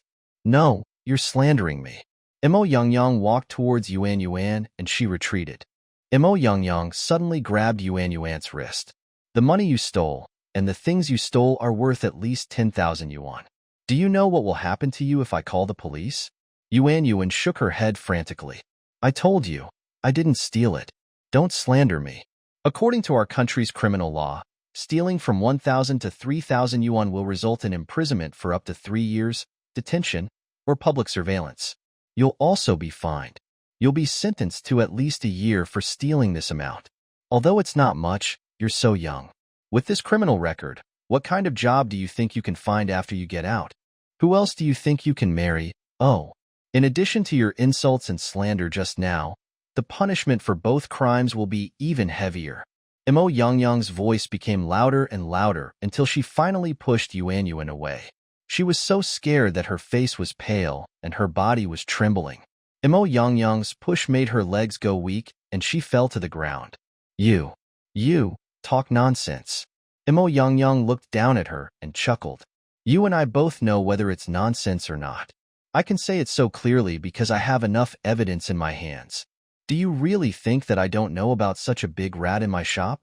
He just felt that since they knew each other, he didn't want to make things too ugly.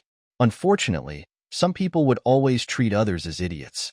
If you had just taken the money and left without so much nonsense, I could have pretended that this never happened. But you think too highly of yourself. Since you don't follow the rules, Mo Yangyang said coldly, then I don't have to show you any mercy. Yuanyuan saw Mo Yangyang holding her phone and thought she was going to call the police. She grabbed her leg and cried, Don't. Sister Yangyang, I'm sorry. It's me. It's all my fault. I was muddle-headed. I was wrong. I won't dare to do it again. I'll leave now. Please don't call the police. Otherwise, my life will really be over. Yuanyuan's expression reminded Mo Yangyang of Mo Shixian.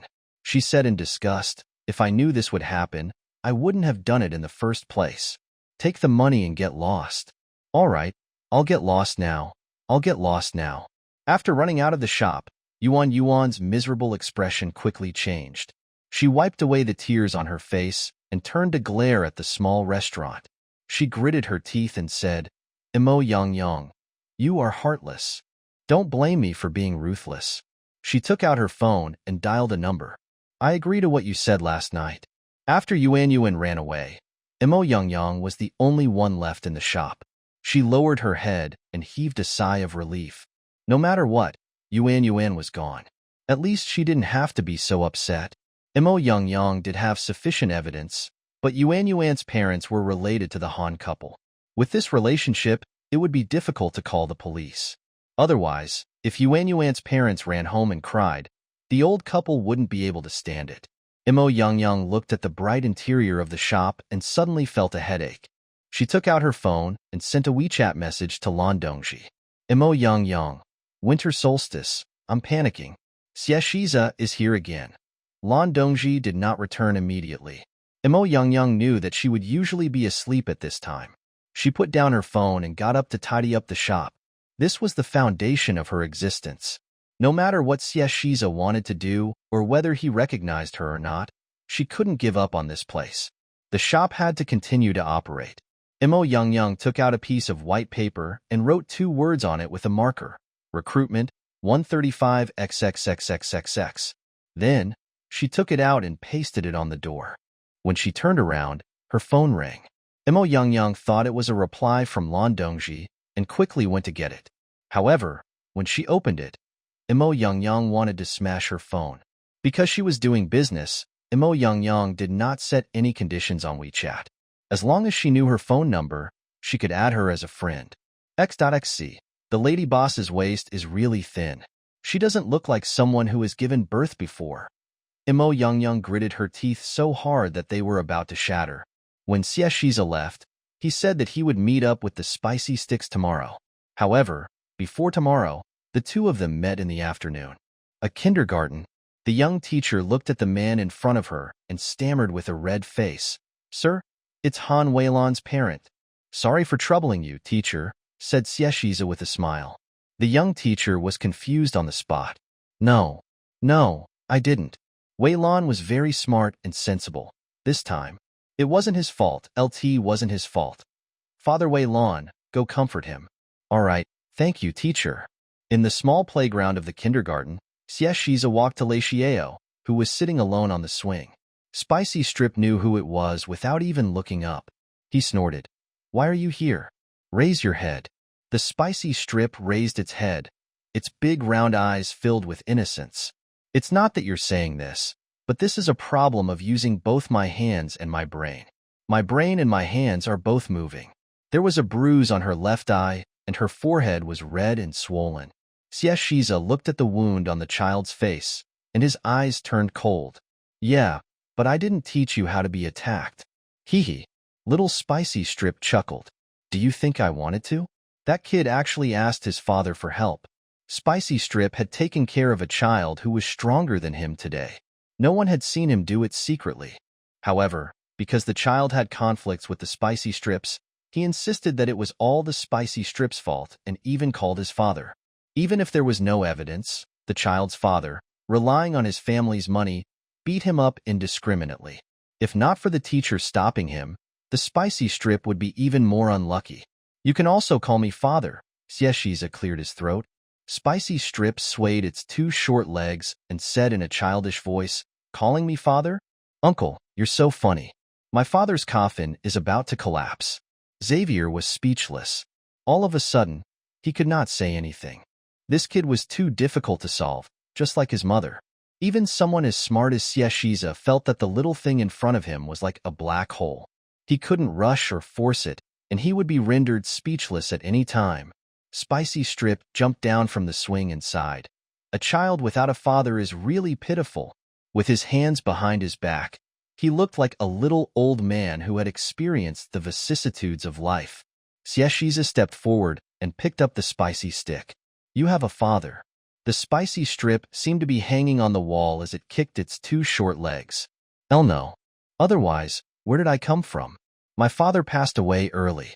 I understand. I'm not a 1 or 2-year-old child.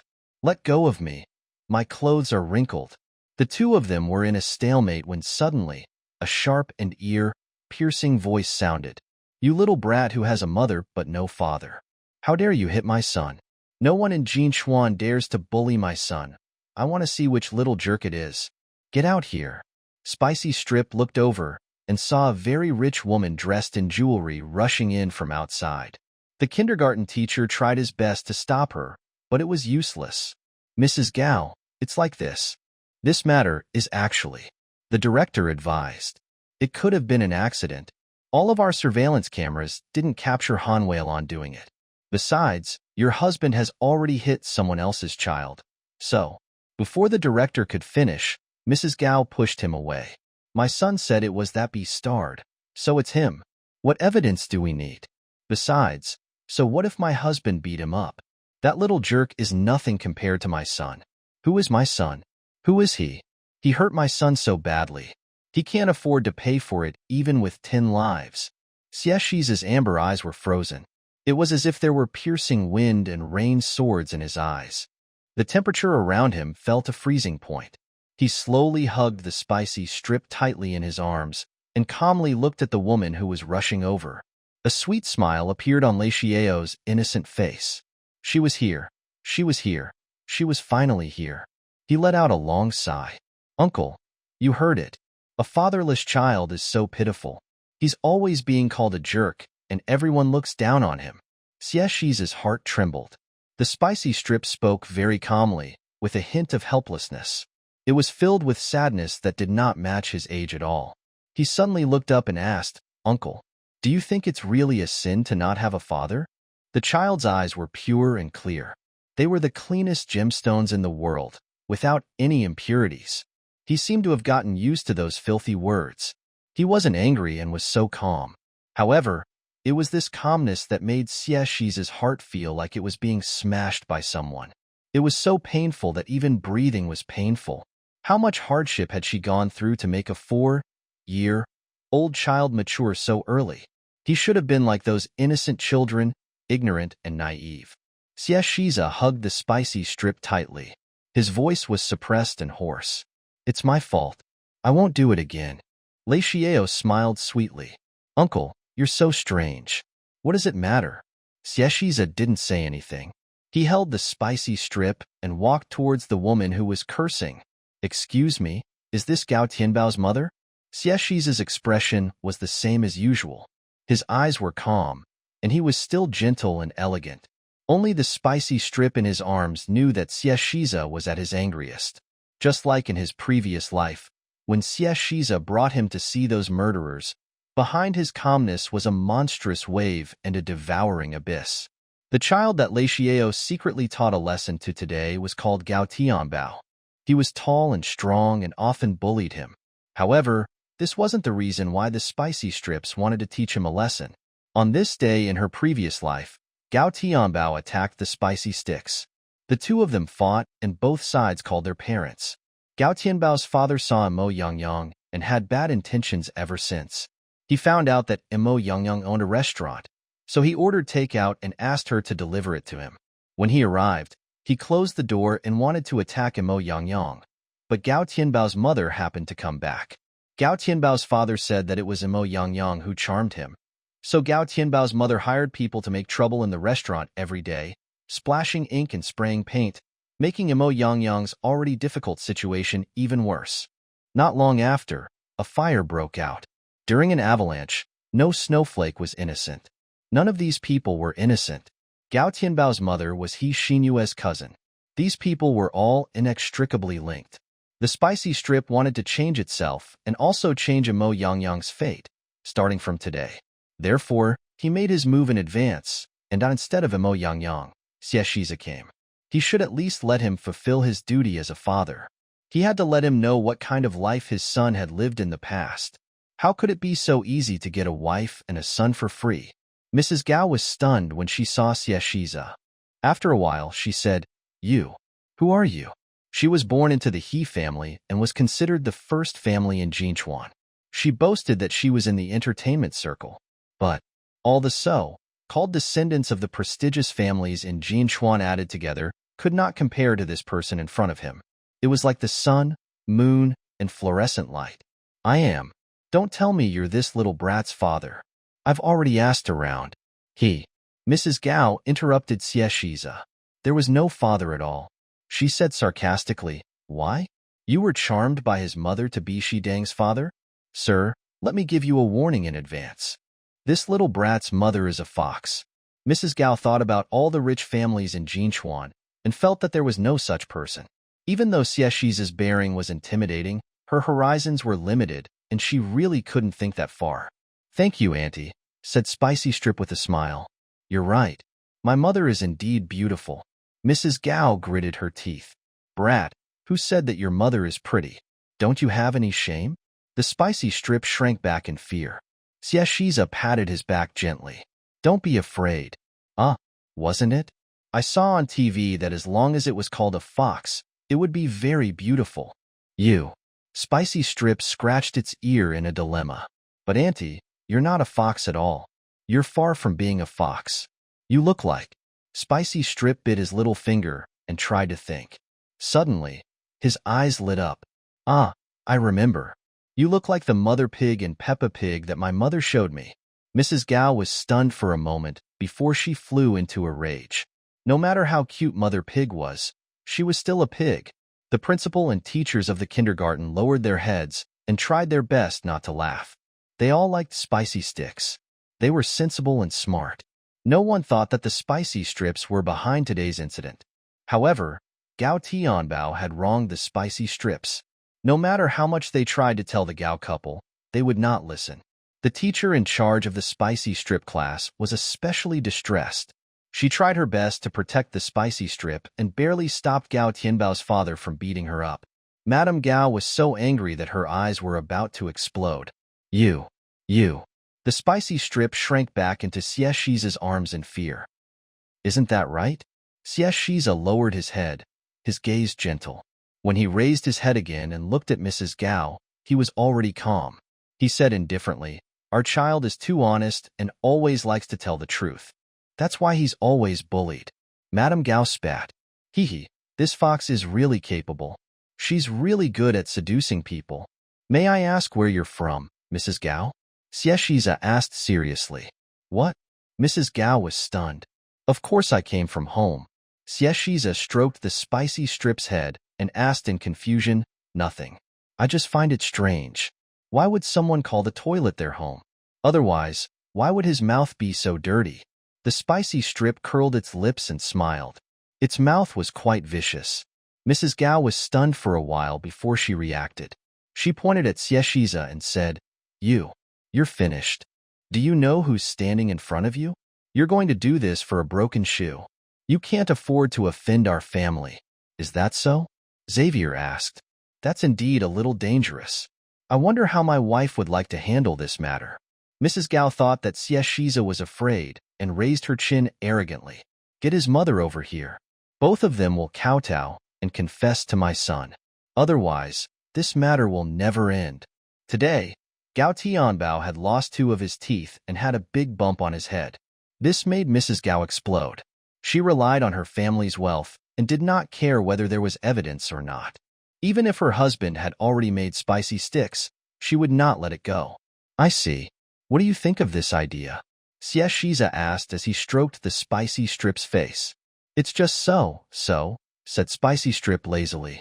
That's it then. Mrs. Gao. He agreed so easily? The next second, Xie Shiza looked up and said, Please invite Mr. Gao and his son over. Yes, sir. Mrs. Gao suddenly turned around and saw a few men in black standing behind her. They were tall and fierce, and it was obvious that they were not to be trifled with.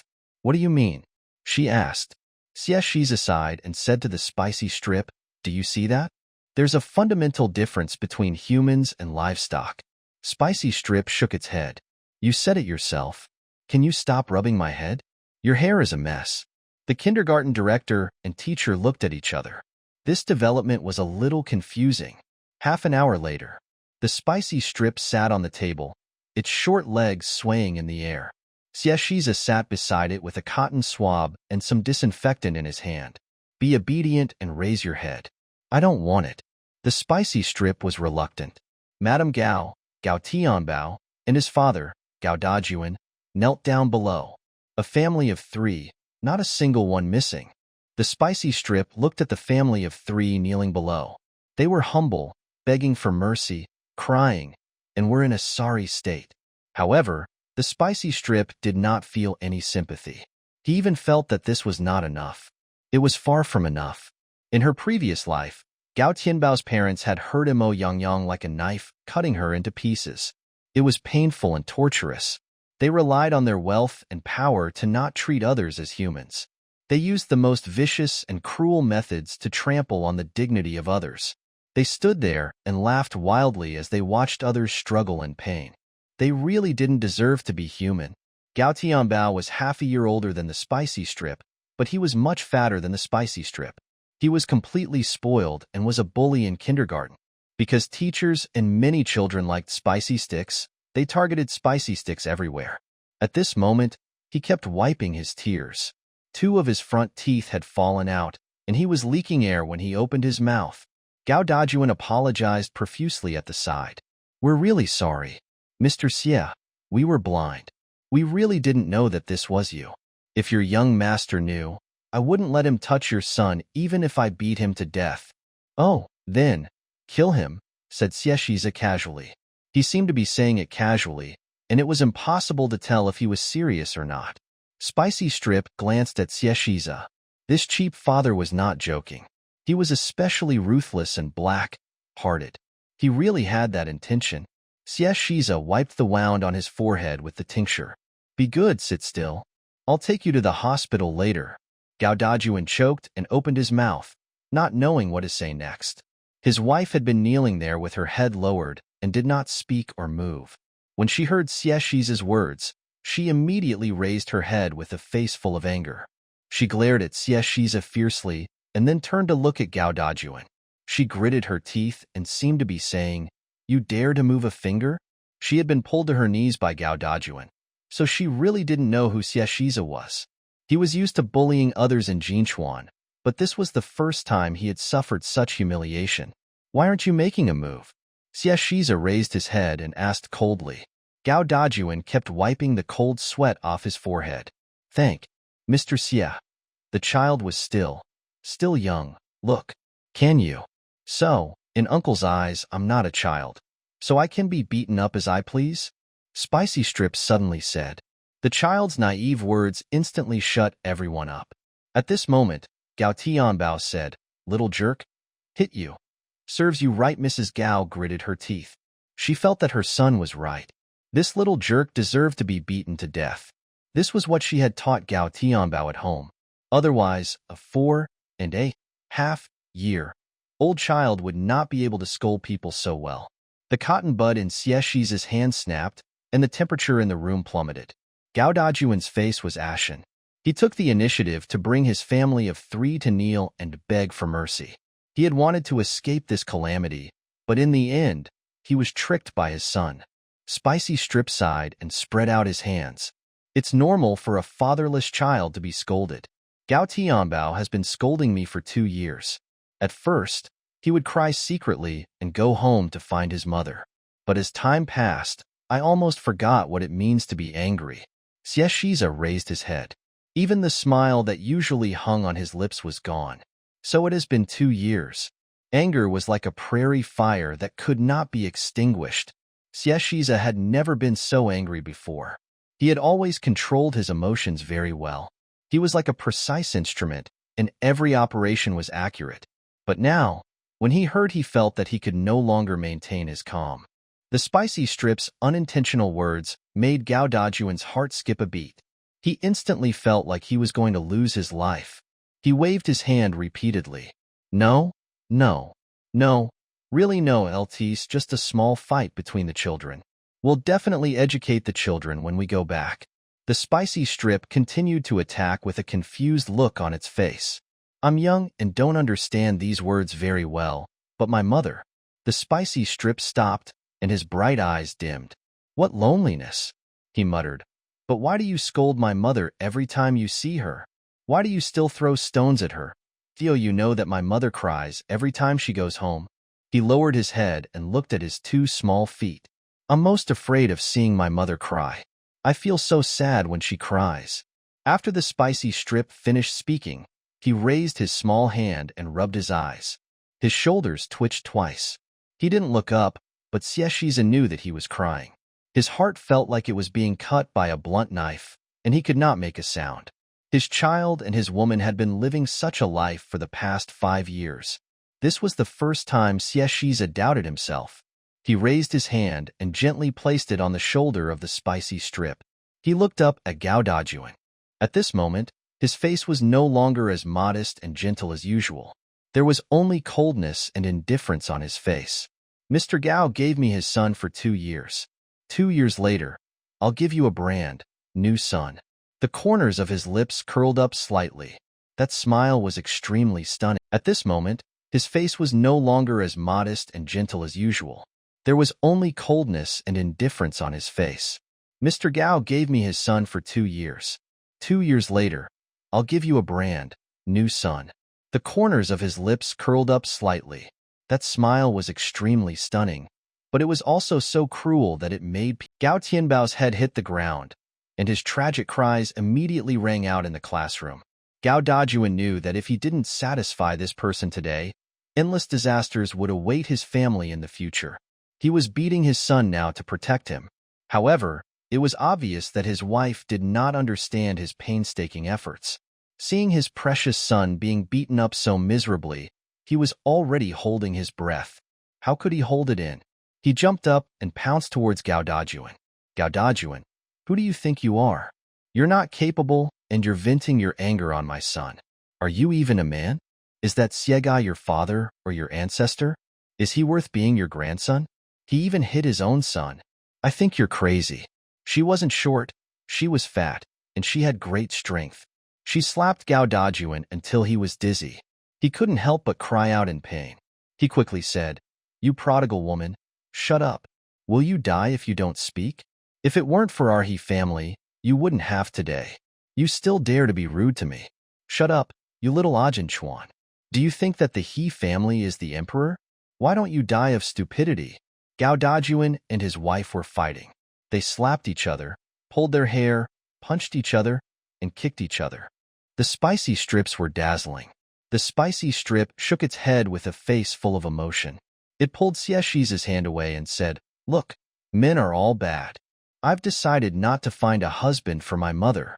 Xie's heart was filled with uncontrollable anger. At this moment, he paused. He slowly lowered his head and looked at the spicy strip. This kid, the bodyguard lowered his head, his shoulders shaking as he tried to hold back his laughter. Spicy Strip clenched his small fists. That's right. I can't find a man for my mother. The men in this world are too scummy. In the future, when I grow up, I'll protect my mother myself. Wait, you can't say that, he said helplessly. You're a man yourself. The Spicy Strip nodded indifferently and pouted. That's right, I'm also a scumbag. The next second, he glanced at the resting place. But uncle, you're even worse. Xavier. The Spicy Strip dragged its chubby little face with interest. The Gao couple fought for a full half an hour. In the end, their noses were bruised and their faces were swollen. The ground was covered in blood, and they could not even get up. Gao Tianbao sat on the ground in a daze. His eyes were dull, and he looked like a fool. On the ground a pool of urine stains. He had been scared silly by his crazy parents. The Spicy Strip raised its hand and raised its chin at Xieshiza. This time, Xieshiza was experienced and carried the Spicy Strip down. Lei Xiao tidied his clothes and said, "Look at how important it is to have a harmonious family. A fight between a husband and wife has left a huge psychological shadow on the child. So, it's not without benefits for my father to die early." With that, he clasped his hands behind his back and walked out of the classroom like a little adult. Xavier. He didn't know how traumatized Gao Tianbao was, but he was traumatized. It was true. The Gaos are building materials? He asked his assistant. That's right. Xieshiza didn't say anything and went out to chase after the spicy sticks. The assistant cleared his throat and said, "Thank you for your family's care for our young master for the past 2 years. We will send you more warmth in the future. Please take note of it." In the general manager's office in the He building, Xinyue listened impatiently to her cousin's complaints on the phone. "Xinyue, you have to help me. This time, I've been bullied to the point of peeing on my head. This is clearly not putting our He family in my eyes. You don't even know that your nephew has suffered this time. What happened? It's all because of that witch Han Yang and that little jerk. I wonder where she hooked up with Mr. Xie. Xinyue, have you heard of Mr. Xie?" Xinyue was holding Spicy Strips and Mo Yangyang's information. She paused for a moment, and a glint flashed across her eyes. "Mr. Xie? Is there such a person in Jinchuan? I told you I didn't. Gao Dajuan, that coward that I'm really unlucky to have married such a good, for nothing." When Mrs. Gao, Xinlan, finished telling him what had happened, Xinyue was very angry and said, "How can you do this? This is too much of a bully. It's normal for children to play around. Do you think you can force someone to death? My nose bridge is broken. I can't live anymore." Xinyue comforted her. "Sister Lan, don't say that. Why do you still have the He family behind you?" Sigh. I really didn't expect that Sister Lan, who used to be so hot-tempered, would actually become so tolerant after being bullied like this.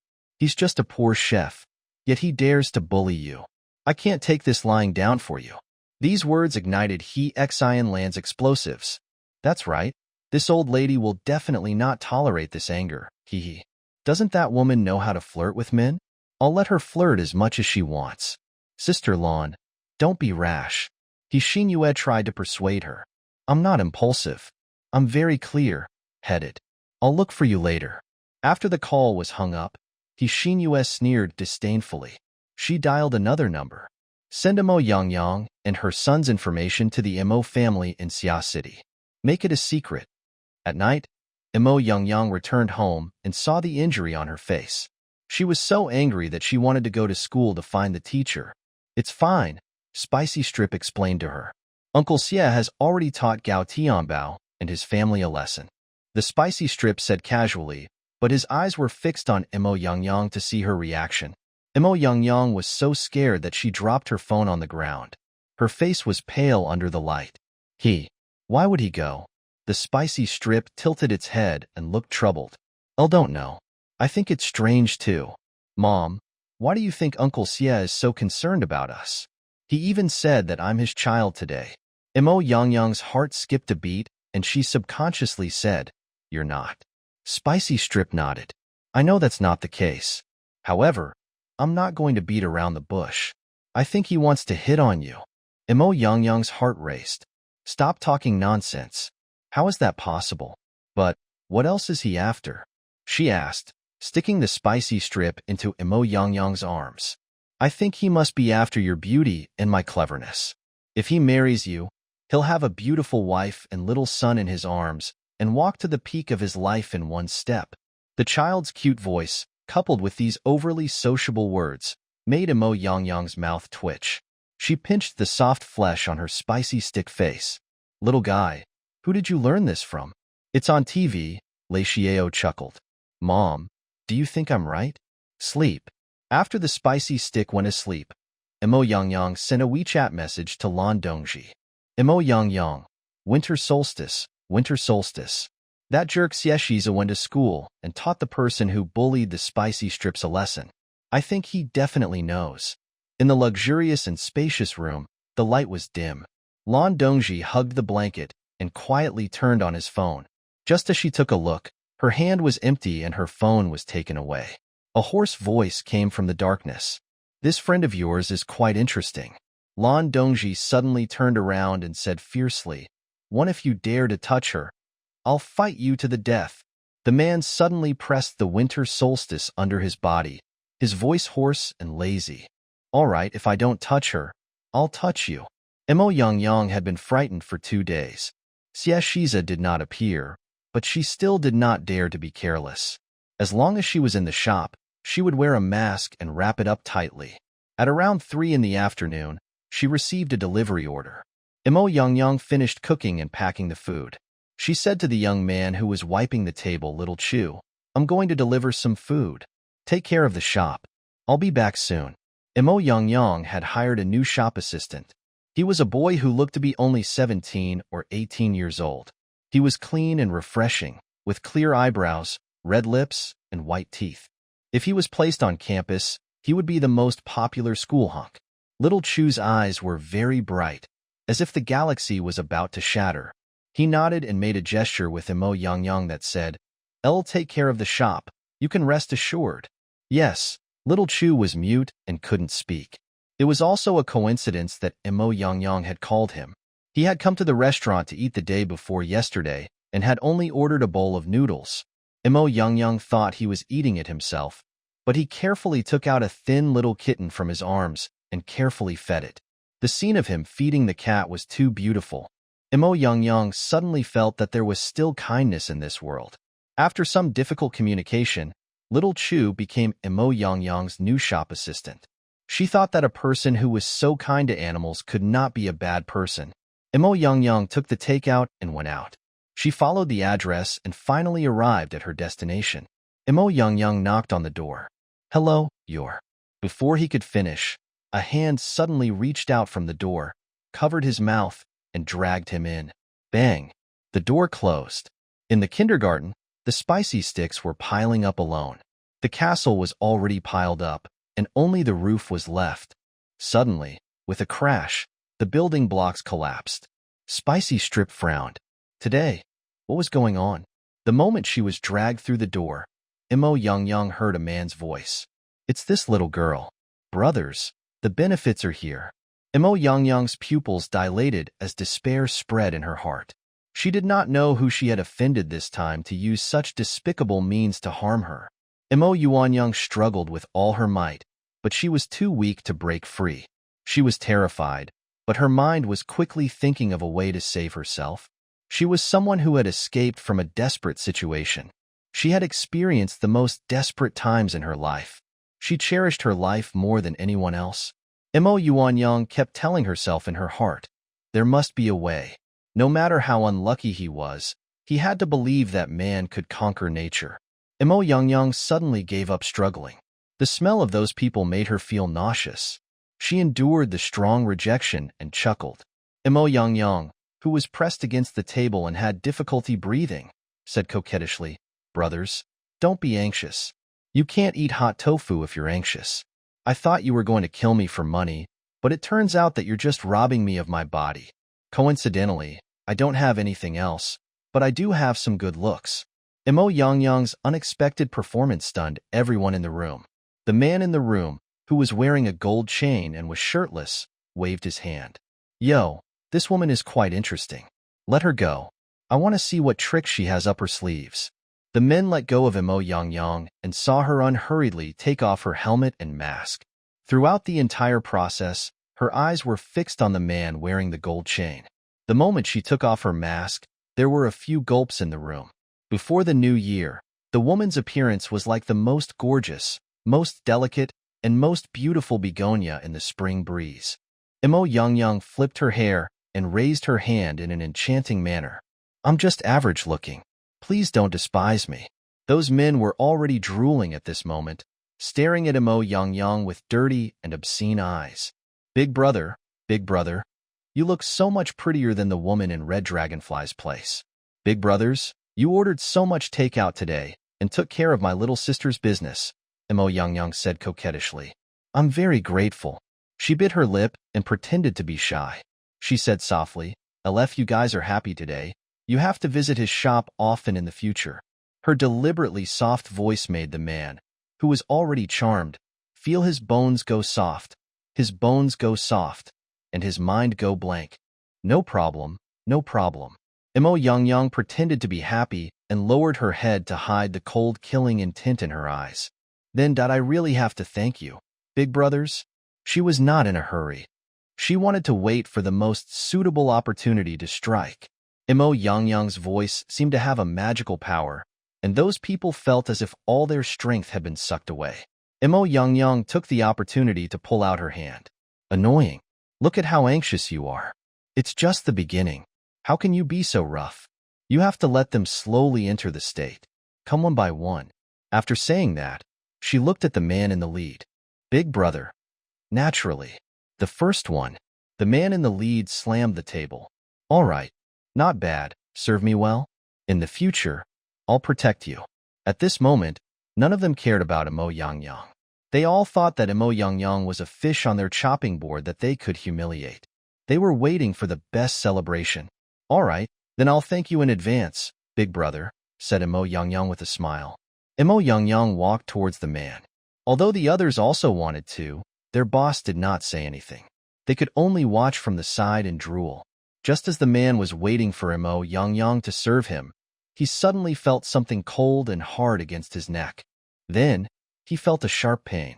That thing had pierced through his skin. He only heard her soft and charming voice become like a sharp blade on his neck, cold and piercing. I've been running a restaurant for 5 years. I've killed chickens, slaughtered fish, and drained their blood. I know how to end a life in the shortest time possible. Imo Yang had delivered food more than once or twice, and she had encountered dangerous situations once or twice, so she had brought a knife with her to protect herself. Look, it was really better to be prepared. The man's mind was filled with yellow trash and was instantly doused with cold water. He felt his scalp go numb. You, what do you want to do? I'm warning you, if you dare to touch me, you won't be able to walk out of here. Imo Yang smiled. Her smile was cruel and bloodthirsty. She increased the strength in her hand, and the man screamed in pain. It's okay. I'm not afraid. Even if I die, it's not bad to drag him down. You probably don't know what will happen if I slash you. The blood will spurt out like a fountain. It's especially beautiful and even more beautiful than me. Do you want to see it? The situation had suddenly turned around, and everything had happened so quickly. No one had expected this. How could they have thought that a weak woman would have the courage to do such a thing? BTCH, let go of my big brother. As he spoke, a group of people rushed forward. Imo Yang suddenly shouted loudly, Stop right there. Whoever dares to take a step forward, I will stab them with my knife. With just one knife, even if they are immortals. We can't save him. After saying that, she quickly slashed the man's face. The blade was sharp, and the cut was deep and ruthless. It went from the man's nose to his right ear, and he screamed in pain. Blood quickly flowed out, dyeing half of her face red. The man was so scared that his courage was about to break. He trembled and said, Retreat, retreat, retreat. All of you, retreat. Imo Yang was not a very smart person. At the most critical moment, she chose the most effective way to stall for time. She was no longer the proud Miss Imo from back then. It was just a few words to lower herself and give up her dignity. It was not like she would lose her life. As long as she could protect herself, there was nothing she could not do. Clearly, she had succeeded. Imo Young said coldly, "You. Take the tape and wrap each other's hands and feet." Once upon a time, Imo Young thought that the Imo family would always be her backing and that she could be arrogant and unrestrained. Later, reality beat her black and blue all over. Even the family that they had been with for 20 years could abandon them in the blink of an eye and even take their lives. Then what else could he trust in this world? 5 years ago, Imo Young understood a principle: never rely on others. As a person, you can only rely on yourself. Only you will not betray yourself. Therefore, she never dared to entrust everything to another person. She knew that she was beautiful, so she would use everything she could. Among these people, her target had been the boss from the beginning. Only by taking boss as a hostage would the others listen to her. Those people looked at each other and did not move. Imo Young said sternly, "Hurry." With that, the knife stabbed into the man's shoulder. Her attack was fast, ruthless, and steady. It was as if she was dealing with chickens and ducks. The knife went down cleanly, and it was pulled out with blood. The man screamed like a pig being slaughtered. Listen to her. Listen to her. Do as she says. After those people wrapped their hands and feet with tape, Imo Young pushed her boss out. Zero pinned the door. The door opened and Imo Young kicked boss. "Don't have any other thoughts. Cooperate well. I'll be safe and you'll be safe. Otherwise, I want your life. You have to know that I was defending myself. If I kill you, I'll at most be overdoing it. Understood, understood, understood." As the boss spoke, his eyes kept rolling. The old stairs were very narrow, and Imo Young held him down. When they were about to reach the first floor, the boss suddenly cried out. Imo Young was distracted for a moment, and it was at this moment that the boss grabbed her and pushed her down. Imo Young rolled down the stairs and stopped after a series of collisions. She closed her eyes and lay there motionless. The boss spat and rubbed the wound on his neck. "BTCH, how dare you threaten me? Today, I'll make sure you don't return." He walked down and reached out to grab Imo Young. Unexpectedly, the unconscious person suddenly opened her eyes and stabbed the knife in her hand directly at his eyes. Miserable screams came from the dilapidated building. After a while, Imo Young staggered out. She had probably left her car keys upstairs, so she could only stumble out. When she finally reached the road, Imo Young thought that she had survived. But life gave her another hard slap. Looking at the speeding car across from her, Imo Young thought that all her luck had probably been used up before she turned 20. After she turned 20, every day was a battlefield. But even so, no matter how difficult it was, she had to survive. But this time, he really couldn't dodge it.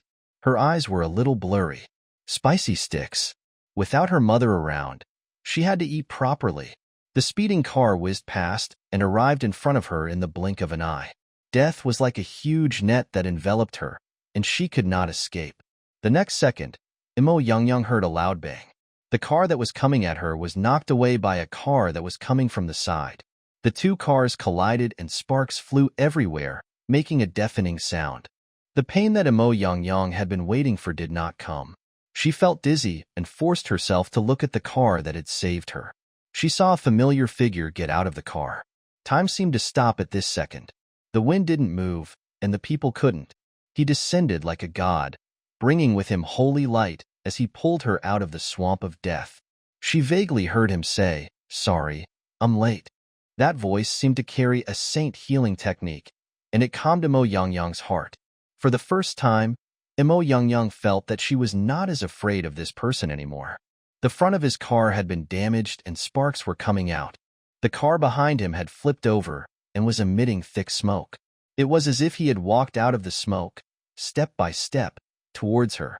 At that moment, Imo Young had an illusion that even if the whole world collapsed, he would not retreat and would still walk towards her. Imo Young's eyes were a little blurry. She tried hard to see his face, but it was getting blurry. Her vision turned black and Imo Young fell into a pair of strong arms. Imo Young opened her eyes. The pain in her body told her that she was still alive. She heaved a sigh of relief. Suddenly, a round face appeared in front of him. Mommy. The spicy strip's eyes were red, and its voice sounded like it was crying. There were also tears on its cheeks. Imo Yang smiled at the spicy strip. Baby, why are you crying? She was very happy that she was still alive. To her, living was the most extravagant thing. Mom, it's my fault. I didn't protect you well. Spicy strip rubbed its eyes. In his previous life, this was the day Gao Dajuan asked Imo Yang to deliver food. Spicy strips thought that since Gao Dajuan had been dealt with, Imo Yang would be able to avoid this calamity. Unexpectedly, he still couldn't avoid it. When he was stacking the logs, the spicy strips couldn't concentrate. He kept feeling that something was going on. He called Imo Yang, but no one picked up. Worried that something was wrong, the spicy strip went to look for Xieshiza. More than an hour later, Xieshiza sent the unconscious Imo Yang to the hospital. After confirming that her life was not in danger, he left. He left very decisively. Imo Yang wanted to reach out to touch the spicy strip's face, but when she raised her hand, it affected the injuries on her body. It hurt so much that she gasped. Rolling down the stairs, Imo Yang had many bruises on her body. Mommy is fine. The spicy sticks have protected Mommy very well. You are my amulet. Mommy will only be fine with you around. Imo Yang looked around and saw a single luxurious ward. Where is he? She asked after a moment of hesitation. Who is it? Spicy strip asked, confused. Just. Imo Yang moved her lips. Who sent Mom to the hospital? Mommy was sent here by a warm-hearted crowd. Spicy strip tilted its head and said. Imo Yang frowned. It wasn't him? Was she seeing things? Spicy strips pondered in his heart. His mother's reaction was towards his cheap father. He wasn't that disgusted. Xinlan, who was lying in the hospital waiting for the hired thugs to report the good news, was suddenly pushed open by a few men in black. Xinlan was so frightened that her expression immediately changed. I of you. Who is it? The other party smiled. Don't be afraid, Mrs. Gao. We're all law-abiding citizens. It's just that my husband is in a good mood today. He's prepared to send some warmth to your family. After saying that, the other party sprayed something on her face and she immediately fainted. When she woke up again, she realized that she was sitting on a chair, completely exhausted. Beside her sat her son and her husband, both unconscious. Xinlan was so frightened that her heart was about to split open. She kept trembling. She didn't know where she was. This place was eerie and very cold. In front of her was an operating table covered with a layer of white cloth. There seemed to be something under it. She shouted with all her might, Help! Help! Is there anyone? He's awake. His cold voice was like ice shattering. Xinlan only saw Mr. Xie, who she saw at the kindergarten last time. He was wearing a white coat and holding a sharp scalpel in his hand. There was a smile on his lips as he slowly walked over. He was like a god, but also like a devil. He seemed to have come from the divine kingdom. Dressed in white, he looked peerless and holy. It also seemed to have come from the abyss of the fallen and could destroy all things. Darkness and light were two contradictory blades, but they repelled each other in harmony. At this moment, Xinlan only felt that this person was very terrifying. Although she did not know what he wanted to do, just by the fact that he could kidnap her family of 3, it was enough to show how powerful this person was. Xinlan was filled with regret. She shouldn't have been so rash. She should have listened to her husband. She was cold and afraid. What exactly are you trying to do? Of course, I'll invite you over, said Xieshiza with a smile. The assistant came in with the instruments for dissection and said, Doctor, everything is ready. Let's begin. Then, he put on a mask, gloves, and protective measures. The assistant took a bottle of spray and sprayed it at Gao Dajuan and his son. After a while, the two of them woke up in a daze. Gao Dajuan was dazed for a while before he woke up. What kind of place was this? Thank you, Mr. Xie. You. Gao Tianbao was still sitting there in a daze. The feast I've prepared for you is about to begin. Enjoy it, said Xieshiza with his back to them. The next second, he reached out to the white cloth on the operating table and lifted it. When Gao Dajuan and his wife saw what was on the operating table, they screamed in fear. Ah, Gao Dajuan was so scared that he almost peed his pants. Die. Dead people.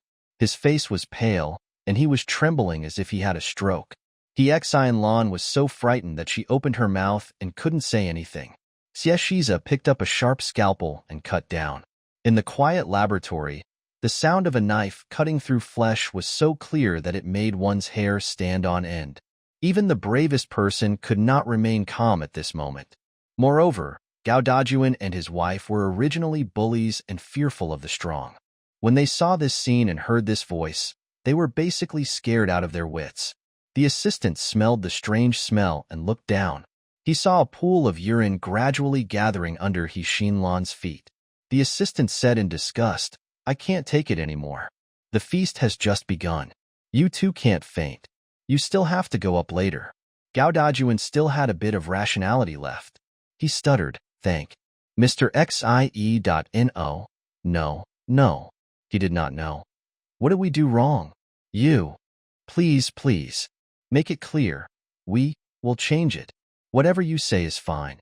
Gao Dajuan didn't know what his wife had done. "Come and record it," said Xie Shiza. The assistant quickly picked up a notebook and went over. Gao Dajuan saw drops of blood rolling down Xie Shiza's scalpel and dripping onto the ground. The sound was exceptionally clear. In the eyes of Gao Dajuan and his wife, Xie Shiza was no different from the Grim Reaper who was harvesting heads with a sickle. When he died, his heart stopped, his blood vessels ruptured, and his lungs were swollen. Xie Shiza said a lot, and the assistant took notes quickly. When it was over, Xie Shiza took off his gloves and mask. He took the towel from his assistant and walked toward Gao Dajuan and his wife. He said slowly, "The corpse that was dissected just now was a person who died from a new virus. This virus is highly contagious and deadly. It only takes a week from infection to death. At present, there is no cure." He looked at Xian Lan and smiled. "Do you want to try?"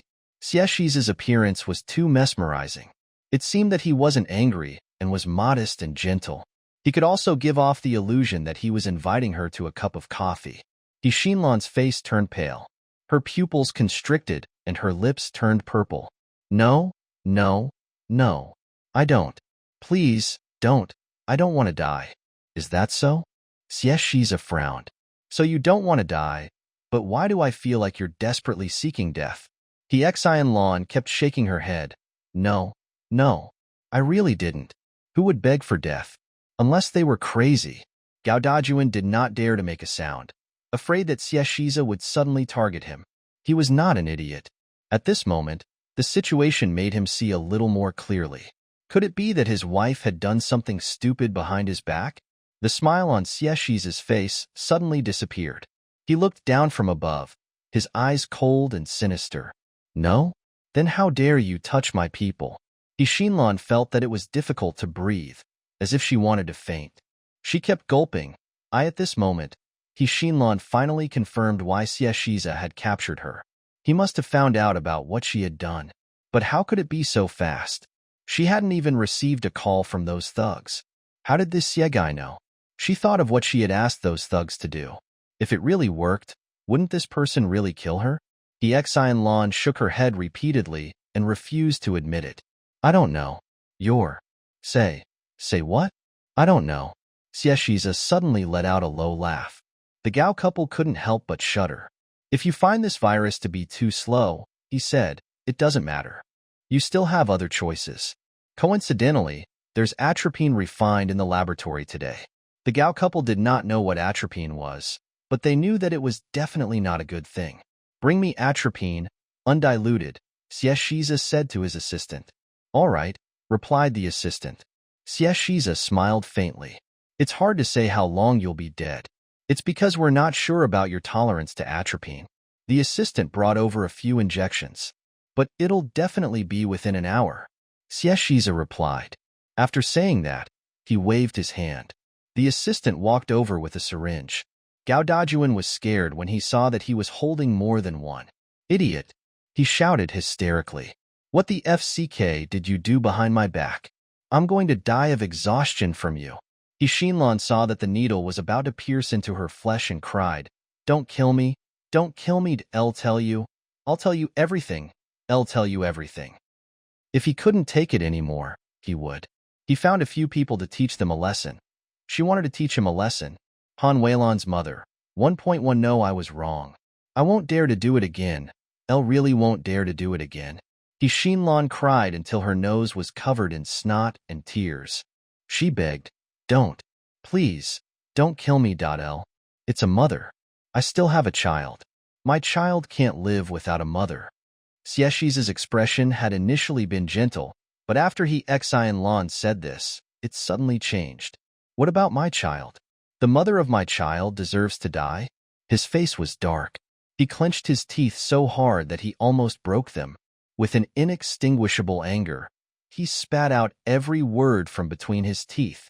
He Xianlan cried and said, I didn't want to kill her. I just wanted to teach her a lesson. I. As she spoke, he Xianlan couldn't argue anymore. That was because her so-called lesson was sometimes more terrifying than death for a woman. If Xieshiza had been able to control his emotions before, after hearing these words, he could not suppress the violence in his heart at all. He didn't want to kill anyone before.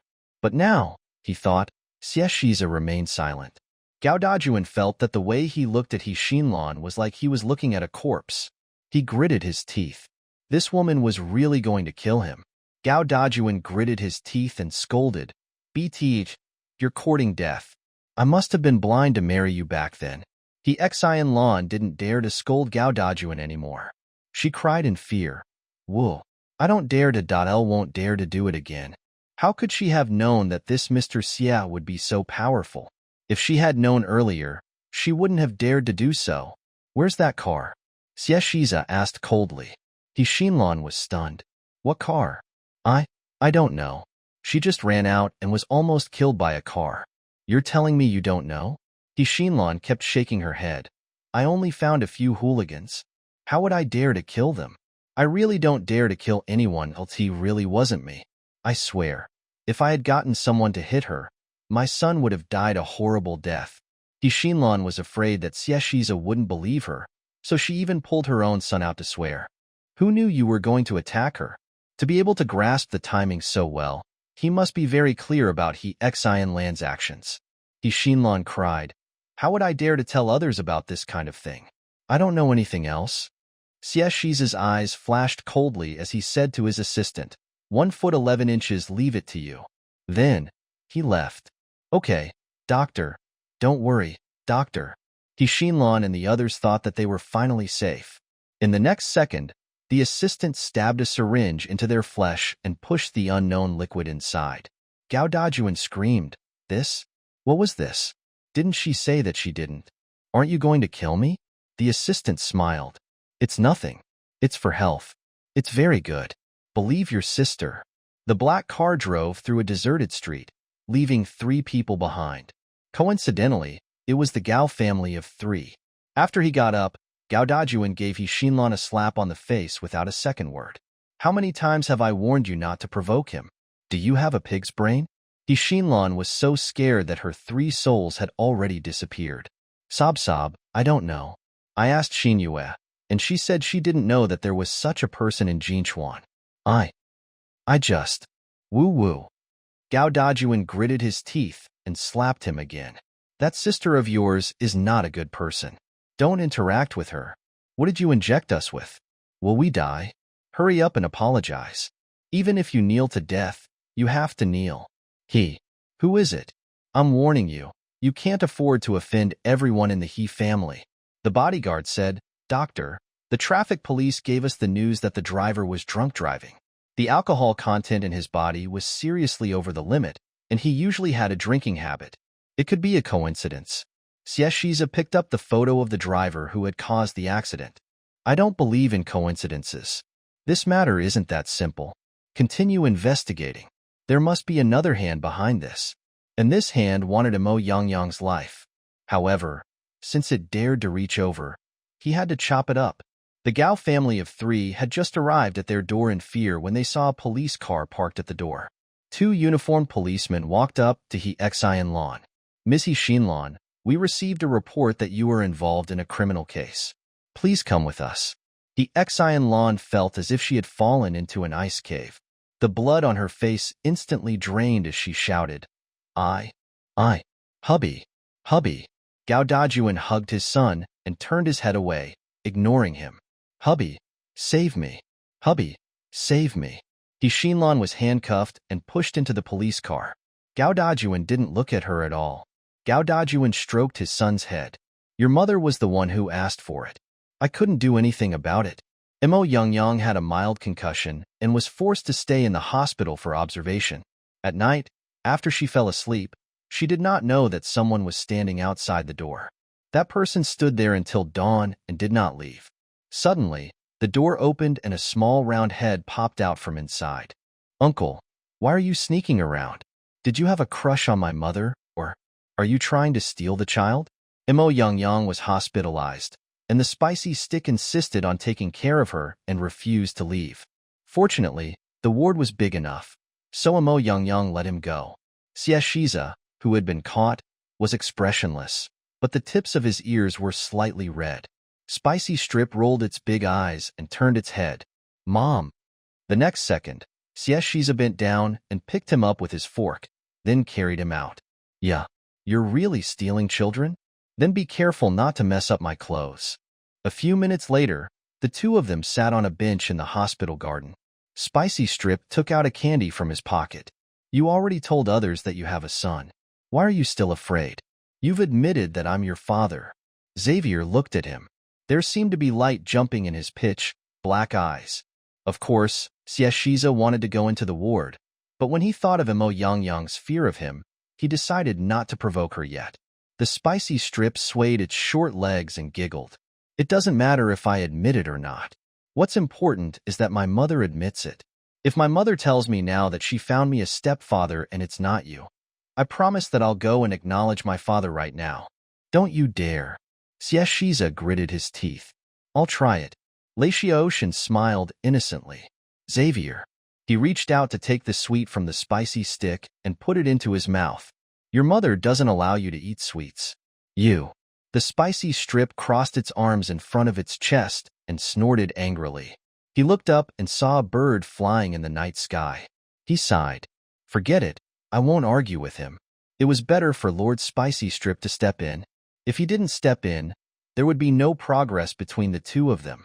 With Mo Youngyang's accident, Spicy Strip felt that this matter could not be delayed any longer. Sigh. Today was also a day where I was worried about my parents' relationship.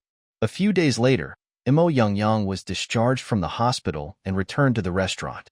After a busy day, he received a call from Grandma Han in the evening. Youngyang, bad news. The kindergarten teacher said. Woo-woo.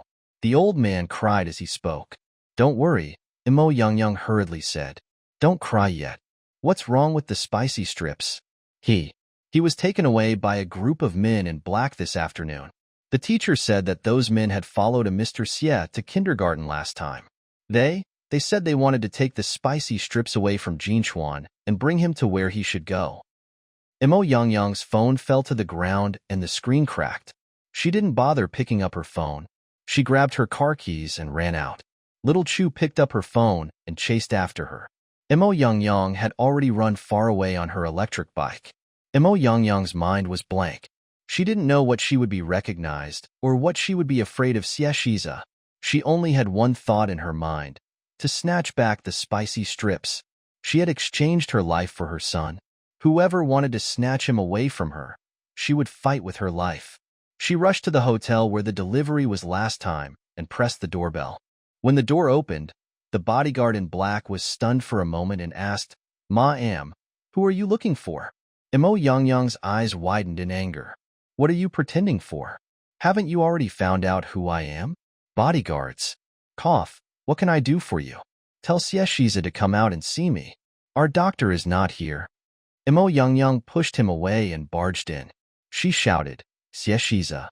It was a very large suite with several rooms. Mo Youngyang barged in one by one. Xie Shiza.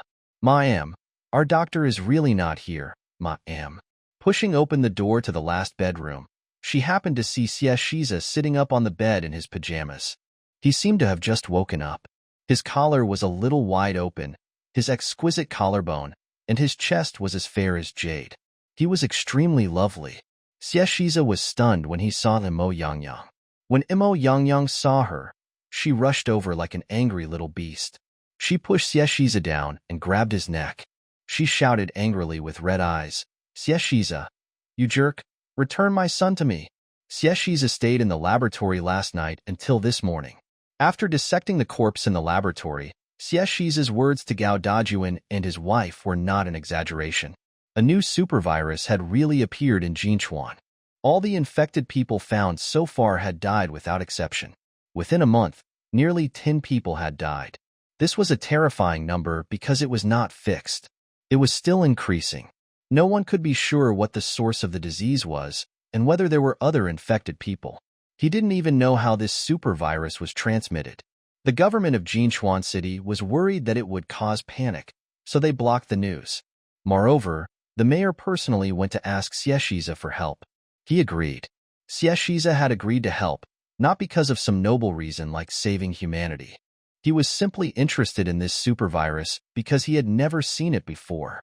Moreover, the benefits that Jinchuan City had promised him were huge enough. After returning from the laboratory, Shiza took a shower and lay down to sleep without eating anything. If Imo Yangyang hadn't barged in, Shiza wouldn't have woken up. Those who followed Shiza knew that when Professor Xie was sleeping, he would definitely. They absolutely could not disturb him.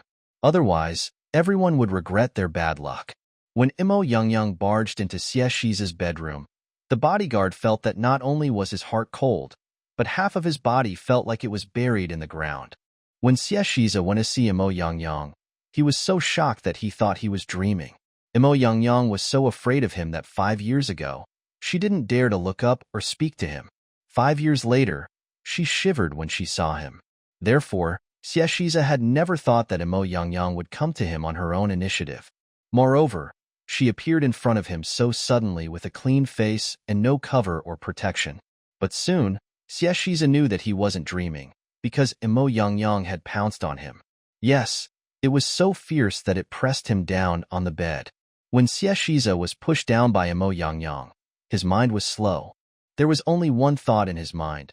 Oh, the Yangyang from 5 years later, her figure was really good. She looked really good when she wasn't afraid of him. When the bodyguards saw their boss being pushed down by Imo Yangyang and strangled by the neck, they were so scared that they wanted to jump off the building. Doctor, doctor. They wanted to rush in to save him, but they saw their boss slowly raise his hand. Reject? Bodyguard. Since the boss had spoken, what else could they say? They could only leave. The last bodyguard who left thoughtfully reached out and closed the door for them. He took one last peek and saw Imo Yangyang strangling Shiza's neck and shaking him. She cried, "Shiza, give me back the spicy strips. Did you hear me? Where did you take him?" As for the professor, his hair was disheveled from the shaking. His pajamas slipped off his shoulders, revealing a large area of white, glowing skin. He really had a sickly beauty. The door closed, leaving only the two of them. Imo Yangyang's grip was not weak, and Shiza was indeed having difficulty breathing. Imo Yangyang's tears fell on Shiza's face. He felt hot, so hot that his heart hurt. Oh, my readers are so outstanding that they make me cry. Here, here, here, I'll add more for you. Wait for me, I'll be there soon. Shiza suddenly remembered what the spicy stick had said. Whenever she cried, he would feel sad. Now, he finally understood. When she cried, he was really sad. The softest part of his heart was burning with pain from her tears. Imo Yangyang was so afraid of him, but she did not care about anything and came over. It could only be because of the child. So, the child. Something happened? Shiza's heart skipped a beat, and he quickly patted Imo Yangyang's back. Let go first this. I can't help it. Speak. Imo Yangyang's rationality was almost gone at this moment. She bit her lip in anger, grievance, and hatred. Her red eyes were filled with tears as she stared at Shiza. In the end, she let go of him. She used the back of her hand to rub her face so hard that it turned red. Shiza covered his neck and coughed twice before sitting up. Don't cry first. What's wrong with the spicy strips? Shiza felt a little rejected in his heart when he called out the name Spicy Strips. Why did he have to give her such a weird name? He wanted to ask, but now he felt that if he asked, it would probably be a little tragic. Imo Yangyang gritted her teeth and glared at him. Shiza, why are you so black-hearted? Xavier was speechless. In fact, he wanted to say, you see this, so what? I can be even darker. However, he had no idea what was going on with the spicy strips. Shiza's eyes were fixed on Imo Yangyang. Looking at her at such a close distance, she seemed to be even more beautiful than 5 years ago. The spicy sticks are gone? Shiza explained patiently. I was in the laboratory from last night until noon today. I fell asleep immediately after I came back. I haven't seen him today.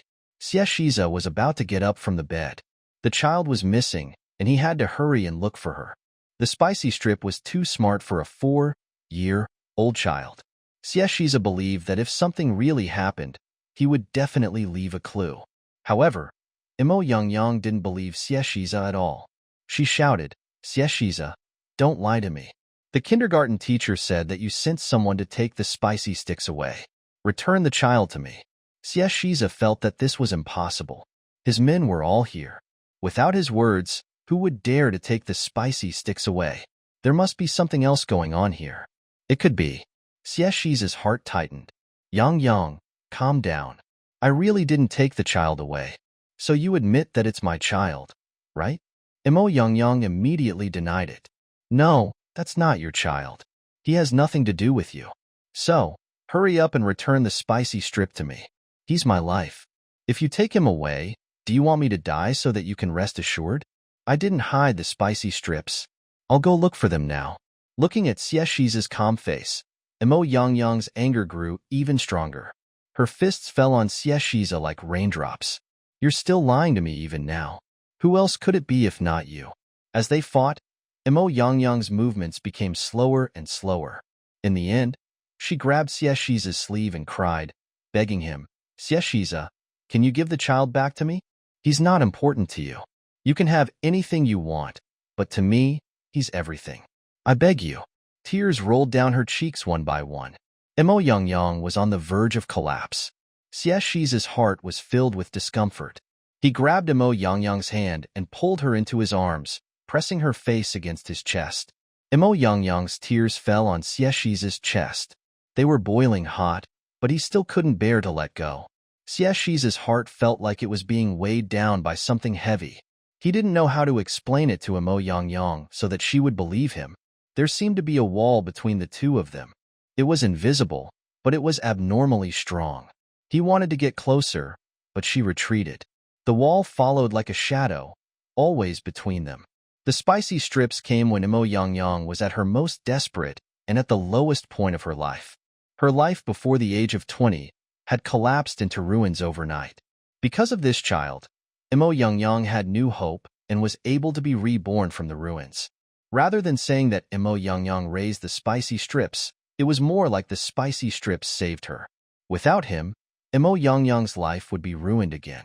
She did not know how to continue living. The child was the only pillar of support in her life. Shiza said, Imo Yangyang, the most important thing now is to find the child. I'm only going to say this once. Listen to me. I don't have to lie to you. If I took the child away, would I still wait here for you to come looking for me? If I want to take the child away, you'll never be able to find it in your lifetime. Imo Yangyang was barely able to stand because Shiza was holding her. The child was gone, and she was really going crazy. She muttered, I don't know. You're too scary. Shiza, give me back my child. Please. I'll agree to anything you want me to do. As long as you return the spicy strips to me. Imo Yangyang's chin was lifted. Shiza looked at her and asked, Good. Imo Yangyang's mind was blank. Remember, I'll never joke about children with you, said Shiza. He pressed Imo Yangyang's shoulder and made her sit on the bed. Come in. The next second, the door was pushed open and the bodyguard came in. Doctor. When they saw Shiza's messy pajamas and the water stains on his chest, they couldn't help but think more. The child is missing, Xieshiza said coldly. Find her immediately. The two of you go to the kindergarten first. Find out what happened and check the surveillance cameras. Yes, sir. Contact the local police in Jinchuan and ask them to help find him. Yes, sir. Tell everyone to stop what they are doing and go out to the streets to look for her. Yes, sir. No one dared to stay any longer and immediately left. Xieshiza glanced at Imo Yangyang and sighed in his heart. He picked up his clothes and went into the bathroom. He changed his clothes and came out. He saw Imo Yangyang still sitting there, maintaining the same posture as when he went in. Without the child, she seemed to have lost her soul. She was a perfectly fine person, but she was only a walking corpse. Imo Yangyang had only felt such despair 5 years ago when she was told that she had a terminal illness. Xieshiza walked up to her and placed his hand on her head. I already knew about the existence of the spicy strips. If I wanted to take him away, would I have waited until now? You can only trust me now. Imo Yangyang's body trembled, and she slowly clenched her hands on her thighs. Xieshiza retracted his hand. I'm going to look for the child now. Rest here and don't run around. I'll find him in one piece and hand him over to you. As soon as she turned around, Xieshiza's hand was grabbed. Imo Yangyang had stopped crying. Her eyes were red and swollen. She said in a hoarse voice, I'll go too. Today's chapter is here. My legs are now 8 meters long.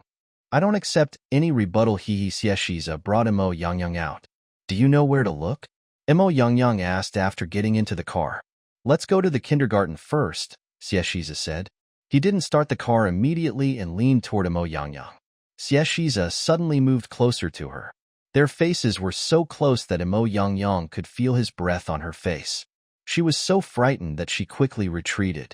What are you doing? Xieshiza reached out his hand expressionlessly. Just as Imo Yangyang was considering whether to slap her, Xieshiza grabbed her seatbelt and fastened it for her. Imo Yangyang.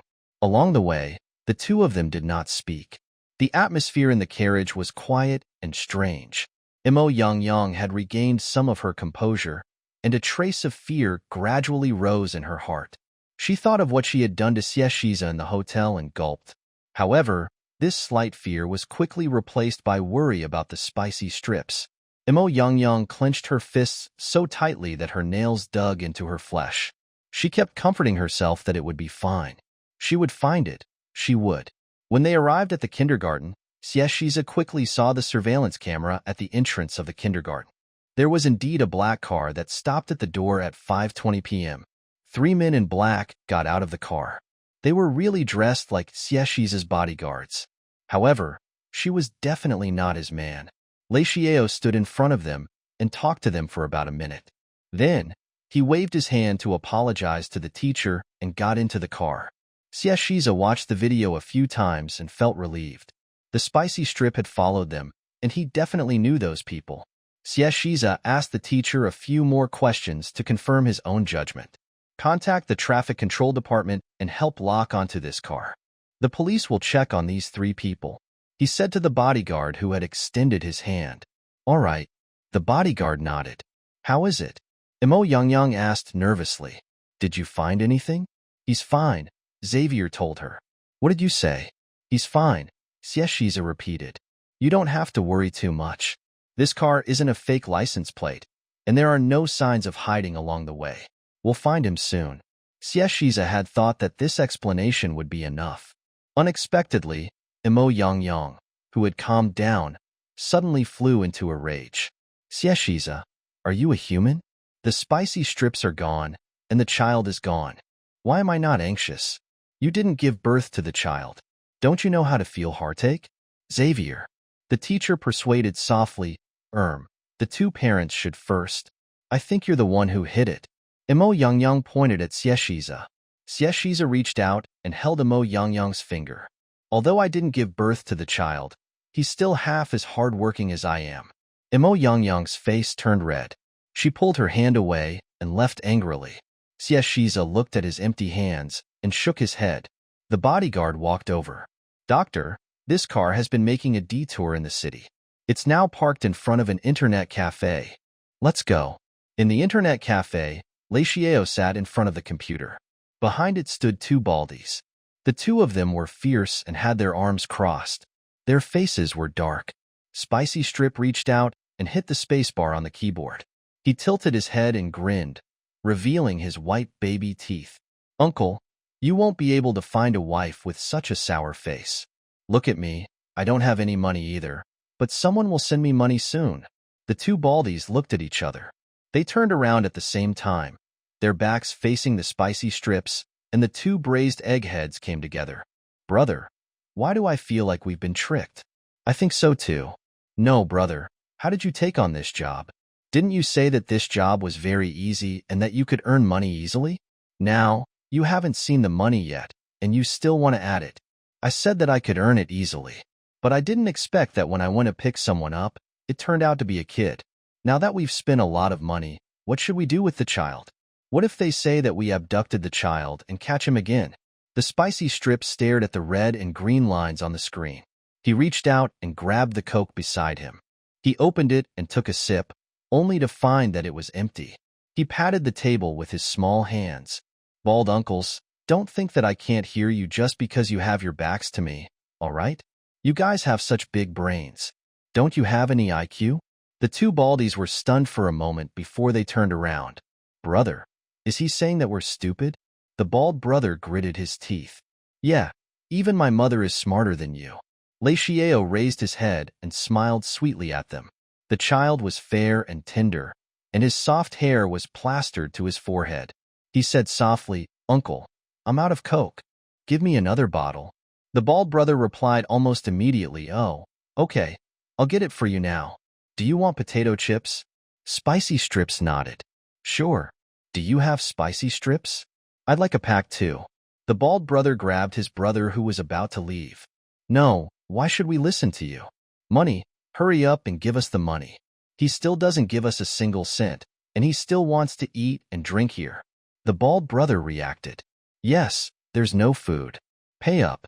The two brothers ran the internet cafe, but they didn't manage it well. The internet cafe wasn't as good as it was a few years ago. Now, there were basically no customers, and they couldn't survive. The two of them accidentally saw a post on the internet that hired people to act in the show. The actor was required to be tall and strong, and he had to look like a big brother in society. After the show was over, he would be paid 20,000 yuan. The two of them looked at it. This was completely prepared for them. They were the big brothers of society. Therefore, he contacted the person who posted the post. The other party asked them to prepare their clothes, rent a good car, and wait at the entrance of Little Sun Kindergarten at the specified time. And then, they caught this little brat in front of them. The two of them were also in despair. They had spent a lot of money on a suit and a car rental. Moreover, this kid's requirements were extremely high. After they arrived, food and drinks were all prepared. Although the two of them looked fierce on the surface and did not seem like good people, they were actually about to cry in their hearts. Spicy Strip shrugged and spread out its little paws. I don't have money. I'm just a child. What money do I have? The most valuable thing about me is myself. Why don't you sold me? I think I'm quite valuable. The bald man gritted his teeth in anger. Kid, I'm warning you. If you don't pay up, we'll call the police. Spicy Strip blinked. But I'm just a kid. Even if the police come, I won't have any money. Uncle, you have to be honest and fair when doing business. Don't worry, I won't bully you older people just because I'm young. Brother Baldy. Kid, why did you ask us to do this? Spicy Strip sighed. Sigh. Can you understand the feeling of an old son worrying about his mother's lifelong happiness? The bald brothers looked at each other and shook their heads at the same time. I don't understand. The Spicy Strip let out a long sigh. He shouldn't have to bear such a heavy burden at his age. The Spicy Strip could finally tell that his cheap father was extremely arrogant and cruel in front of others. He was cold and paranoid, and his intelligence was monstrous. It seemed like nothing could stop Fifth Lord Xie. Actually, all those methods were useless in front of his mother. As for his mother, her legs would tremble whenever she saw his father. She did not dare to speak or raise her head. This was also a big problem. If they were to follow the frequency of their exchanges, they might not make any progress even after 10 days to half a month.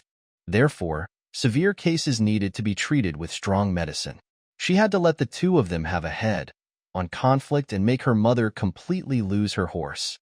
The two of them had to collide completely at lightning speed. Regardless of whether the progress was good or bad, it was better than not moving at all.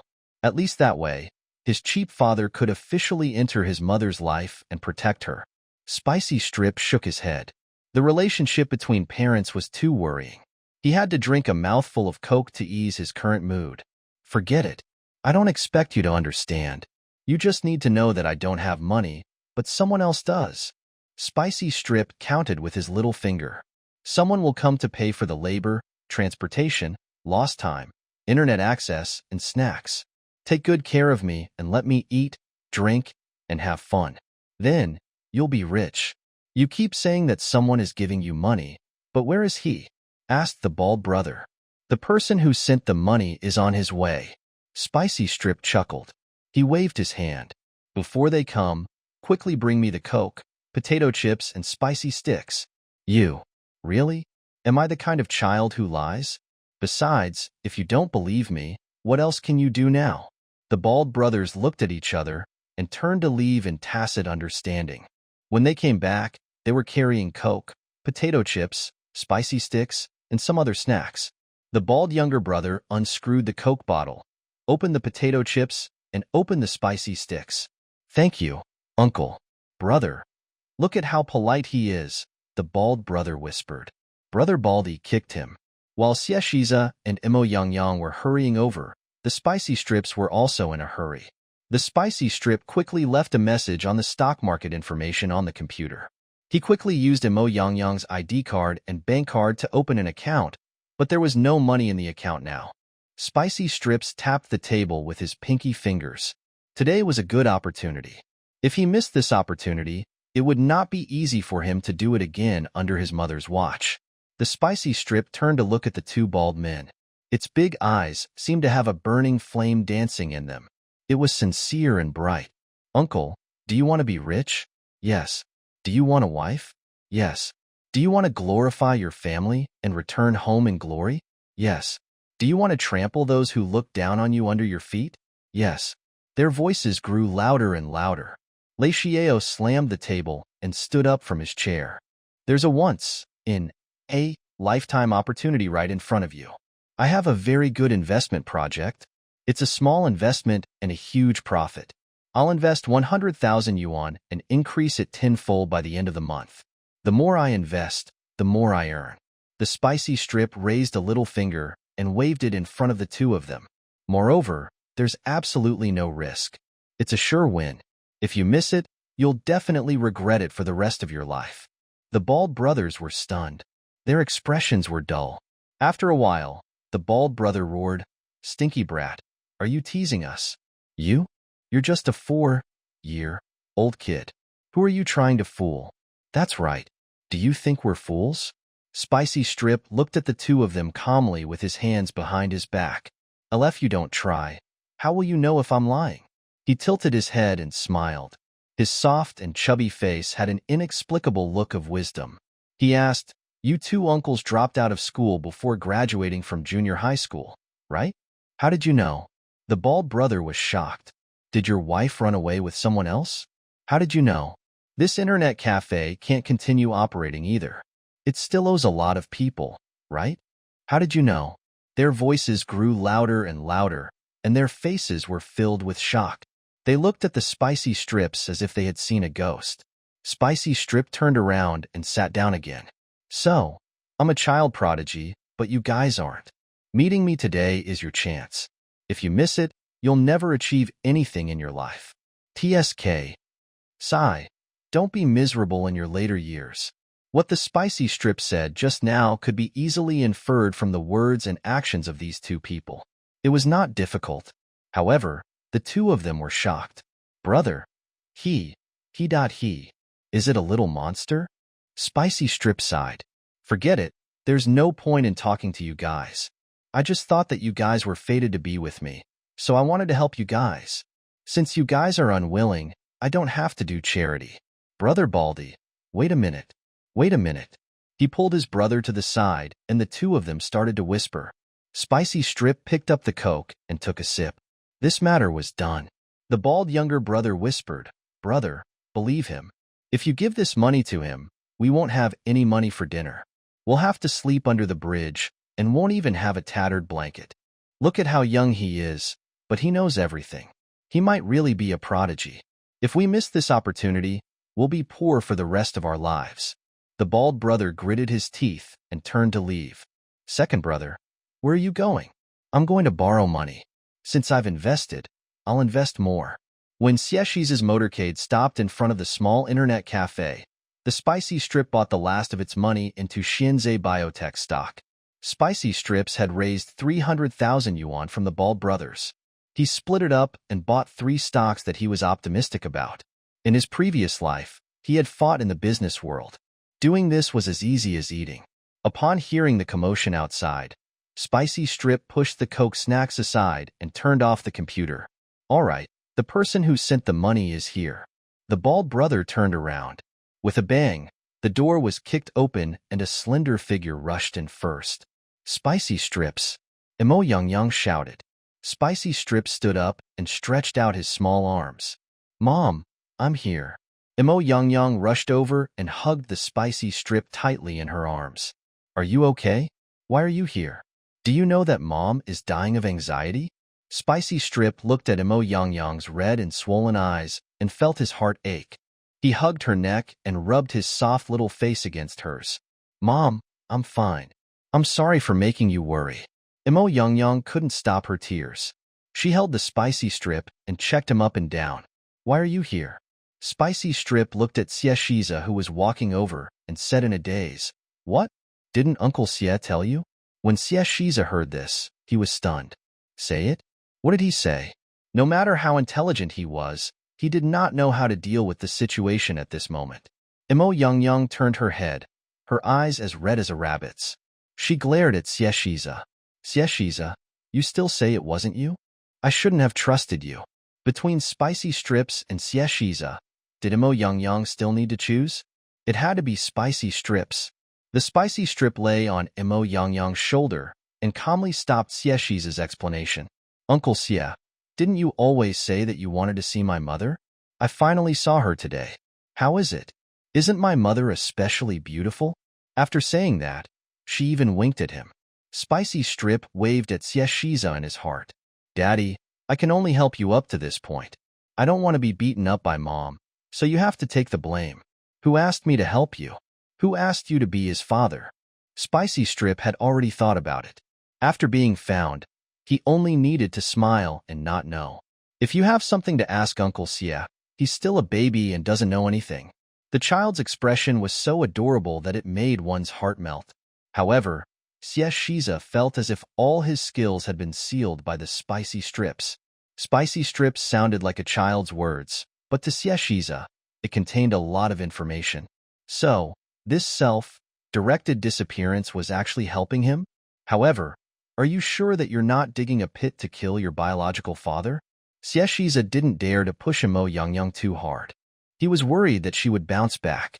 He hoped that it would be like a frog slowly invading her world and completely swallowing her when she wasn't paying attention, not giving her a chance to resist. However, this sudden action of the Spicy Strip completely disrupted Xieshiza's plan. He didn't know how to explain the current chaotic situation, because no matter how he explained, Imo Yang would never believe him. Xieshiza took a deep look at the Spicy Strip. "Brat, let's talk about this later." Xieshiza's silence made Imo Yang feel that what the Spicy Strip said was true. She sniffled. "Xieshiza, I used to think that you were a bad person, but I didn't expect you to be so evil. Is it fun to play with me?" Xieshiza frowned slightly. Imo Yang's tears made him worried. "I'm sorry. I did say that I would pick up the children to play 2 days ago. I was too busy and forgot about it." Imo Yang did not believe his nonsense at all. She said angrily, "Don't think that I don't know. You just want to know who I am. All right, now you know that I am Imo Yang." Imo Yang sneered. "So? What do you want? Do you think I'm still afraid of you? Aren't you afraid?" Xavier asked seriously. "This is very good. You." Imo Yang wanted to hit him. Spicy Strips covered his eyes. There was no hope. There was really no hope. Imo Young picked up the spicy strip and wanted to push Xieshiza away, but she didn't expect that she would be the one holding the child. She almost fell, but he held her waist. Let me carry you. Don't touch my son. Imo Young avoided Xieshiza's hand and strode away. The spicy strip waved its little paws at Xieshiza with a gloating smile on its face. Xieshiza wanted to chase after him, but he was stopped by the bald brother. That child asked me to give it to you. As he spoke, he handed over a piece of paper. Xieshiza took it and opened it. It said, Old Xie, this is all I can help you with. Don't count on me. You're a man. Go. When Xieshiza saw this, he didn't know what to do or how to react. He folded the note and put it in his pocket. He chuckled. Little brat. No matter what, the spicy strips were considered. Accept him in your heart. Although it was really a trap for him, Xieshiza turned to leave, but the bald brother quickly said, Sir, wait a moment. He stopped and glanced at the two of them. That gaze made the two of them tremble at the same time. They clearly looked more ferocious on the outside. The bald younger brother nudged the older brother, and the older brother kicked the younger brother. Both of them wanted the other to speak. In the end, Xieshiza's gaze became colder and colder. The bald brother forced himself to hold on and took out the bill from his pocket while trembling. Cough, it's just. Bill, take a look. Xieshiza didn't take it. He glanced at the bill coldly. The bald brother swallowed his saliva and said nervously, Just you. Your son, you can just pay for the car rental today. As for the rest, there's no need to give it to me. Brother Baldy's voice became softer and softer. Xieshiza raised his eyebrows and smiled. Seeing that Xieshiza was not speaking, the bald brother trembled and took back the bill. He whispered then why don't we? Forget it, there was no need to give it to him. You, take care at this moment. He wanted this big shot to buy it as soon as possible. Xieshiza glanced at his assistant. The assistant hurried over. Please talk to me. The assistant took out a check and handed it to the two of them. Unless this enough for the two of you? The two of them nervously went over to take a look. They were so scared that they quickly rubbed their eyes and counted the zeros on it together. There were 5 zeros behind the one. The two of them were trembling in fear just now, but now they were trembling in excitement. Enough, enough, enough. It's too much. It's really too much. We, just 20,000 will do. Although they weren't very smart, they were still quite honest. They originally wanted to take back their money, but they didn't expect the other party to give them 100,000 yuan in one go. This was something they never dreamed of. It's my pleasure. Thank you for taking such good care of our young master today, the assistant said. No doubt we didn't do anything. Farewell. Xieshiza chased out of the internet cafe, but he didn't see Imo Yang and the spicy sticks. He asked the bodyguard, Where is he? Bodyguard. She carried the child and left. Then, they felt the death stare from the boss. Xieshiza drove a random car and chased after them. Soon, he caught up with Imo Yang and the spicy sticks. However, she didn't even look at him. She carried the child with difficulty and walked away resolutely. She didn't even look at Xieshiza.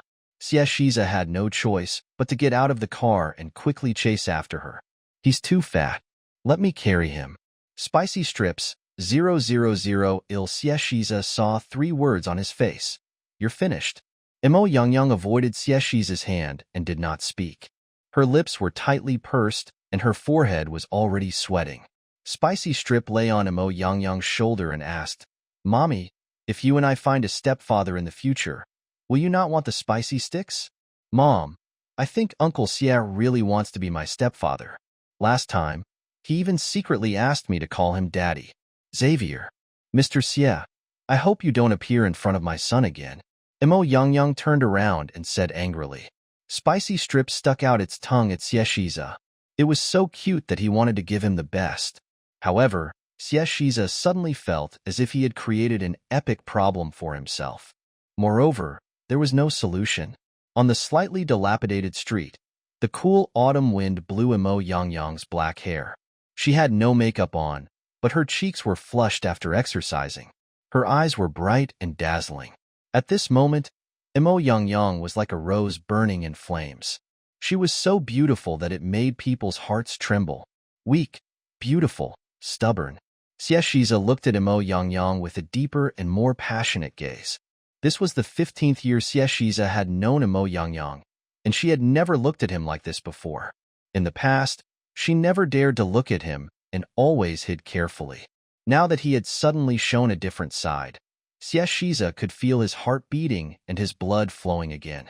How could he let go of her like this? Xieshiza lowered his eyes and smiled. For some reason, Imo Yangyang subconsciously took a step back with the child in her arms.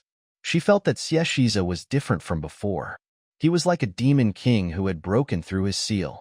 It would be fine if Xieshiza didn't laugh, but once he did, something bad would happen. Just now, he had been too engrossed in his anger that he had forgotten about this fellow's true nature. When he looked up again, his eyes were already filled with boundless gentleness. The smile on his lips was like a green pond dyed in spring. All the beautiful scenery could not compare to him. "I won't appear in front of him," he said as he approached. The spicy strip opened its mouth wide. Was he that easy to talk to? The next second, he heard Xieshiza's pleasant voice again. "El appeared before you." Spicy strip bit his finger. "Oh mother, cheap father, how foul." He really never expected that his cheap father would actually have such a good time seducing people. In her previous life, the time spent with Xieshiza had always been repulsive and confrontational. The two of them had almost nothing to say. The only common topic was probably revenge. Xieshiza had never seen spicy strips before, and he had never laughed like this before. She had never seen him so sulky and flirtatious. TSK, TSK, TSK. You can't judge a book by its cover. When he wasn't flirting, Xieshiza could already charm people to death. This flirting was really. Who could hold back? Spicy Strip glanced at his mother and felt her hands shaking. Spicy Strip thought to himself, "My mom is really amazing." Just this. He wasn't bewitched. Amazing. Imo Yangyang saw Xieshiza approaching step by step and retreated in fear. "You. Don't come over. I'm warning you. If you come any closer, I just. Imo Yangyang stuttered more and more. When others looked at Xieshiza, they saw his graceful and graceful bearing. What she saw was his cold, stubborn, and cruel heart. Xieshiza didn't stop. He continued to press forward. "So what? Imo Yangyang cried out in surprise. She tripped over a protruding floor tile and lost her balance, falling backward. Chili Pepper saw that there was a rock behind him. If it fell, his head would definitely hit. He shouted in panic, "Mommy!" The pain did not come as expected. Imo Yangyang was caught by a pair of strong arms. "I told you. I'll carry you." A deep voice sounded above her head. "Oh, I'm so touched. Thank you, babies. Add. I'll give you everything you want." The next one was an update. Xieshiza was a talented person. Since he was young, there had never been anything that could stop him from making things difficult for him. He chose to walk the path of scientific research because he felt that everything was too easy and too boring. He wanted to find some difficult problems for himself so that life would not be so boring. However, after meeting Imo Yangyang, he felt that he had encountered something more interesting than scientific research. 5 years ago, he felt this way. 5 years later, this thought was even stronger. Xieshiza had never been afraid of any difficult problem. Since he had never thought of letting go, then, just go. After all, he was a man. Imo Yangyang looked at the enlarged face and subconsciously hugged her son. Xieshiza's face was very confusing at any time. The street lamps were already lit. Under the dim light, his face was clearly reflected in Imo Yangyang's eyes. It was like a demon that appeared in the night, catching a lone pedestrian and dragging her into the abyss. She was not sure if it was because she was afraid or because her heart was beating a little faster. You put open. Let go of me." Not only did Xieshiza not let go, but he tightened his arms instead. "Since you've already helped me, I might as well help you to the end." "You're welcome." After saying that, Xieshiza picked up Imo Yangyang and the spicy strips. The spicy strip was nestled in Imo Yangyang's arms. It was in the same position as his mother as she looked up at Xieshiza. The mother and son had the same eyes, bright, clean, and clear. Xieshiza shook the weight in his hands. "Yes, The two of them were indeed a little heavy. He walked steadily, calmly, and firmly. Spicy Strip couldn't help but sigh in his heart. He had originally thought that his cheap father was too slow and that he had to worry about everything. Looking at it now, this showy operation was very impressive. He had really underestimated this man. The bodyguard who caught up with him quickly opened the backseat door. Xieshiza put Imo Yang and the child into the car, then he got in and closed the door. Imo Yang quickly reached out to open the left door. She wanted to get out, but Xieshiza grabbed her arm. His hand slowly slid down and finally grabbed Imo Yang's hand. Their fingers were interlocked, and no matter how she struggled, it was useless. Xieshiza looked ahead, not even looking at the people beside him. He said to the driver, "Drive." The driver immediately started the car. The car slowly left. The black car parked opposite didn't turn on the lights. The person inside saw everything that happened just now. In the shadow of the back seat of the car sat an artiste. From the outline, it seemed to be a woman. She clenched her fists so tightly that she didn't even feel her nails breaking. No matter what method you use, you must get a piece of land. Eldest Miss, the fifth master of the Xie family, seems to have a very close relationship with that woman. If he attacks again, I'm afraid he will. The man's voice was a little hesitant. The woman in the back seat suddenly roared angrily, "Don't mention that BTH to me. Who does she think she is? A shameless woman who only knows how to charm men. She shouldn't exist in this world." The man remained silent. She leaned forward and placed her hand on the man's shoulder. Her voice softened. "People think of ways. I believe that you're so smart. You'll definitely think of something. All kinds of accidents happen every day in this world. You'll be smashed to death by a falling object when you go out, right?" Along the way, Imo Yang wanted to pull her hand out many times, but she didn't succeed. His hand was slightly cold and dry. Imo Yang felt that her palm was getting hotter and hotter, so hot that her forehead started to sweat. Neither of them spoke. The atmosphere in the carriage was very quiet, until the car drove into the city. Imo Yang gulped and mustered up her courage. We want to get out of the car." Xieshiza still did not let go. He turned to look at her and said with a smile, "Imo Yang, I haven't seen you for 5 years. As usual, you haven't improved much." Imo Yang hugged her son tightly with one hand and pressed her face against the top of the spicy strip. She whispered, "One can't compare to you. I'm even more black-hearted." "What?" Xieshiza's voice suddenly rang in her ears. Imo Yang looked up in fright and saw that he had leaned over at some point. His face was almost touching hers. Imo Yang's breath sprayed on her face, and she felt a wave of itchiness. She was so scared that she quickly hid to the side, not daring to look at Xieshiza. She said nervously, "Compared to, not you more. His demeanor is even better than before." Before she could find her son, Imo Yang ran to Xieshiza and confronted him. All her courage was given to her by her son. Now that her son had been found, Imo Yang's courage had been wiped clean. She began to feel more and more afraid. Now, he had also lost his horse, and his son had been completely exposed. As long as Xieshiza was willing to do a DNA test, he would know that his son was his. At that time, Imo Yang didn't dare to imagine what Xieshiza would do to him.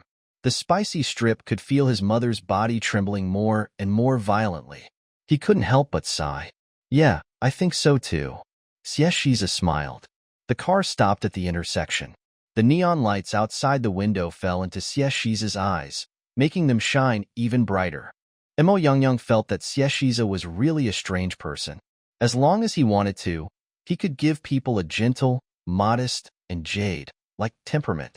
For example, right now, Imo Yang felt that he was very gentle. However, Imo Yang knew that it was all a lie. When he picked up the scalpel and cut open a human artery, it could also look like this. The spicy strip, which had been silent all this while, suddenly spoke up. "Uncle, did your family tell you that you're very successful?" Xieshiza lowered his head. "I did. To be honest, he was a little unwilling for this kid to open his mouth." "I think so too." The spicy strip nodded seriously. "As a typical representative of thick-skinned people, you're really successful." His smiling face suddenly turned cold. "So, how long are you going to arrest my mother?" Do you really think that I'm dead? Imo Yang Yang. Xavier. Imo Yang Yang was afraid of Caesar, but not the spicy sticks. He straightened his neck and stared at Caesar with wide eyes. The spicy strip reached out its claws to pry Caesar's hand away. Let me tell you, I've already tolerated you for a long time along the way. You still want to catch me endlessly, right? The car suddenly fell silent. The driver tried his best not to laugh. In the end, Imo Yang Yang didn't recognize him and suddenly laughed. Caesar stared at the little fatty, and the tip of his tongue touched his upper gums. Endure.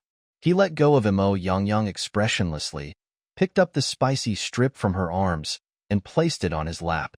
He lowered his head and whispered into the spicy strip's ear, "In the future, not only will I grab her hand, I will also throw you out of her room." Along the way, Imo Yang Yang wanted to pull her hand out many times, but she didn't succeed. His hand was slightly cold and dry. Imo Yang Yang felt that her palm was getting hotter and hotter, so hot that her forehead started to sweat.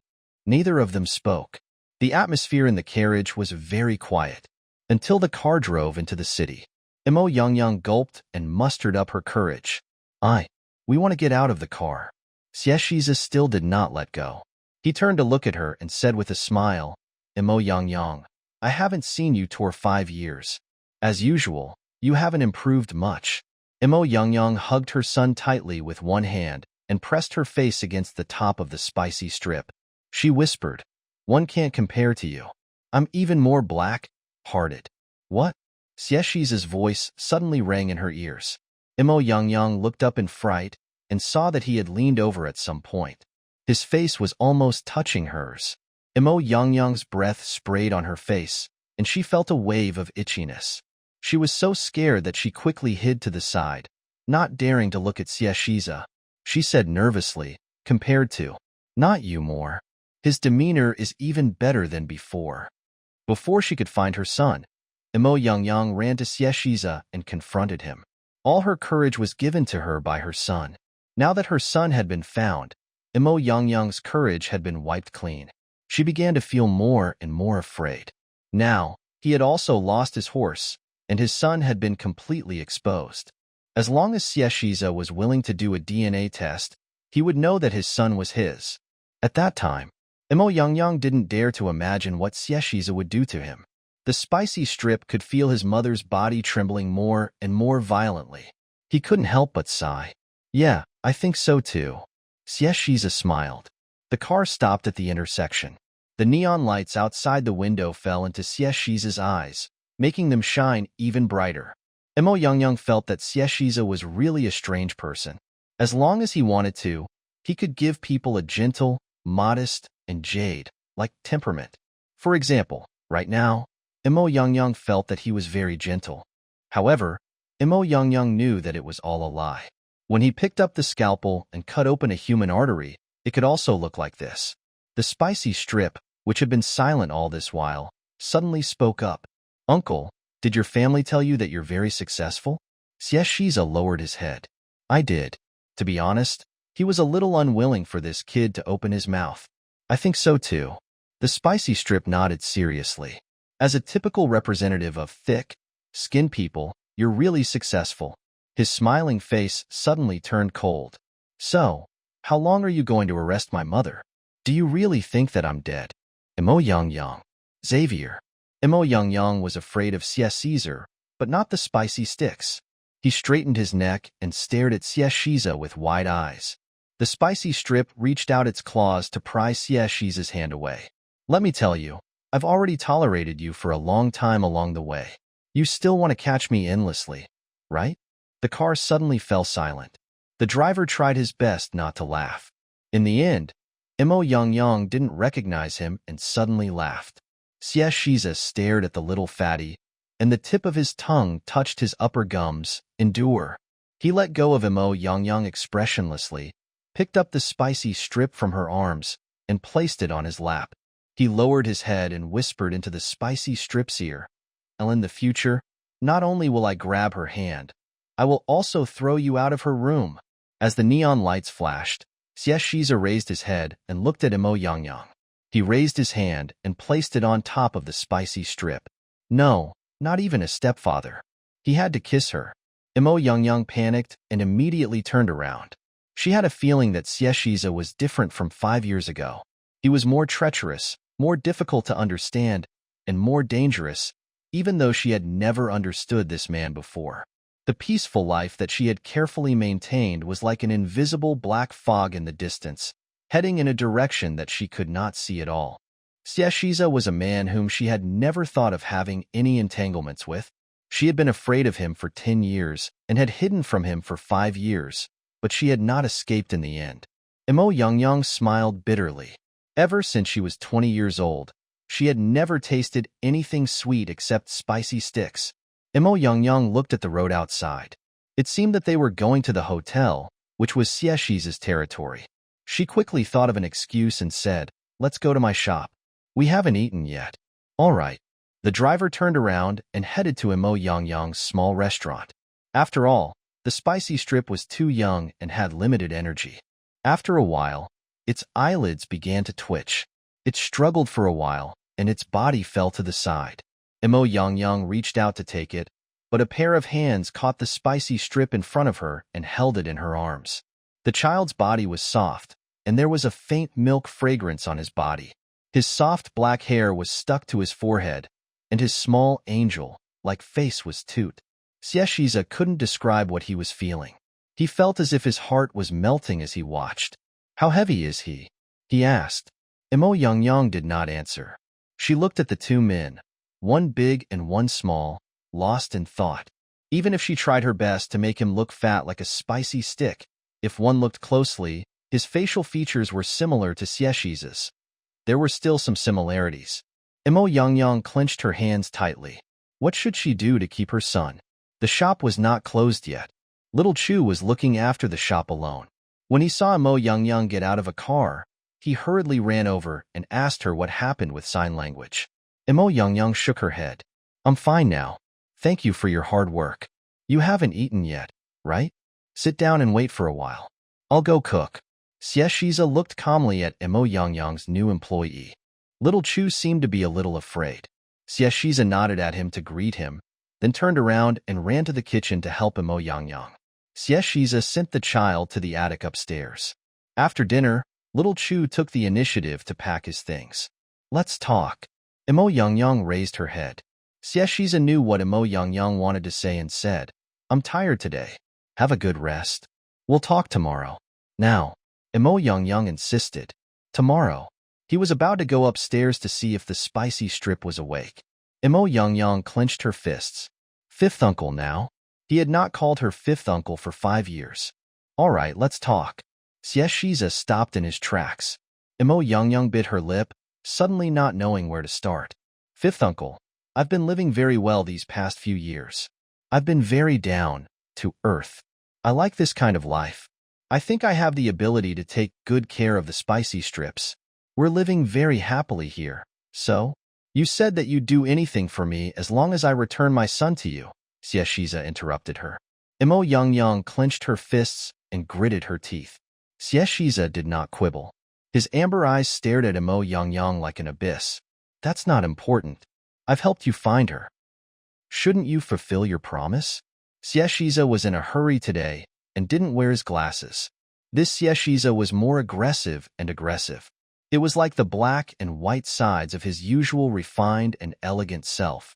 Without any cover, his wild ambition, against the backdrop of the night sky, appeared to devour everything. Imo Youngyang felt as if she was shrinking smaller and smaller, and could be easily crushed by him. "You won. The more Imo Youngyang thought about it, the more aggrieved she felt. The more she thought about it, the more she wanted to cry. Couldn't he just let her live a peaceful life for a few days? Xieshiza had already prepared everything. He was just waiting to use these words to trap Imo Youngyang. However, Xieshiza's heart was in a mess when she cried. "You said it. I didn't force you, did I? But you hid the spicy strips. It wasn't me." Imo Youngyang gritted her teeth. "It's you. Who else could it be?" Xieshiza was speechless. As if he was coaxing a child, Xieshiza asked, "Then what do you want?" Imo Youngyang sobbed softly. "I want to go back to before. I want to go back. The life before you came." Suddenly, her forehead was flicked and she cried out in pain. Ah! She covered her forehead with tears in her eyes and looked at Shiza helplessly. Shiza felt an itch in his throat. He wanted to. He reached out and rubbed the spot on Imo Yangyang's forehead where he had flicked her. Are you awake? Imo Yangyang gulped. I think. You don't want to. Imo Yangyang, look outside. What's going on outside? Imo Yangyang was stunned. It's getting dark. Shiza smiled. Stop daydreaming. He smiled, and Imo Yangyang's heart tightened. It was as if the room was instantly lit up, so bright that she wanted to close her eyes. Don't laugh so casually, okay? Who could take this? Da-da-da. The spicy sticks came down. He yawned and said to the two of them, You guys continue talking. Don't worry about me. He shook his little head and sighed in his heart. The old man's tricks were too scary. Brother Little Chu, I want to eat. Little Chu quickly took out the rice he had saved for the spicy sticks and placed it in front of him. Imo Yangyang pulled Shiza's hand away. I don't care. Anyway, I won't admit it. I won't admit it. You want to kill me, you. Just kill me. My son is mine alone. Alone? Shiza asked with a half-smile. You have to be able to give birth to, Imo Yangyang. You can't be so shameless. Son, you have to give me half of it. Imo Yangyang gritted her teeth and lowered her voice. How can you be so sure that this is your son? Shiza, you thought he couldn't be so narcissistic, right? You weren't by my side in the past 5 years. Who have I been with? How do you know that this child was actually born by me and someone else? As Imo Yangyang spoke, she did not dare to continue. Shiza smiled and said, Tell me, let me hear who it is in the past few years. Imo Yangyang's face was a little pale. What are you doing? Shiza rested his chin on his hand, a cold smile in his eyes. He looked at the woman in front of him and said, The laboratory is short of a few specimens recently. Hee, here comes the chapter. It just so happens to be chapter 100. Hit the card. To commemorate,